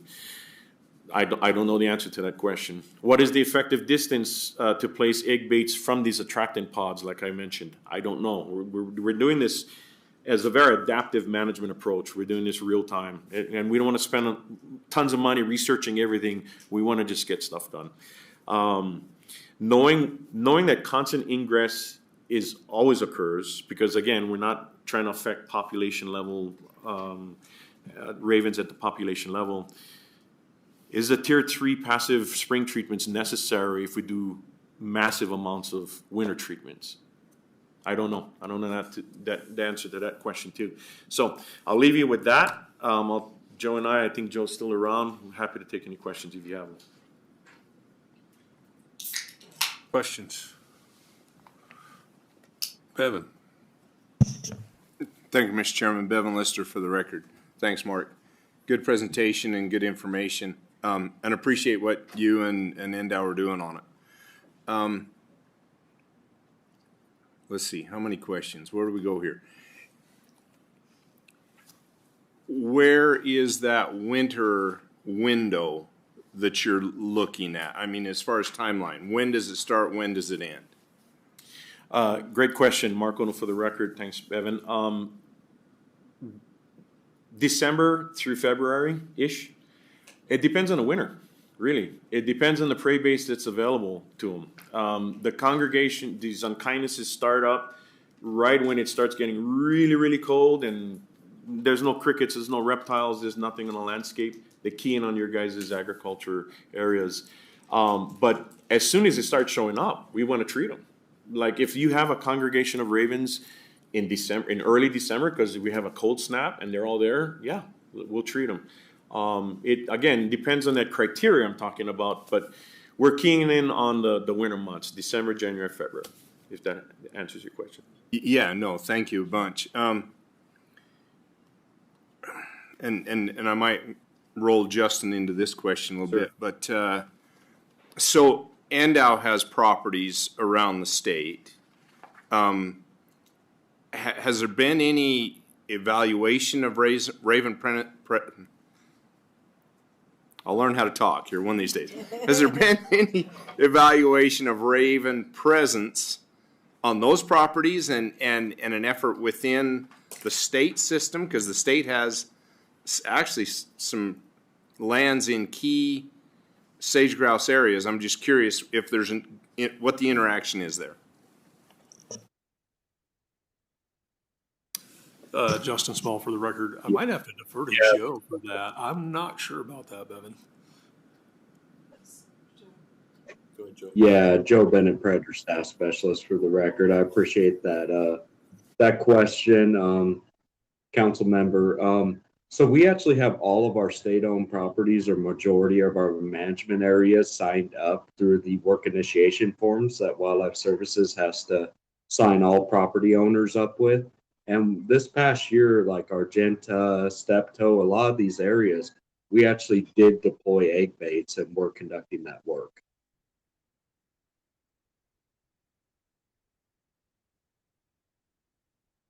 Mr. Chairman, one more follow-up. And I appreciate that. And I think there's a tremendous amount of collaboration that we can get done in addressing this. So do you see a path forward to get to a full take of whatever's permitted? Okay, so I'm going to cross that question just a second. Michelle, did I get her name right? So she referred to a whole bunch of take that's not being used. Is that up to the 12,500? Is that is there another sector of take that's available to us? Maybe you could clarify that because I didn't clarify with her. Mark Ono, for the record, I think Michelle's wanting to respond, but let me respond before that. So in talking with the local migratory bird permitting office folks in Sacramento that oversees this Nevada, we can ask for increases at any time. We've never approached 12,500, so there's never a need. On the livestock protection permit, we have. We've hit that mark, gave them a call within a day, they increased the take, limit. So I think in 2023, for Member Tippett's mention, it was a limiting factor. Permits was a limiting factor. It is no longer, in my opinion. Now we just got to figure out how to get there. So 12,500 is a lot, and it's just a number. To me, temporally and spatial treatment is by far more important if we're talking about lethal removal of ravens. Justin, Michelle, you guys have? Yeah, Justin Small for the record. I would be very excited to get to 12,500 ravens, especially if we can get there through these overwinter treatment areas. And I've talked to Mark and Joe both. I'd really like that to intersect with all the smart tool data we have with USGS and like Jake, you talked about having an additive effect at a spatial temporal scale in real time between winter and spring and see if we can tie that directly into nesting and brood success with sage grouse. And I think that's the key component of where we're trying to get here. We're not going to get there with 2,500 ravens. But if we can get this spatially organized in a way where we know we're having a top-down effect at the right time, I think we can show that through the smart tool data and through the modeling efforts we have between our agencies, that its timing is everything, just like it is with other predator removal. So we're really excited about this. I think we can actually do some real good work here. So. Al, do you have something? Oh, Bevan took my question. Okay. Any other questions? Kelly? One question, thanks, Mr. Chair. Kelly McGowan for the record. Justin, have we seen at some of the LECs what extent the effectiveness of these treatments have been? Is there any indicator like that we're getting a pretty good response? Justin Small for the record, in Dallas staff specialist. Cody, Kelly, are you talking like at individual X? Up to the 2,500. We have seen some minor improvement, but it's not enough to increase it at a scale that's going to be beneficial to those local population clusters at this level. I think we need to increase that take up. To remove, I think the 2,500 take right now, mortality among ravens is largely compensatory. And I don't think we're having a large enough effect to really increase sage grouse and remove that nesting pressure at a local scale. If I may add, Mr. Chair, One other thing to keep in mind is there's so much core variance when it comes to sage grouse production. This is not, remove ravens, increase in numbers of sage grouse. It's just too linear.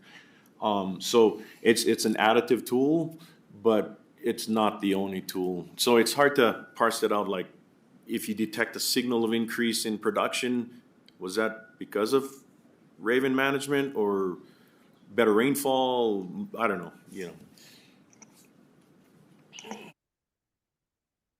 I think over a decade or more, where you're having all the different factors factored in to see if maybe there is an increase, maybe some correlation could be made. But yeah, I understand the challenges, but it's just one of those questions that's always asked, like, okay, we're investing this much time, money, and effort. What are we getting for it? Are we getting the bang for the buck? And I think we're getting there. I'm hopeful that maybe, I know a lot of conservation districts don't have staff, but those that do might be able to play a role in this process. BLM staff, folks that are getting out on the ground in these areas, and have eyes on the ground and have contacts with people that are on the ground. Hopefully we can get to that actual 12,500 number. But yeah, I understand that's a lot of collaboration, but I think that's what it's going to take, because just your staff and NDOW, I'm not sure that we're going to get there unless we have some outside assistance. Mr. Chair, if I may make one more comment. Mark Ono for the record, Wildlife Services. I made a note for myself, and I failed to mention it in that slide. What the other partner that's here that is with us is the Nevada Department of Agriculture. So we supervise NDA employees on behalf of the Animal Industry Division, Chad Statanovich, his division, and they do livestock treatments all winter long. So what all of those dots on the map that I'm showing you is just our efforts for sage grouse protection. If we had the geospatial data, which we don't for numerous reasons, and you saw what NDA and our livestock protection folks are doing, it covers the state, because we have calls for landfills. We work with Mount Wheeler and Wells Rural, and we do removals for various reasons across the landscape in Nevada. It's a drop in a bucket, don't get me wrong, but it's not, what we presented here today is not the totality of our efforts. And NDA has been a partner for us for 90, almost 100 years. And so credit to NDA for being part of the collaboration as well. Thanks.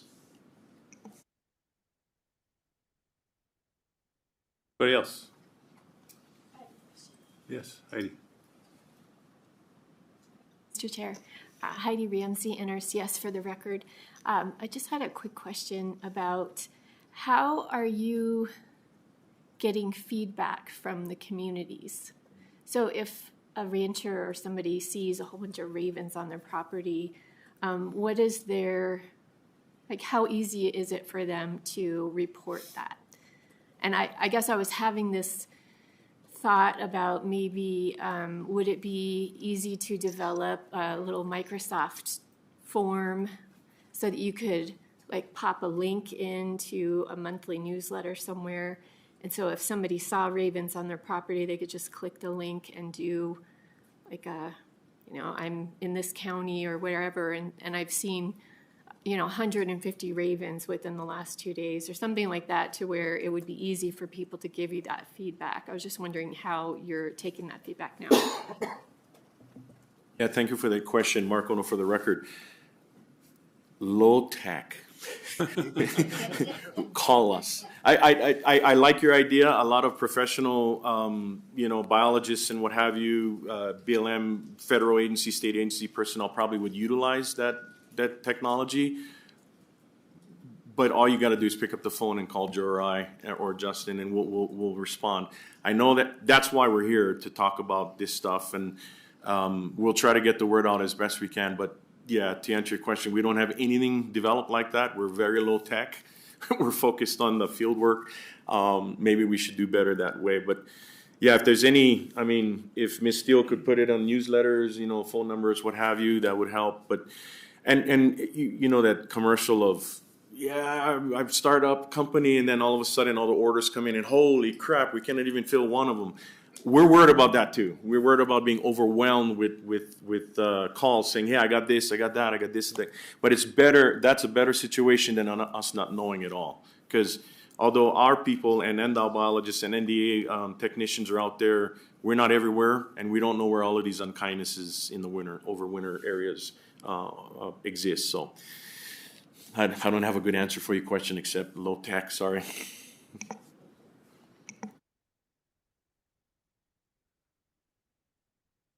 Any other questions? Thank you so much for taking time. We appreciate it.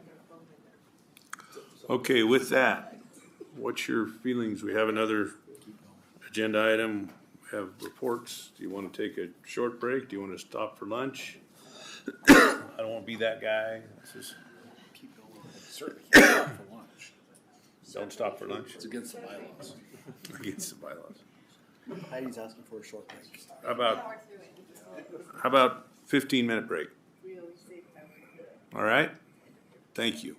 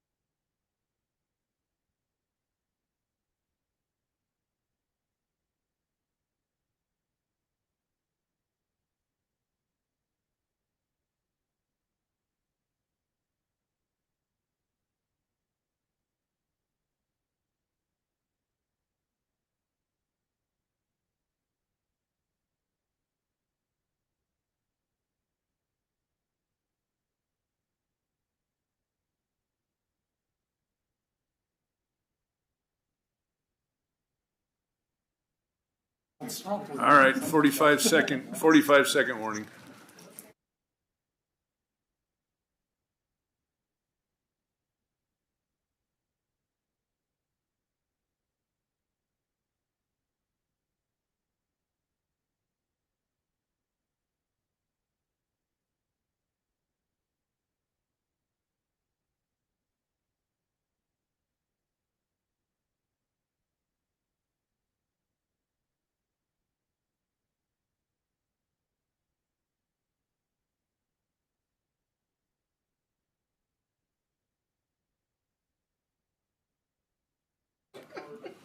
Okay, let's go back on the record. Discussion on Sagebrush Ecosystem Council's stance on sagebrush focal areas, possible action, set staff. Mrs. Steele. All right. Like we said, we're going to talk about the sagebrush focal areas. I know it's an old conversation brought up again, and everyone's super excited about it. So I want to give you a little bit of background. So sagebrush focal areas, or the SFAs, were included in the 2015 ARMPA, the Approved Resource Management Plan for Greater Sage Grouse, to restrict impacts in important sagebrush areas. The 2019 ARMPA proposed to remove the SFAs and give those areas the same protection as priority habitat management areas. However, in 2021, a federal court ordered the BLM to reinitiate the NEPA process for SFA withdrawal, and I'm going to use the word withdrawal. This has confused me to no end, as the introduction and placement of SFAs. So they're withdrawing these lands. So it's a confusing conversation. So they're reinitiating the NEPA process to determine SFAs and to consider whether these SFAs are needed for greater sage-grouse conservation. The BLM has plans to reinitiate the NEPA process to consider whether this creation of the SFAs and placement of the SFAs is needed for greater sage-grouse.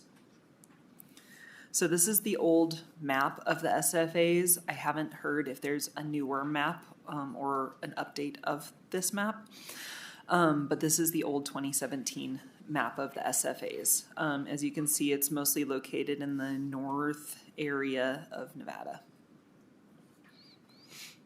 So considerations on the council: are SFAs needed for the protection of the sagebrush ecosystem, and does the SEC support the SFAs? As we potentially go into a conversation to determine whether these should be included in the latest ARMPA as an addition and or amendment, I just need to get some guidance because I know that this could be a hot button issue. So consideration: SFAs support the avoid and minimize and mitigate process. They're part of that avoid process where we're trying to keep projects out of really important sage-grouse habitat, and the SFAs focus in on those what the government has determined are really important sage-grouse habitat. Regions of the SFAs overlap with our strategic action plan priority areas, indicating preferred conservation areas for set actions. So it's something that we determined last year when we approved the the SAP. We had outlined some areas that we thought were important for sage-grouse and sagebrush conservation, and the SFAs do overlap those. They would not affect grazing or recreation permits, so there's no issues on that side. And for Jake's point, the state plan doesn't mention SFAs. It's not mentioned at all, but there is the goal for Nevada in the state plan is to provide for the long-term conservation of greater sage-grouse by protecting the sagebrush ecosystem upon which the species depends. So it is aligned mission-wise, but just not mentioned by name. And that's it. I am open for questions and discussion. Mind just real quick going back over the effects of an SFA compared to non-SFA. So Kathleen Steele, for the record, my understanding of a sagebrush focal area is to newly proposed right of use can be placed in an SFA. Valid existing rights still exist, grazing still allowed, recreation still allowed, but no new permit will be allowed. Correct me if I'm wrong. I'm correct. Jake? Thanks, Jake Tibbetts. So I think just a little clarification. So my understanding, maybe Alan can weigh in, that as we sit here right now, there's no SFAs because the most recent ARMPA in the alternative that was selected, so alternative 1 was the only one that continued to have SFAs. And with those was a recommendation for the Secretary of the Interior to do a mineral withdrawal. Because land use planning can't do a mineral withdrawal, only a secretarial order can do that, or Congress. So the remand, the supplement, or the EIS that you discussed is only on that narrow-ish. So when it's talking withdrawal, it's a mineral withdrawal. It's not withdrawal of the lands. So the court, Judge Windmill, remanded it back to BLM to reinitiate NEPA on that narrow issue as if a mineral withdrawal is needed for the conservation of sage grouse, not the SFAs. It's the mineral withdrawal within those SFAs. Okay. So then the SFAs, again, this is all my understanding. I actually have the ARMPA and the EIS and everything in front of me here, but it would allow new permits or renewal of permits for certain discretionary things like grazing and whatever. It just prioritized those areas that they would take priority for wild horse gatherers. They would take the priority for grazing, actions, all that type of stuff. So it prioritized actions in those areas, but the only thing it did that would preclude would be new mineral entry. But as we sit here right now, there's no SFAs. Correct. Yeah. Follow up on that, so a solar field or something like that would not be impacted. So I can read it. There's minimal, yes, there's certain things, there's no waivers, exemptions, or modifications allowed in the SFAs as well. But as we sit here right now, those don't exist. So the underlying allocations for priority habitat, general habitat, and other are what's the deciding factor on what can or cannot go forward there. Like they don't exist. No, but I guess the question is, for us, if SFAs should be supported and implemented. And if I can continue? Sorry. Please do. Sorry if I So this council has weighed in on this in the past. And we have 2 different governors that have both provided consistency reviews specific to the sagebrush focal areas. In a letter by this council dated July 20th, 2015, it was from the Sagebrush Ecosystem Program, signed by Casey, with a unanimous vote by the council members on here to approve those things that went to the governor. There's a whole section about sagebrush focal areas not being consistent with the plan, just wanting to rely on the avoid, minimize, mitigate, all that type of stuff. And then the governor weighed in 2 separate occasions on their consistency review specific to sagebrush focal areas. So I think from my viewpoint as the local government rep, I think we've kind of settled it. I'd be inclined to, knowing where we're at now, that they're not even on the table. They could be depending on future litigation, whatever. But right now, the only question related to sagebrush focal areas is whether or not there should be secretary could be recommended a mineral withdrawal. That's what the EIS that BLM is potentially reopening. It's only related to that issue. It's not related to any other issues other than a potential mineral withdrawal. Okay, I'm just going to the agenda, why it's on the agenda. So if you could explain why. Excuse me, Kathleen Steele for the record, I just need to know which direction am I supporting, am I providing supporting comments or against comments? Was SFAs in this round, or are they just mineral withdrawals? Alan, do you have? Alan Shepard, BLM for the record. What Jake was talking about is correct. Currently, and Kathleen, with the federal judge direction for BLM to relook at that original SFA determinations that we originally started in the 15 plan. I don't know the status of them of that action right now. I know it's strictly being handled at the department level, headquarters level. Staff there are doing that at the Washington level. None of the states are really involved in it. To follow the judge's orders, they're going to look at it and follow through and determine, are they going to carry through with the full initiation or not? My assumption at this point, my best guess would be if we do any actions, it will to be withdrawal.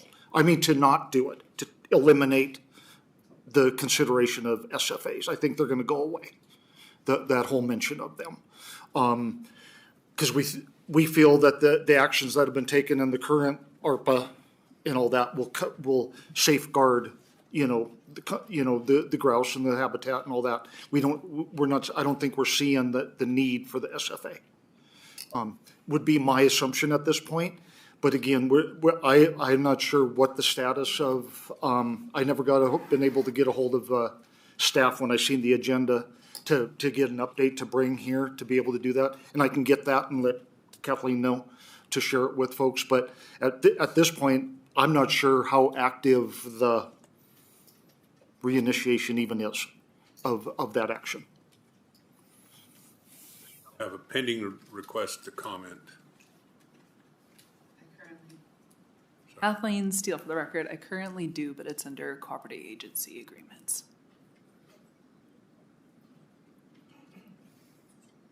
Out there for you, and I know we've acted on it several times. I just want to, is it truly SFA that we dealt with before? That was my read, but I could be wrong. I'm just trying to clarify what we're deciding, and so Jake has some insight. Yeah, just clarity. So there's no current NEPA process. So John Raby sent a letter out a couple of years ago saying that this court action were required to, based on this, reinitiate NEPA.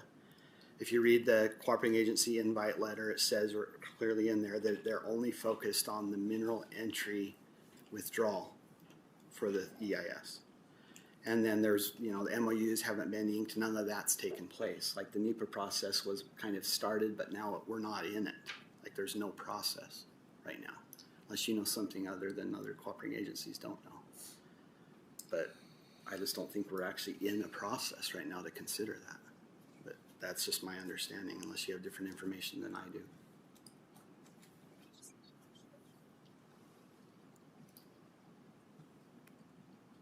Mr. Chair, I just think we need to wait until we're in a NEPA process to determine what's the proposal, what are we looking at, because the proposal isn't about whether or not there should be SFAs. SFAs don't exist anymore. It's about whether certain stronghold areas should be recommended for mineral withdrawal.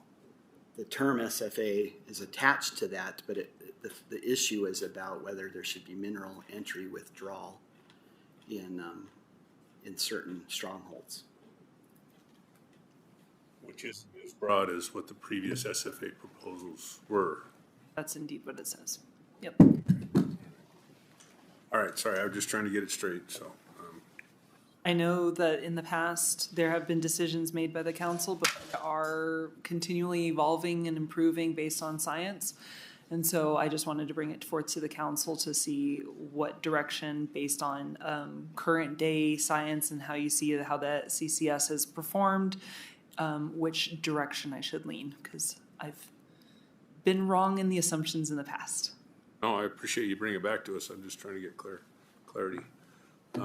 Questions for Kathleen?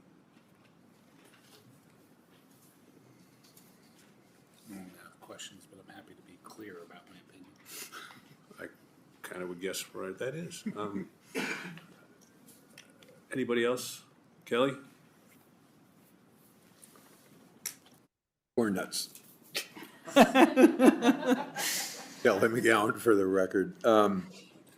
So I'm going to need to refresh myself on SFAs because I'm not sure what's being asked of us or what the BLM is requesting. If they're requesting, and it sounds like Jake says they're not requesting the reinstituting or revisiting the establishment of sagebrush focal areas in states, but that it might just be a mineral withdrawal. So I just don't have enough information as to what it is and what, if it is SFAs, the way they were originally proposed in 2015.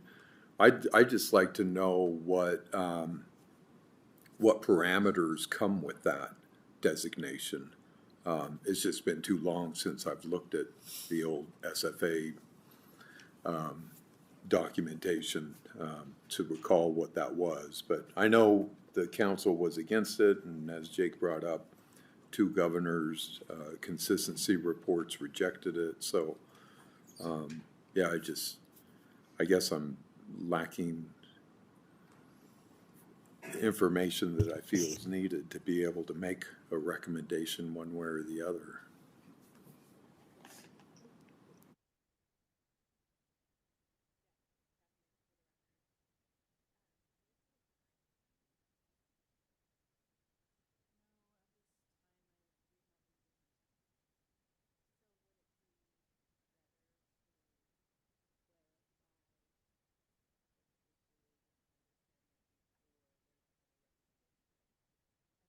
I don't know what I'm allowed to clarify based under our agreements.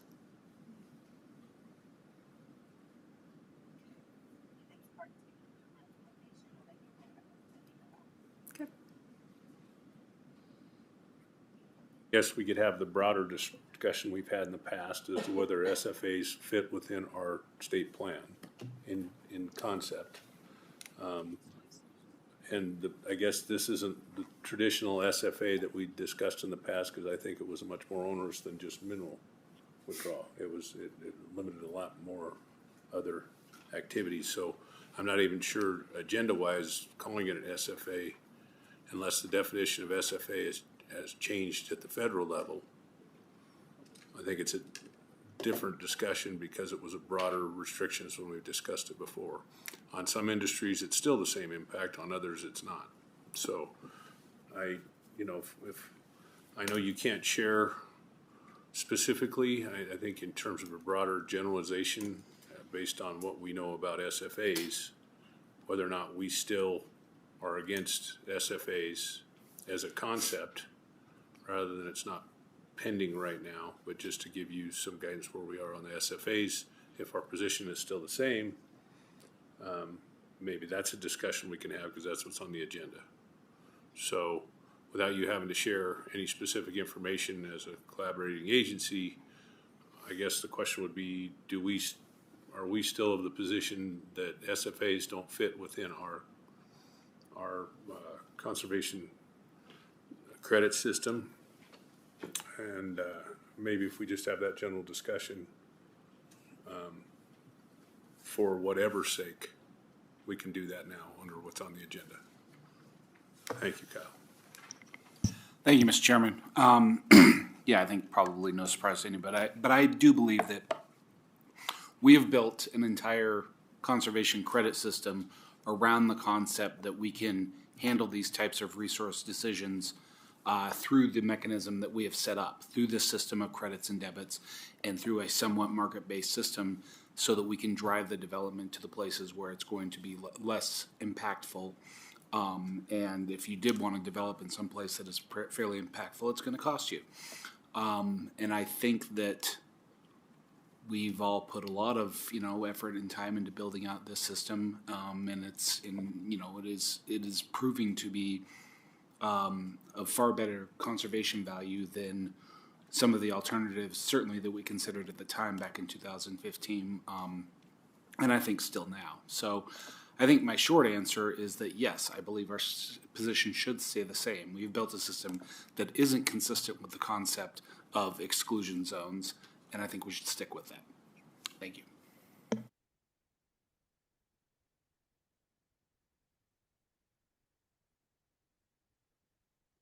Thank you, Mr. Chairman. Bevan Lister for the record. I will move that we restate our support for the adopted sage grouse management plan for the state of Nevada with its accompanied sage grouse habitat classifications, and I'll leave it at that. Sorry, no, I'll add that piece, and we'll let the conservation credit system account for the processes and uses on the land. We have a second. Second. I have a second from Jake. Now we go to discussion. Kyle. I guess I just have a question for Kathleen. Does that give you the direction you need? Okay. Go a little deeper on discussion, ask a question. The whole premise of our conservation credit system is their net conservation gain. What is your opinion on whether or not we have a net conservation gain on the projects that we've had go through the system?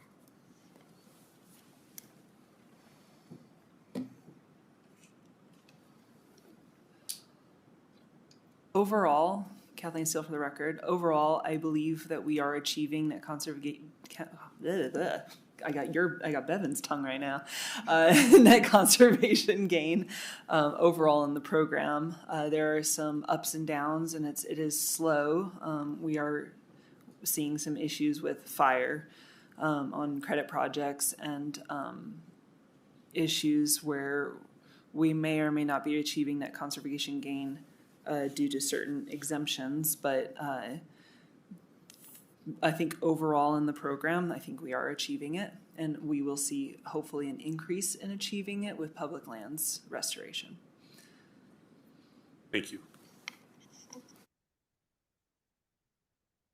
Any other questions, comments? Okay, we have a motion. All in favor?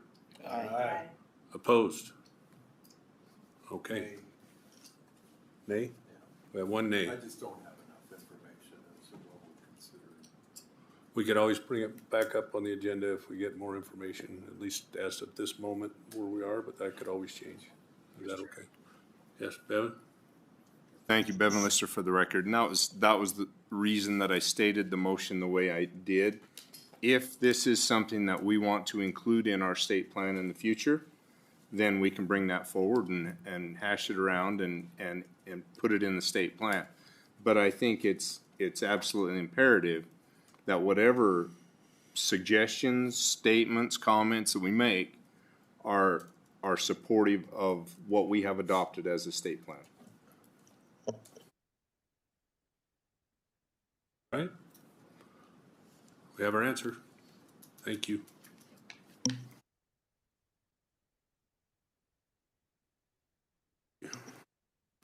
Item 12, staff briefings and updates to the council. CCS projects update.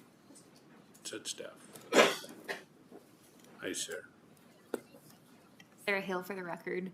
I'm just going to give a quick update on the Sagebrush Ecosystem Program, our CCS projects, and just the activities that the set has been up to since we last met. So I think our most exciting highlight is that we welcomed our new Endow set member, Kristen Fratella, in early July. And Kathleen will have her come up and introduce herself a little bit later, but we're all very excited to have her and look forward to working with her. So we have a full team again at last. Since we met last, we have had one member attend the Nevada Youth Range Camp as a camp counselor. And we attended the Nevada Division of Minerals Reclamation Awards Tour. We have assisted with a field day for PFC training in Susanville with Sherm, which I believe he is currently running one of those right now. So that's why he's absent. And we gave a presentation on greater sage grouse at DCNR's Kids to Work Day for employees' children. And we held a naming contest for Sage Wisdom exhibit. Created the Sage Wisdom exhibit in the Richard Bryan building and held a trivia contest to celebrate the opening. So that's currently open if you want to go take a look. It's just in the lobby of the Bryan building. We've conducted a site visit to a potential debit project, which is a mine. We've conducted one post-fire visit to a credit project that burned in 2025, just to see how things were recovering and a path forward for restoration. We assisted with the NDF booth at Carson City's Sheriff's Night Out. And we held a public working group on debit project end of life to get input from proponents and just the general public on how they'd like to see things proceed with that.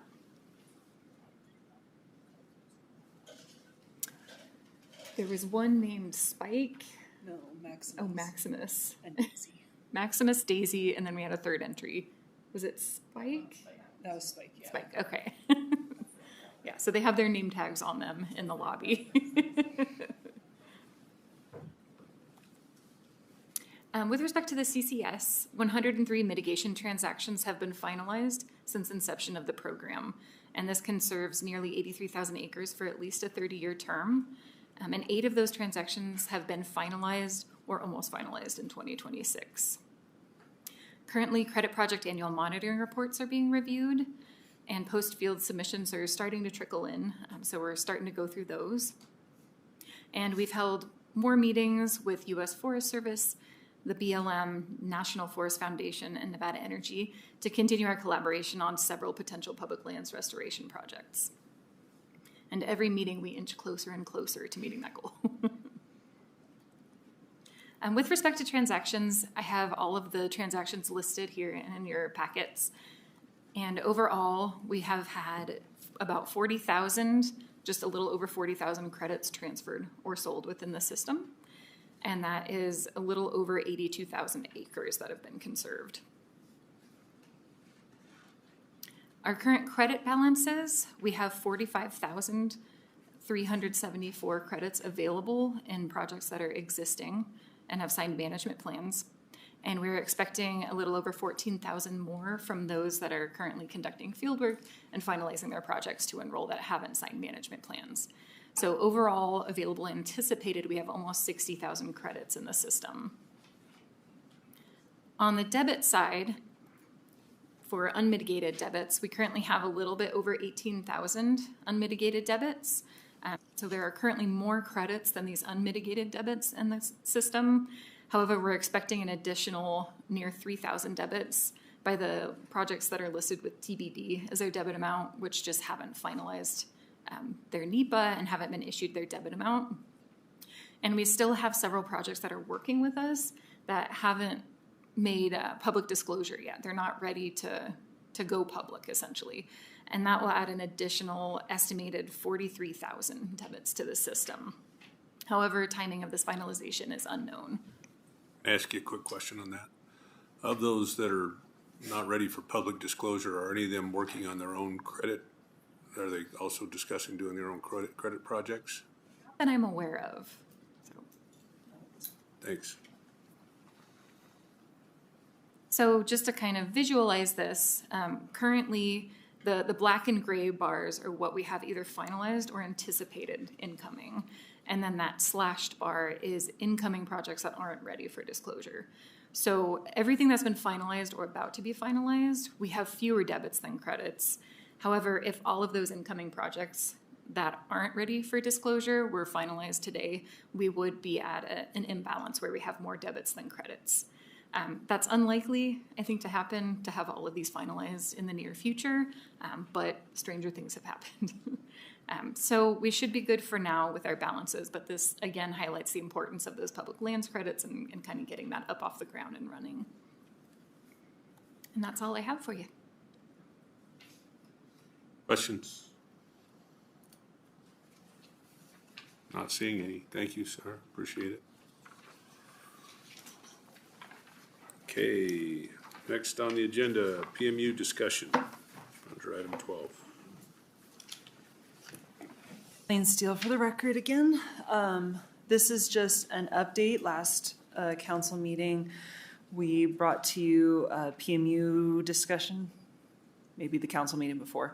We brought to you a PMU discussion with an issue where we have habitat falling outside of our PMUs that we are clipping out, and some of it is important LEC and PHMA habitat. So we wanted to see if there's something we wanted to do internally to do so. It was charged to us to work with NDOW to see if we could make adjustments on the PMU side, but I think the question is a lot larger than what we've anticipated. So I wanted to bring you an update. We will talk about this with an actionable item, hopefully. But at this given moment, I wanted to give you something to think about, and then if you have any opinions or suggestions or considerations for us, let me know, or you feel free to reach out to me afterwards, because we're unsure where to go, and so I'll cover some of our options. So just a brief update for everyone. We have the 3 different categories of sagebrush or sage-grouse habitat. We have the Western Association of Fish and Wildlife Agency zones, the WAFA zones. These were developed to guide sage-grouse conservation goals and range-wide management. They are based on populations within specific floristic provinces, and they were developed by WAFA in 2006. And their Greater Sage-Grouse Comprehensive Conservation Strategy. There are no plans to update the WAFA zones, and I'm not entirely sure how many people actually use them, but there are no plans to update them at this time, from what I've been told. Then we have the biologically significant units, the BSUs. These are general delineations of sage-grouse populations for management. They contain relevant, important habitats used as a basis for comparative calculations to monitor habitat status. They were developed by NDOW in 2015, and they're defined as our service area. So all of our habitat gets clipped by the BSUs, which are the same general outline as PMUs. There is no plans by NDOW to update these as well, but we'll talk about that in a second. And then we have PMUs, the population management units. They're the BSUs further refined into small geographic areas based on aggregations of LEC, habitat, and potential boundaries to the population, such as mountains or valleys, deserts, etc. They were developed by NDOW for the 2001 state plan, refined in the 2004 state plan, and slight boundary adjustments were made more recently to remove some that no longer had greater sage-grouse. However, that habitat is still existing within Pete's most up-to-date map. So in the CCS, these categories are used as the project service area. Like I mentioned, the BSU is the boundary that we clip habitat to. So when a project proponent comes to us and says, hey, I've got a project over here, in Pete's overall habitat map, that might be habitat, but due to our service boundary clipping, it probably isn't if it's on that fringe. We use it for proximity factors. So if a debit project purchases outside the PMU, BSU, or WAFA zone, stair-stepping, that it's impacting, the debit amount is required. The debit amount required to be purchased continually increases by 5%. So you can see that in the table next to, or on the side of the words, where it has, if they're in the PMU, they don't have any proximity factor. If they step outside of the PMU and but they're still within the same BSU as the credit project, it's a 5% increase. If they're in the same WAFA zone but outside the BSU, it's a 10% increase. And if they completely step outside of the WAFA zone, it's a 15% increase. Additionally, these are the WAFA zones themselves are used as delineation for baseline for credit projects. So before me passed, when this system was being developed, the council decided that there were baselines that the credit projects had to meet of vegetation and habitat. And those are based out by management zone, and then spring, summer, winter. And you can see that little chart there. That is what credit projects need to be above in order to develop credits. So if they're below that, then they become a restoration project, and they need to get to that baseline and then go over and above that in order to get credits. So that's what they're used for right now, the management zones, specifically for the baselines, and then the BSUs and PMUs and the WAFA management zones are used for proximity. So most recently, the USGS identified greater sage-grouse habitat management areas are currently clipped to the BSUs. PMUs, same boundary, to create the project service area. However, portions of the habitat management areas still fall outside of these areas, and you can kind of see that in the map where we have a lot of yellow and orange, so the OHMA and GHMA. Down in that south, we have some red poking out in that northern area. And like I said, this means a debit or credit project may fall within sage-grouse habitat, yet not within our service area, and therefore not qualify for CCS. So the consideration that I brought to you guys, should the CCS service area be updated to manage all the habitat management areas or still be limited to the boundaries? So we have 4 options that we've come up with, and I will walk you through each one. So option 1, status quo, leave it as is. We've got these PMUs, we've got these BSUs, they've been vetted. The model shows habitat outside of that and potentially some, like a LEC or 2 outside of that, but the PMUs and the BSUs are the boundary of where it's most important. Option 2, we adjust, and you can't really see it, and you could probably see it in their handout a little bit more. We adjust the PMU and BSU boundaries a little bit at NDOW's discretion. And you can kind of see it in the map. It's just some hand drawings of initial discussions of where we would extend the PMUs and BSUs a little to capture the most important of the habitat that's been lost. However, the PMUs and BSUs are an outdated way of identifying these populations. They were drawn when we didn't have a lot of science. It was just management categories for NDOW to be able to manage their populations. And now with more science, they are not used by NDOW for anything important except for referencing locations. They still say, hey, go to that PMU for this population. That it's more of like a georeferencing. Updating the PMUs and BSUs would be an internal NDOW process based on science and telemetry, not based on public input, not based on the CCS input. It would be done internally by NDOW, and they would give us the layers, and that's the layer that we would have. That's the latest PMU and BSU. It will not take into account any political boundaries. It would just take into account their telemetry and their latest science. However, that is not a current priority for NDOW and does take a lot of work because they would have a lot of science to develop. And they, like the rest of us, are quite busy, so this is not a current priority for them to focus on. Option 3 is the option that I brought to you guys last time. We can keep the PMUs and BSUs the same way and just create an other, or what I call PMU 0 or BSU 0 outside of that. And that expands the service area, allowing for credit and debit projects in all greater sage-grouse habitat, not just within the delineated PMUs and BSUs. Proximity factors would be applied in the standard manner.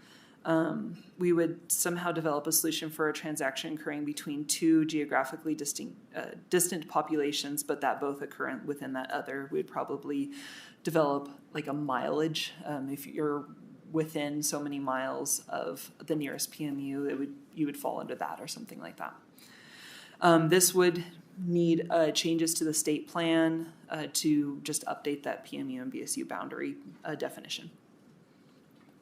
And then our final option, option 4, is to remove BSUs and PMUs completely from the CCS. They're currently only used in determining that service area and proximity factor. That service area would be updated to the HMAs and be continually updated with science. We would need to update the state plan because they are called out as the PMU and BSUs are called out as the service area in the state plan. PMUs would still be used as a reference for the adaptive management process because those are important in that process for georeferencing and locations. And the WAFA zones would still be used as the baseline area, but it would not be used as the service area and the proximity factors.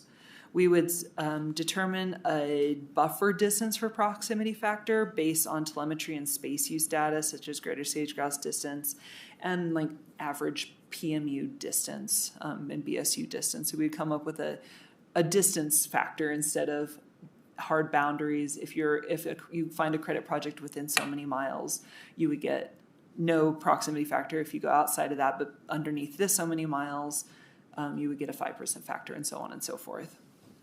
And this would apply to all future transactions and not be not apply to previous transactions, so people don't have to figure out extra debits or get a reimbursement or anything. It would just be for future. So those are our 4 options. I would like to, if you have thoughts, I would like to hear them, guidance on which direction we should go. If not, you're more than welcome to reach out to me later with your thoughts. Kyle.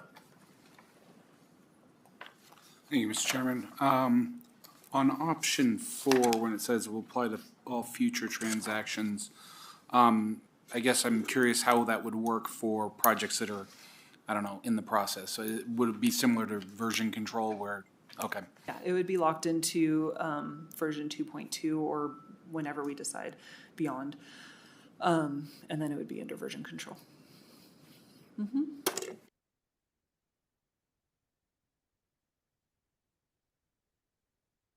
Yeah.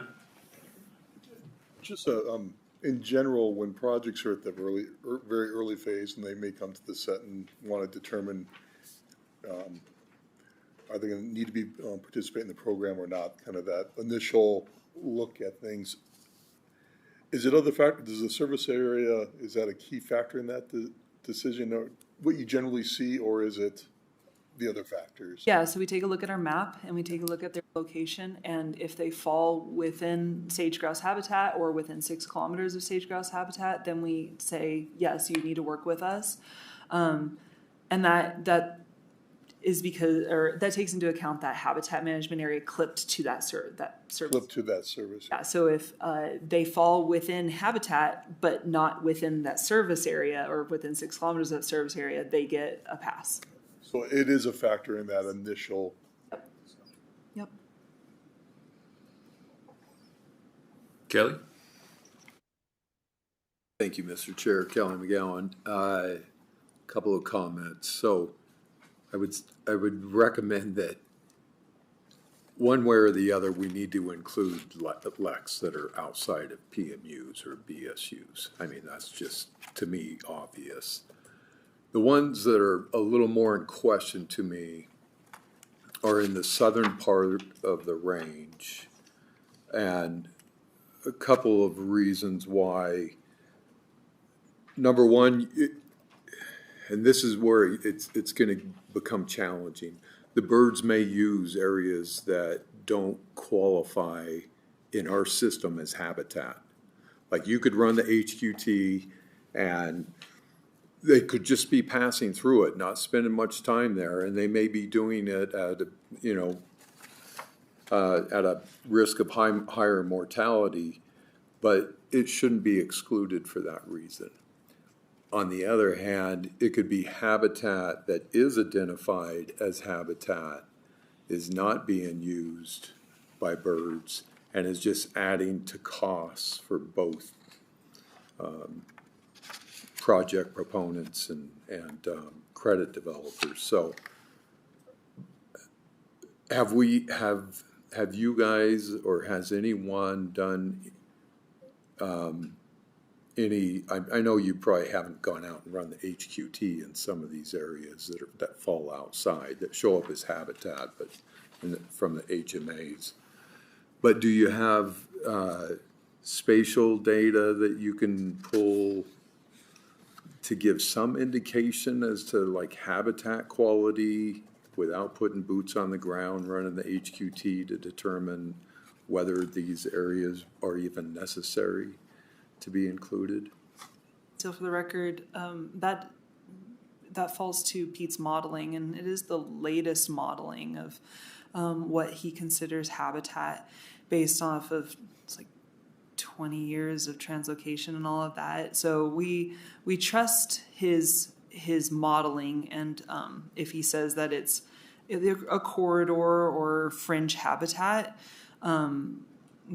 we understand that. We do, as part of you know very well, as part of the CCS, we do get boots on the ground eventually to get field data. So it's more just legwork of identifying that that's an area that needs to run a debit project, and then getting out there and determining that the field work says no, it's not really habitat. But the general location, we've driven through some of these areas, and not necessarily that southern portion. We don't get down there a ton. But some of these like northern portions, and they're sagebrush areas and potential. There's potential there. I don't have population data on whether they're there or not. With the PHMA, with the red areas and those red spots in the northern and western area, PHMA is defined as the bird is there. So that is a consideration in Pete's modeling.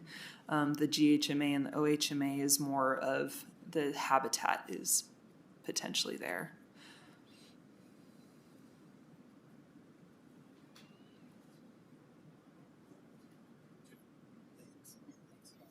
So I'm curious, like, we know where the leks are in some of those areas because it's just the red, because there's the buffer component added under the modeling. And when BLM did the smoothing exercise and they Pete removed for them the historical leks, does that resolve? Does a smooth version of BLM's map, not that I supported the effort, but I'm thinking some of those kind of red leks outside of the PMUs, or some of those no longer exist in in BLM's map? I believe we received the unsmoothed but historic leks removed layer as well. So the historic leks are removed in what you're showing right here? Standing, yes. In the latest approval, yeah.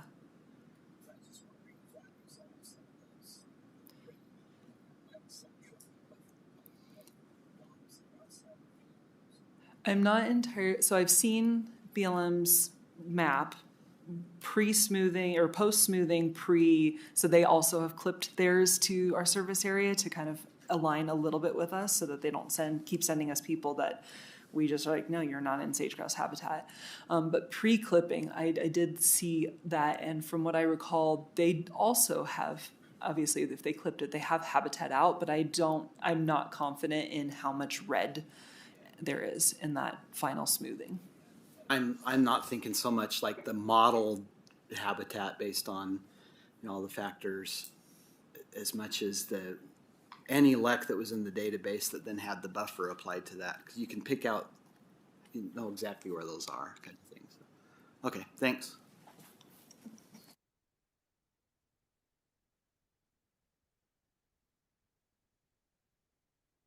Any other questions, comments? Bevan? Thank you, Mr. Chairman. Bevan Lister for the record. So, not comfortable with option 2. Not sure I understand option 3. Is that whatever that peach colored area, is that then all other habitat? No, it would just be a blanket PMU that habitat that falls outside of the rest of the PMUs would just fall into and be assigned to in our tool. So our tool basically takes, you're in this area, you're in this habitat, what PMU are you in beneath that? And if there's nothing, then there's nothing assigned to it. This is giving it something to assign to. I got to think about that one some more.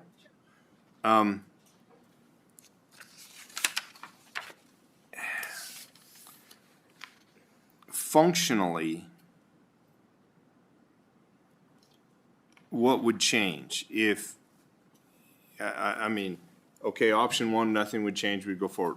If we went to option 4, what would functionally change? We just have to determine a proximity factor that's different than the way we run it right now. We just run it if you're in PMU versus PMU. Very defined boundaries. We just have to determine an alternative. That's it. That's the only thing that would change. We would get more habitat out of it. So what's a better option as far as, the goal is to provide mitigation for habitat that's lost in the proximity of that habitat, right?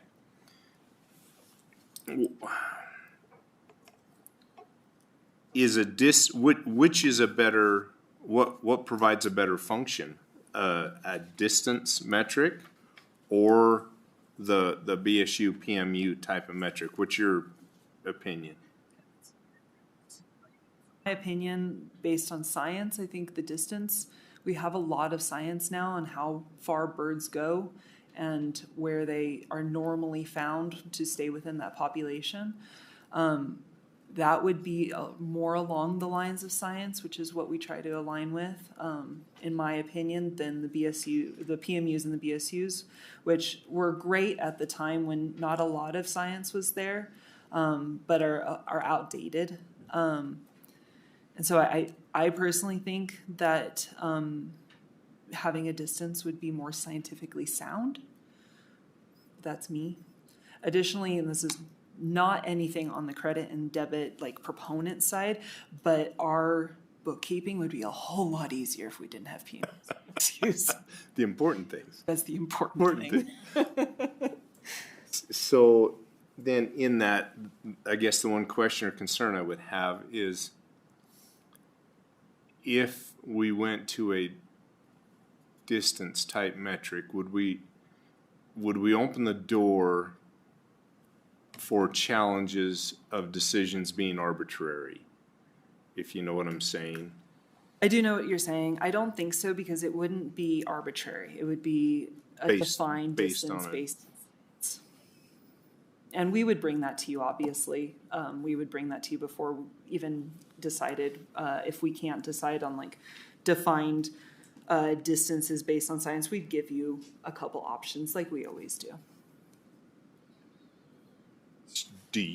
Sorry, Mr. Chairman, one more.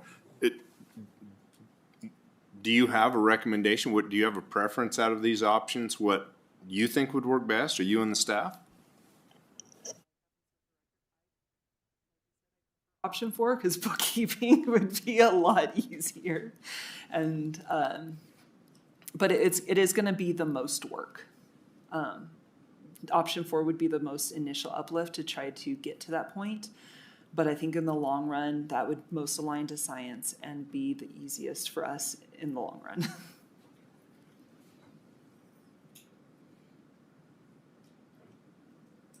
John's for the record. I think I know the answer. If there's no changes in the WAFA zone, any changes here do not impact the credit projects. Is that the right way to look at this? They wouldn't impact the debit or the credit. It would just be a slight switch in the proximity factor on future versions, but it would not affect current credit or debit projects whatsoever. They won't even know that we did this. Except they'll see a shorter serial number, which would be great. Kelly first, then Heidi, okay? Kelly McGowan for the record. Okay. This, I know, just being in the program for as long as I was and having the roundtable discussions that we used to have about these types of things, we get information that birds generally go so far from a lek, especially the hens. And I would say that some of these southern areas are quite a distance away from where the birds are lekking. So, but I don't want to discount those areas, because if uplift, maybe there was a recent fire or something that birds no longer lek in that area, I don't know.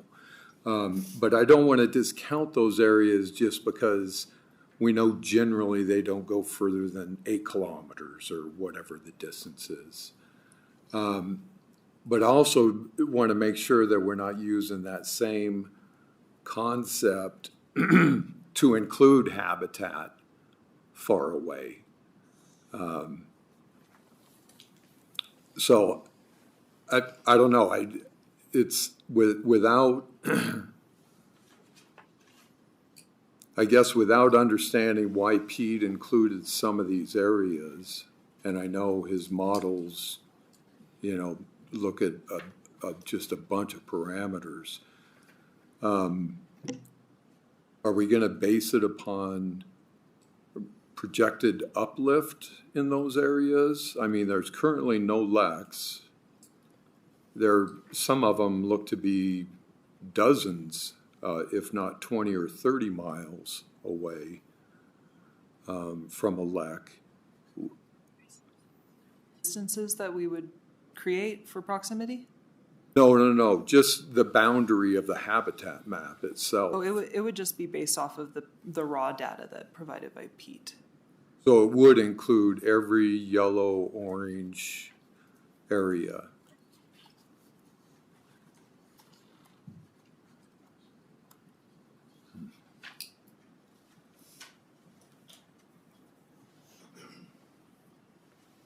If we start without using scientifically back defined areas, if we start arbitrarily cutting out areas, I think we're getting into subjectivity that I personally don't want to get into. Right, but we also have scientific data that says birds don't move that far from LECs. They're not going to be using that habitat. Corridors, there's movement patterns, but yeah, I mean, I can ask Pete what the basis is of being that far south. Obviously, like you said, he has a lot of parameters. It was included in there, and it was scientifically vetted. Process that takes years to go through. So a lot of people thought it was scientifically sound, but I can ask him why that far. Yeah, I think it'd just be good, because I also don't want to sell us short because, you know, our habitats are getting smaller due to fire and some natural causes as well. But they could have the potential in the future to become habitat for the species again. So I don't want to discount that. But if we could have some type of basis, I just don't want people to get the feeling like, well, we just went with the models and we didn't ask any questions and we incorporated this habitat that may or may not ever be used. Questions were asked during the adoption of this model, and I know you weren't here for that, but they were asked then, and Pete gave a very detailed presentation on all of that. So they were, we just didn't, we completely forgot because we hadn't updated the habitat management areas in so long. We forgot that we do clip them to a service area at that time. So it wasn't brought up at that time. It is now.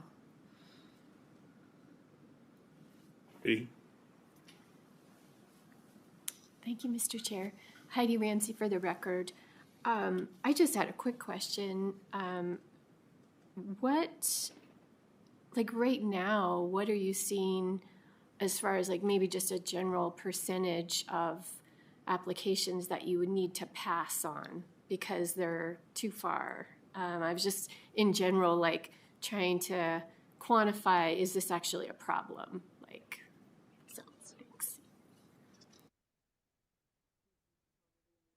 Explain a little bit more, but to my knowledge, it's been 2. Do you have more than that since this has been adopted in 2023, 2024, something like that? Yeah, so we've had, I've personally had 2 different debit projects that would have qualified as a debit project if it were not clipped to the BSUs, but since they are, it was not qualifying as a debit project, so they received an exemption letter. What has been really interesting in it, I've actually had 2 projects in the same area. One was a geothermal exploration project, and then they also got consultation on the full development of that same project. So same proponent, same project. The exploration didn't qualify, but then the full geothermal project would qualify. So it's led to interesting conversations with proponents as to why, when they're going in the same footprint, but just expanding, why it would qualify and why it wouldn't for these projects that fall right on these boundaries. Steele for the record, and on top of that, I've had 2, so 4 in the last couple years.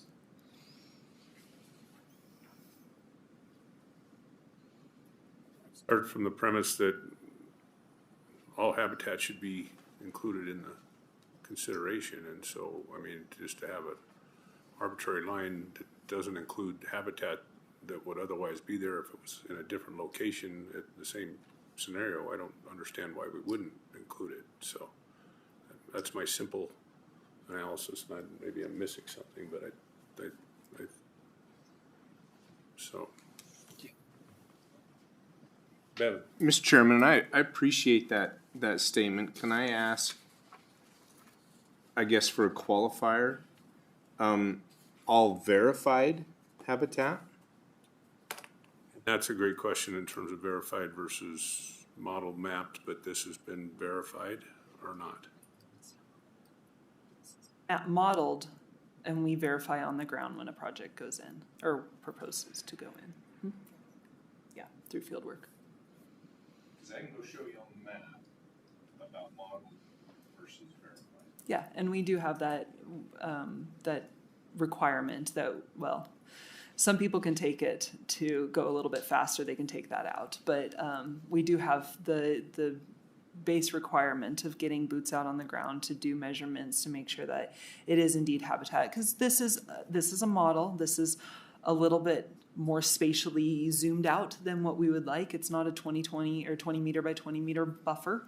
This is a little bit farther out. So there are areas in here that are playas or lakes or ponds or mountain tops where the birds just don't exist, and they won't. And we do make sure we get people out there to confirm, and their debits will go down if it shows that it's not habitat.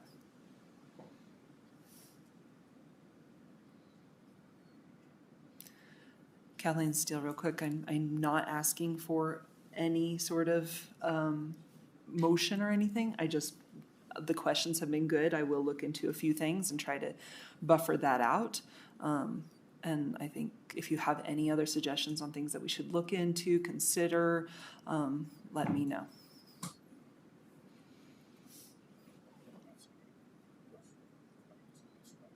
Appreciate it. Thank you. Okay. We're getting there. Item 13, review of action items and future agenda items discussed during this meeting and scheduling next SEC meeting. Any items discussed that we want to have on a future agenda item?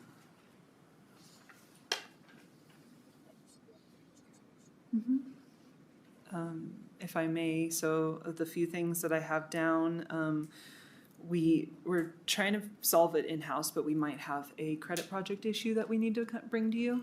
So that might be on the next council meeting.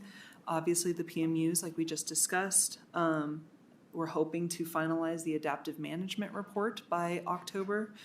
And then the Governor's Office of Energy would like to come and present to you all to introduce themselves. I believe it's a brand new department or office. So they would like to come and do a presentation. So that's so far what I have for October. And for everyone else, the council, I sent to the council kind of a calendar invite or a doodle poll to try to figure out our next meeting date, because there were there were fewer days that were available than days that were not. So we wanted to narrow that down before people's calendars got a little too full. So our next meeting is October 21st. I have booked the Bonnie Room at DCNR because I know that the ledge kind of it's starting to get ready for the big migration of people. So usually their rooms are very limited about October time. So I've preemptively booked the Bonnie Room on October 21st. Same time, same area, same everything. Are there any other agenda items? Kelly. Chair Kelly McGowan. course, I'm fairly new on the council and didn't keep up while I was away from the program, but have you all discussed encouraging or maybe even requiring credit development by debit producers on public lands as, say, like a beginning to phase in, like 10% of your credits, 20% of your credits must come from actual uplift on public land. And the reason I asked this question, it was one of the last statements that I made as a program manager that I felt was something that was going to have to be looked into at some point. And I'm looking at the debits and credits, and it looks like, you know, if they all came together in perfect timing, there would be just about enough credits, maybe a little bit short to satisfy the demand. And I don't think that we should have ourselves be in a knee-jerk reaction to where we're having to respond to maybe a shortfall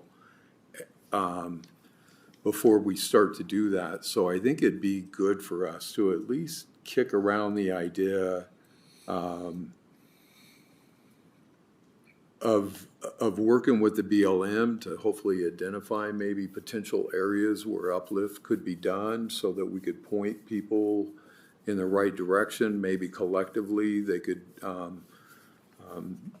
get the EIS work done or EA or whatever it may require. But I just don't, and above and beyond that, and it's not just the fire season we're currently having, it's the fire seasons that we've seen over the last several decades. We're continuing to lose ground due to fire.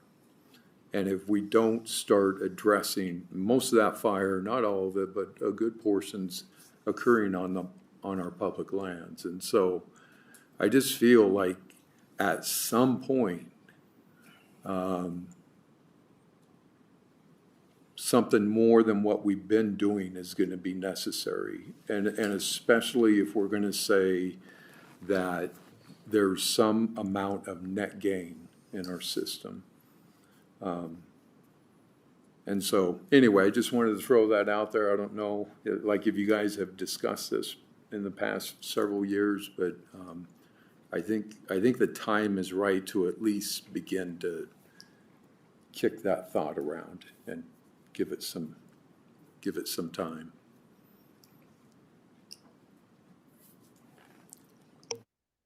Oh, just a quick update. In the SET team, we've been looking at public land projects over the past several months, and Casey and Sarah and the team are working very hard on that. We've been a very willing participant in that project as a debit project, and I think we're both with the Forest Service, the BLM, and district offices, looking at with third parties as potential developers as well. I think we're getting to the point of how would it contractually work and some of those matters, and I think that's where we stand at this point. But I would say the SET is working on that right now and been exploring that option.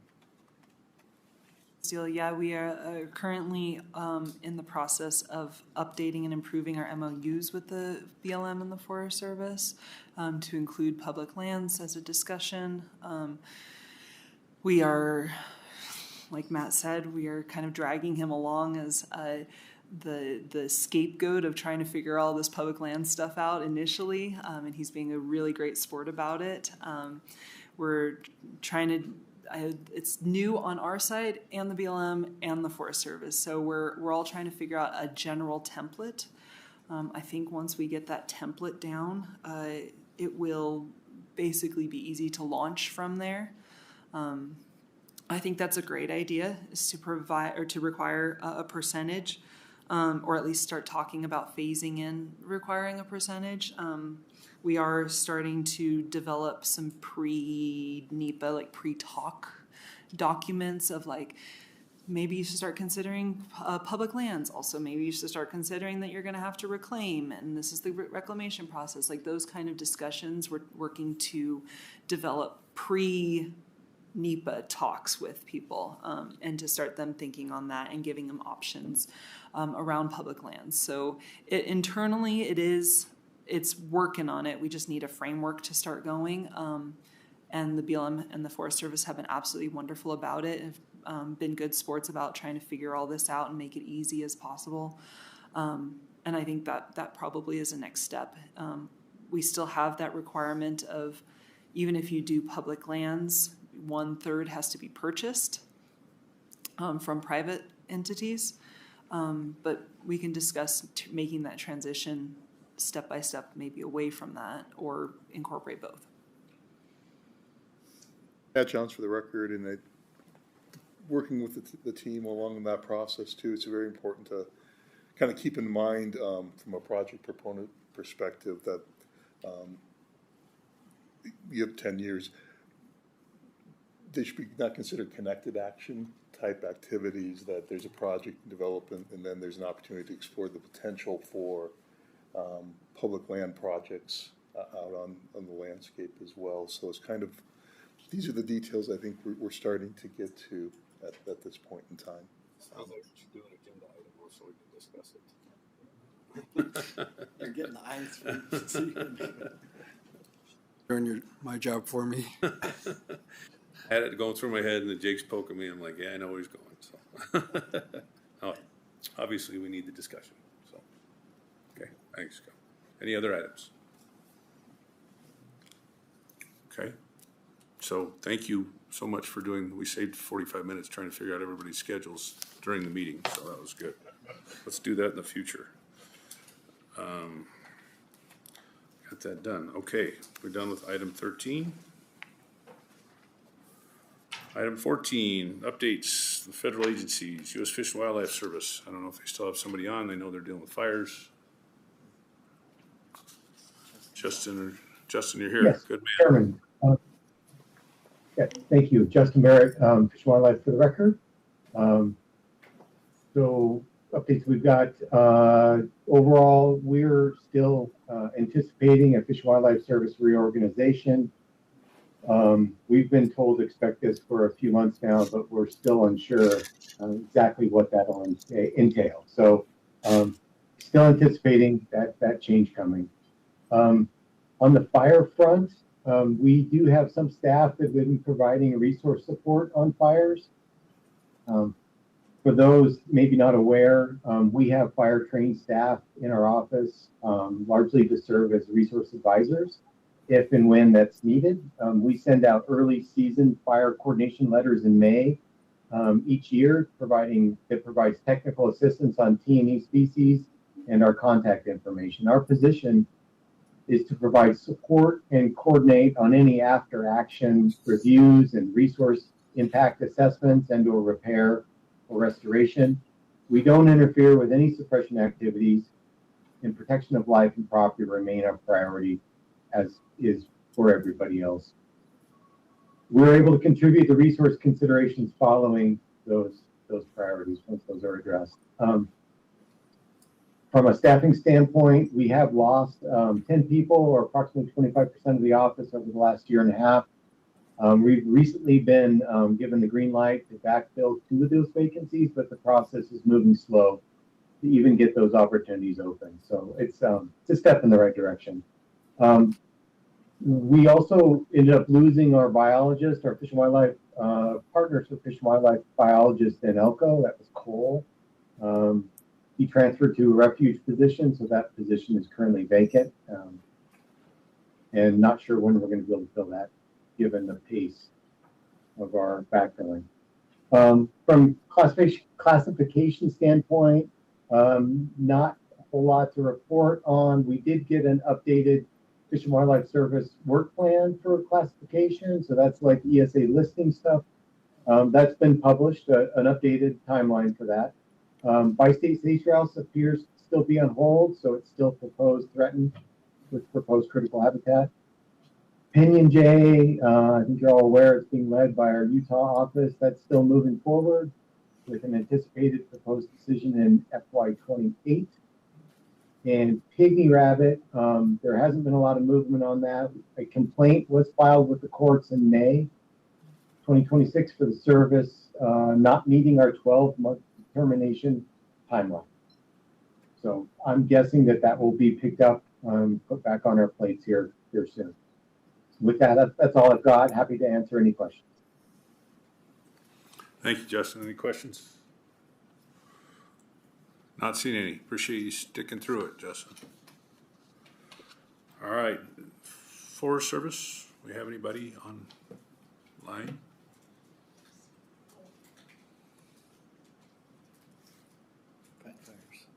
They're busy. Going once, going twice. Okay.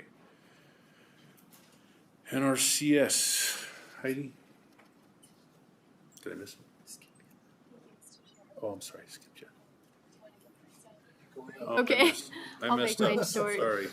Thank you. So NRCS has been actively going through our reorganization the last 3 months and has kept us quite busy. And I want to say that we have finally gotten an approval on our plan in Nevada. And although I can't give many details to the public yet, I can say that our footprint is basically the same. And we are not closing any field offices. And so I think for our state, it's pretty much status quo. And so we're going to kind of lay low and just keep our heads down and keep working, just focusing on the mission and, trying to stay busy doing that, servicing our customers. Outside of that, we're finishing up our funding year. I think we had a pretty strong year. I'll be able to give a better update next time. I think the only thing we didn't do great at was the Conservation Stewardship Program. And honestly, I have no idea why they sent us so much money. It was really nice of them, but they sent us 250% of what we did the previous year. And so it was really difficult to try to get all of that money spent. I still want to do it, but, it's going to take some time and just, really trying to get the word out and teaching our customers about what that program looks like. Other than that, obviously, we've all too been busy with fires, some more than others, and we have had some requests for emergency assistance in EQIP. The Duck Valley Tribe had about 4,000 acres burn on their reservation that came over from the Grass Valley fire in Idaho, and about, I think, 6 miles of fence. And so we're going to get in there and help them get some fence back up. And then Pyramid Lake Paiute Tribe, they're in a similar situation with the Stallion fire, and they are awaiting bear teams to get in there to try to get some assessments. We don't know when that's going to happen, but they're going to call us as soon as they know more, and we'll try to get some help to them in getting fences back up, et cetera.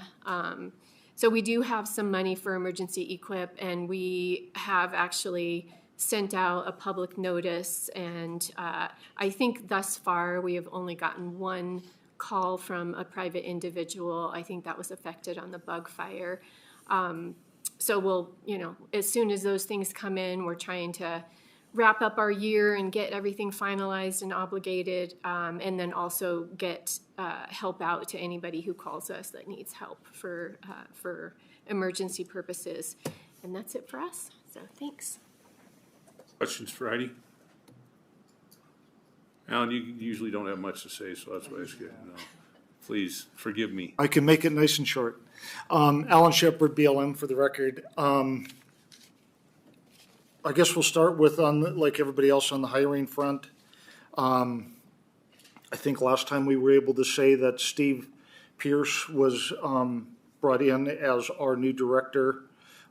He's from New Mexico. I think he's getting his feet on the ground. He's asking lots of questions, looking at a lot of things. He's very much hands-on type of a guy. Like I said, asks lots of questions. He likes numbers. He likes maps, things like that. A couple of the big priorities he's looking at right now is abandoned mine lands, is a really big thing for him. He's definitely challenging all the states to look at their numbers they're currently looking at of dealing with different mining features on the land and trying to get those remediated and closed. So that's a big push that we'll be working on from now forward. He's actually put a pretty big challenge out to a number of estates to compete to see who can get the most done, kind of a type of a thing. He's pretty proud of New Mexico, so he's keeping New Mexico up at the top tier, which is pretty funny. His other area definitely is the oil and gas leasing program. Again, getting lease sales out there, things like that. So, and also he's definitely got some interest for sure in the horse program and the grazing programs. So we'll continue to see what happens there as we go forward, but pretty positive reactions so far. He was supposed to be actually, so I believe he potentially is coming in October. We have a America 250 event at the UNR in October. I can't remember the date. It's one of the first Saturdays of the month. I think it's like the 12th or something like that. It's a mining event there, and I believe he's coming in to as a speaker, is what we're understanding at this point. But we'll see. Some of those things always change on us. But on the other side, with Justin Abernathy is still our acting state director at this point in time. Justin's doing a great job. He wanted to be here today, but he had to deal with some personal matters today that came up, so he couldn't make it.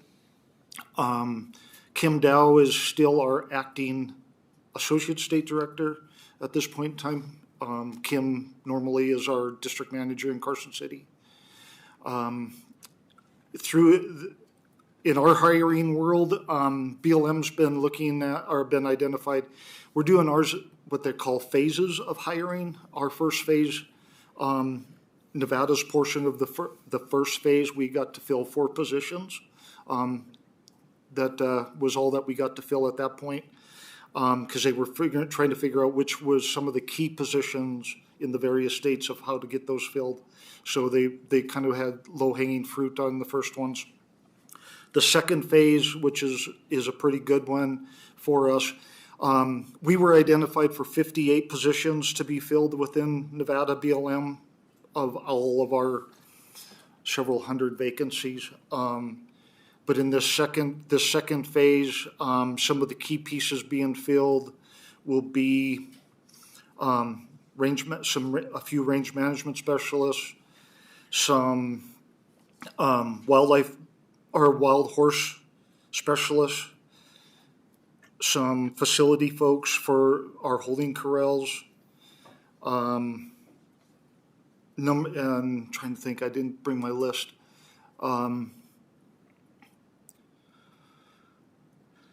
What was it? There was another key one that I wanted to bring. I think it's geologists is the other one of the other ones that was key on the list. But that's our first phase. I think it's like 22 positions. And then at some point there'll be a third phase and a fourth phase or whatever, however it goes. But it seems like they're becoming a little bit more, I would say, lenient on how we do some of this stuff. They've been allowing us to change, doing a little bit of shuffling as long as it stays within the same type of a program instead of what they identified for us to fill, because we were told what to fill versus what we asked to fill.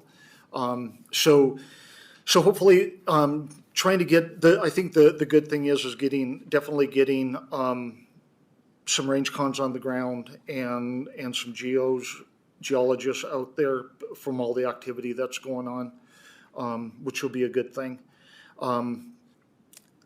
So we got that going. Energy is still at the top of everything. We continue to get applications for energy projects across the state, multiples.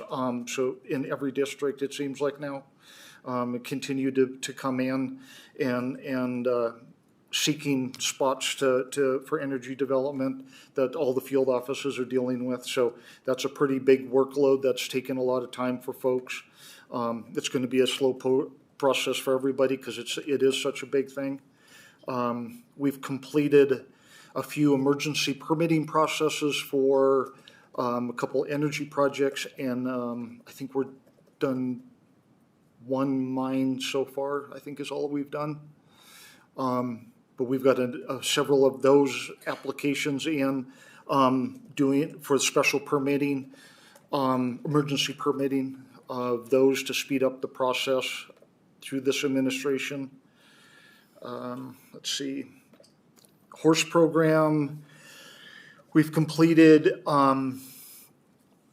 roughly I think it's almost 6,200 horses so far this year. We've got about 500 more to catch in September on the Jacksons in Winnemucca district. That will close out our gather season for fiscal year 26.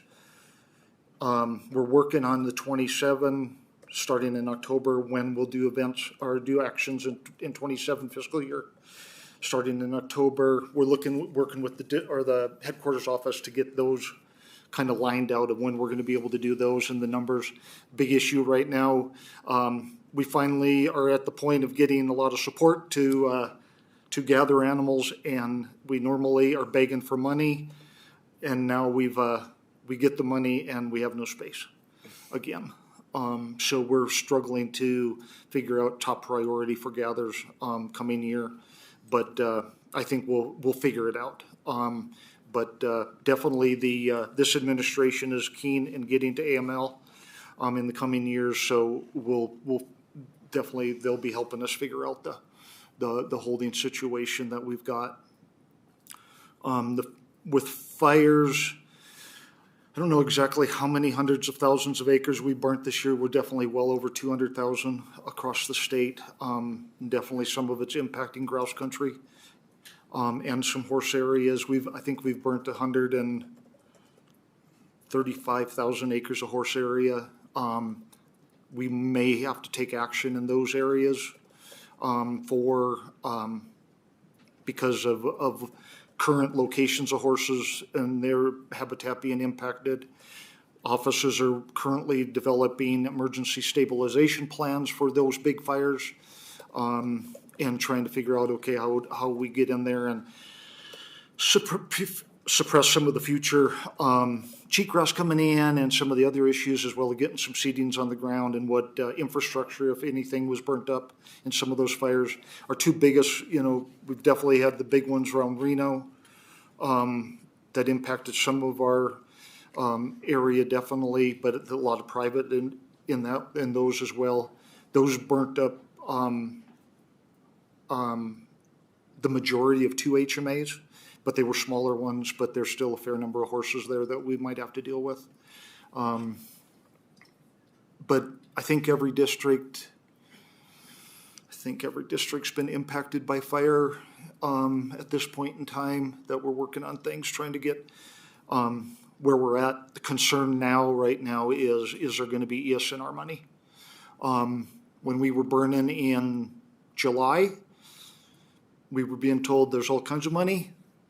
And when these last bunch of fires happened, we were told there's no money. And a lot of it really, in reality, is because of Idaho, Oregon, and Washington, the fires there. They're such big ones, compared to ours. They were significantly impacted in some of their areas by fire. But we're still going to proceed. We're still looking at it, looking to see if we can buy seed with end of year money and at least get a seed store built up so we can compete, because there's going to be a lot of seed needed, and we're trying to get orders in and money obligated to those so we can get seed in place when the best time to use it.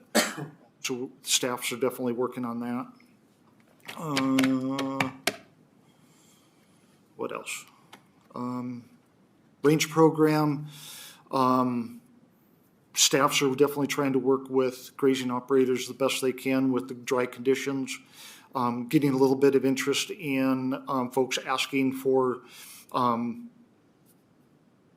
temporary water hauls and things like that to support finding some feed in some of the more unused areas that may not have enough water. Some folks are asking for non-use because of the drought situation, dryness, things like that. So staff are definitely receiving phone calls now and getting there. Hopefully we can get some relief here soon and take some of that pressure off of folks. But you know, it doesn't seem as bad as it has been in the past. I'm kind of surprised as dry it is across some of the roads you go across. You know, we haven't ever turned green, I don't think, anywhere in some of our country. But hopefully folks can make it through and by with their different management that they're doing. But I think that's it. Just a little bit. Just a little bit. Questions for Alan? You bet.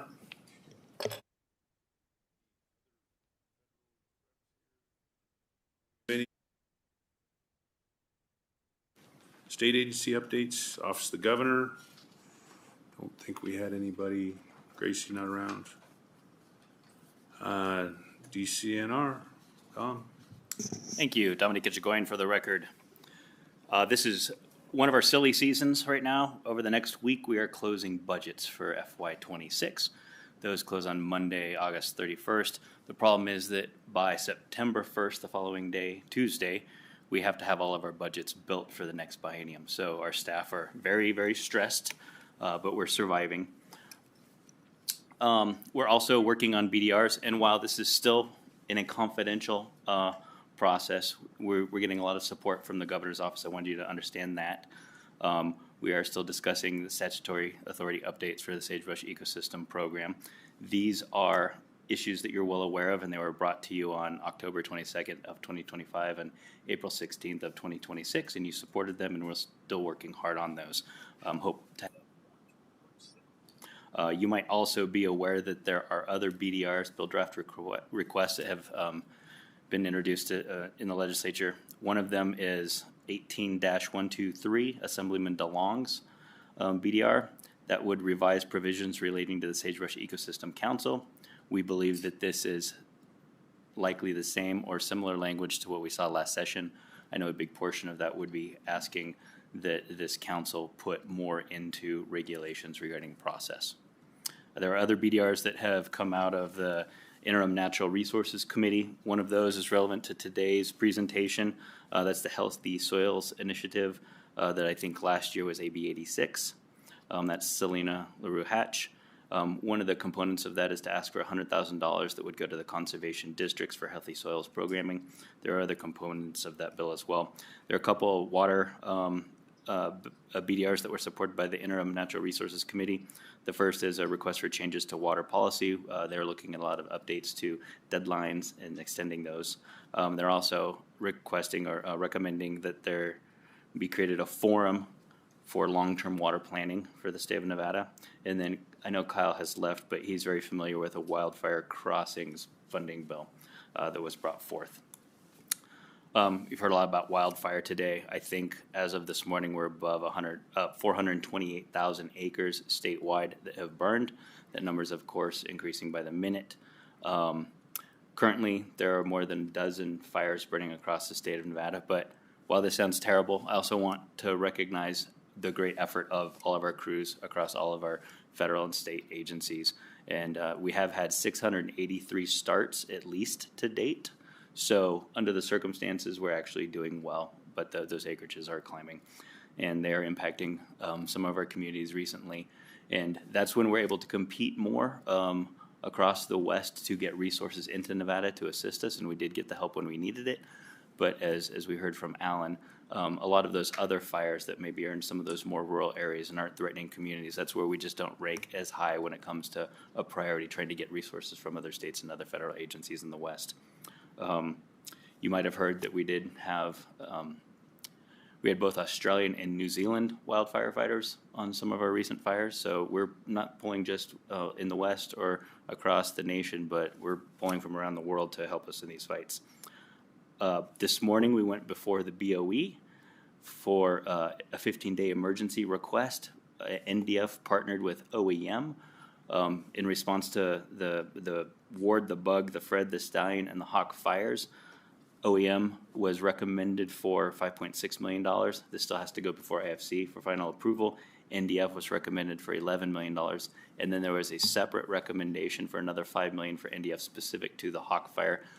The first amounts I mentioned would come from the disaster relief account, which is a separate account. The last $5 million would be coming from contingency funds. So we're doing the best we can under the circumstances, and I think it's been quite good response. But available for any questions. Questions for Dom? Hey, Dominic, I'm still here in the wildlife crossings, not wildfire crossings, but other than that, you got it. Sorry. Yeah, we talk wildfire all the time. I almost forgot about wildlife. Apologies. Other questions? I bet you have an introduction to do. I do. So Kathleen Steele for the record. Like we mentioned before, we are now a full team. We have our NDOW representative, Kristen Fratella. She comes to us from Oregon, and I am very excited to have her. She started in July, and I will let her introduce herself.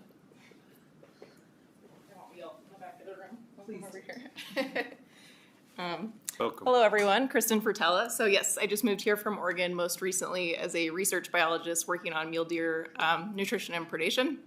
I've worked on several sagebrush species in the last few years over there, including pygmy rabbits and sage grouse. I have a steep learning curve here. I've been here for just under 2 months now, but I'm really impressed with the support system that I have from both, well, everyone in the audience right now, NDOW and SET. They've been amazing to work with so far. And yeah, with that, nice to meet you all, and I look forward to working with you. Welcome. We appreciate it. How long has it been since we had a full team? A year. Okay. Good work. Any other questions, comments? Heidi? I'm sorry,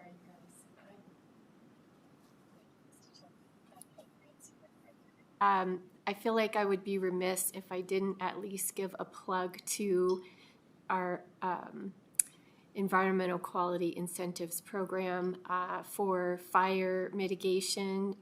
We can get money to Nevada. So even on public land, I know that would require the lessee to be applying under EQIP.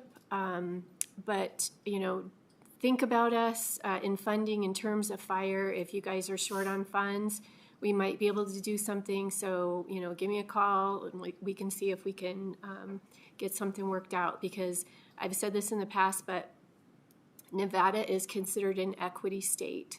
And what that means in my agency is that basically Nevada doesn't spend that much money. And so whenever we ask for more money, they send it to us.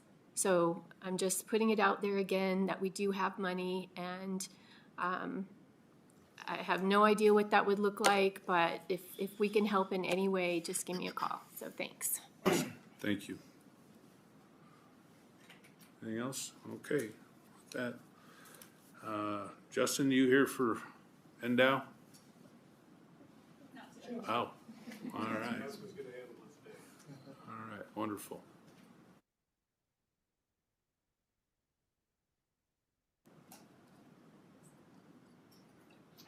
All right, good afternoon, everyone. Jasmine Kleiber with Nevada Department of Wildlife. I'll give some of our updates today, and we'll start off with some of our personnel changes. As many have probably seen, we've had a slew of retirement announcements in the last couple of weeks. These have been announced through our social media platforms as well as our agency newsletter. And of note, we've had substantial change in our game division as well as our director's office. So most recently, we lost Sean Espinosa, longtime Upland Game Staff Specialist, most recently our Game Division Administrator. He'd been working on sage grouse and upland game birds for quite a long time. He was recently replaced with Cody McKee, who was a Wildlife Staff Specialist, also in the Game Division. We're excited to have Cody on board, and we're going to be working through those kinds of transitions for a little while now.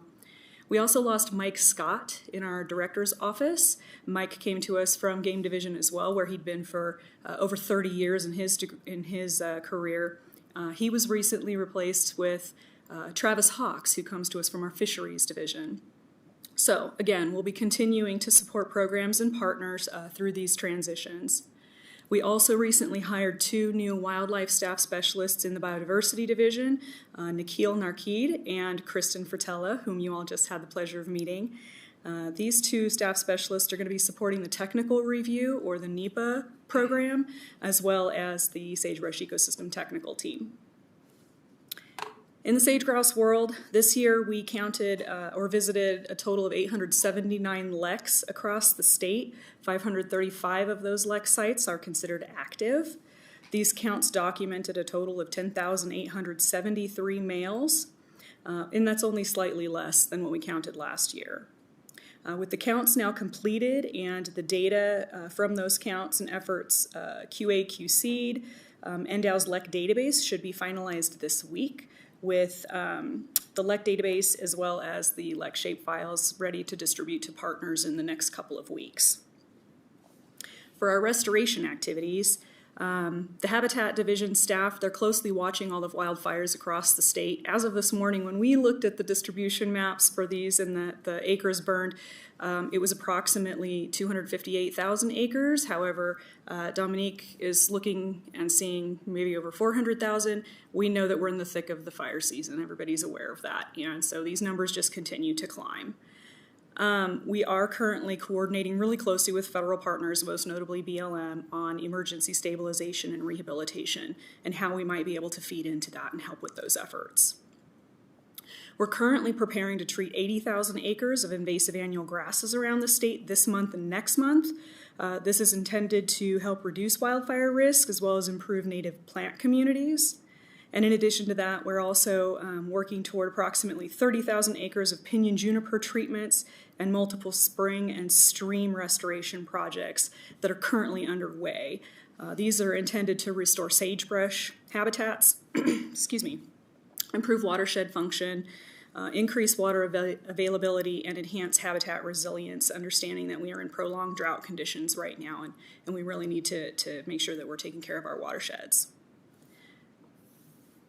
With that, I don't know if you guys have any questions for me, but I'm happy to answer anything that you might. Thanks for Jasmine. Thanks for sitting through all this. Appreciate it. Thank you. Anybody here from Department of Ag or online?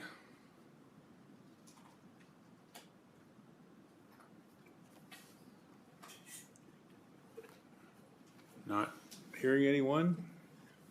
JJ's down begging for money in Vegas, he said, so. With that, not any other buddy to speak. We have public comment. So anybody here, public comment? Not seeing anybody jump up online? Voice in the sky? Do we The have public anybody? line is open and working. The public line is open and working. However, there are no callers at this time. Thank you so much for sitting through this. We appreciate it. With that, would anybody be opposed to adjourning? Thank you, everyone. Got through another one. We appreciate it. Thanks for all the hard work.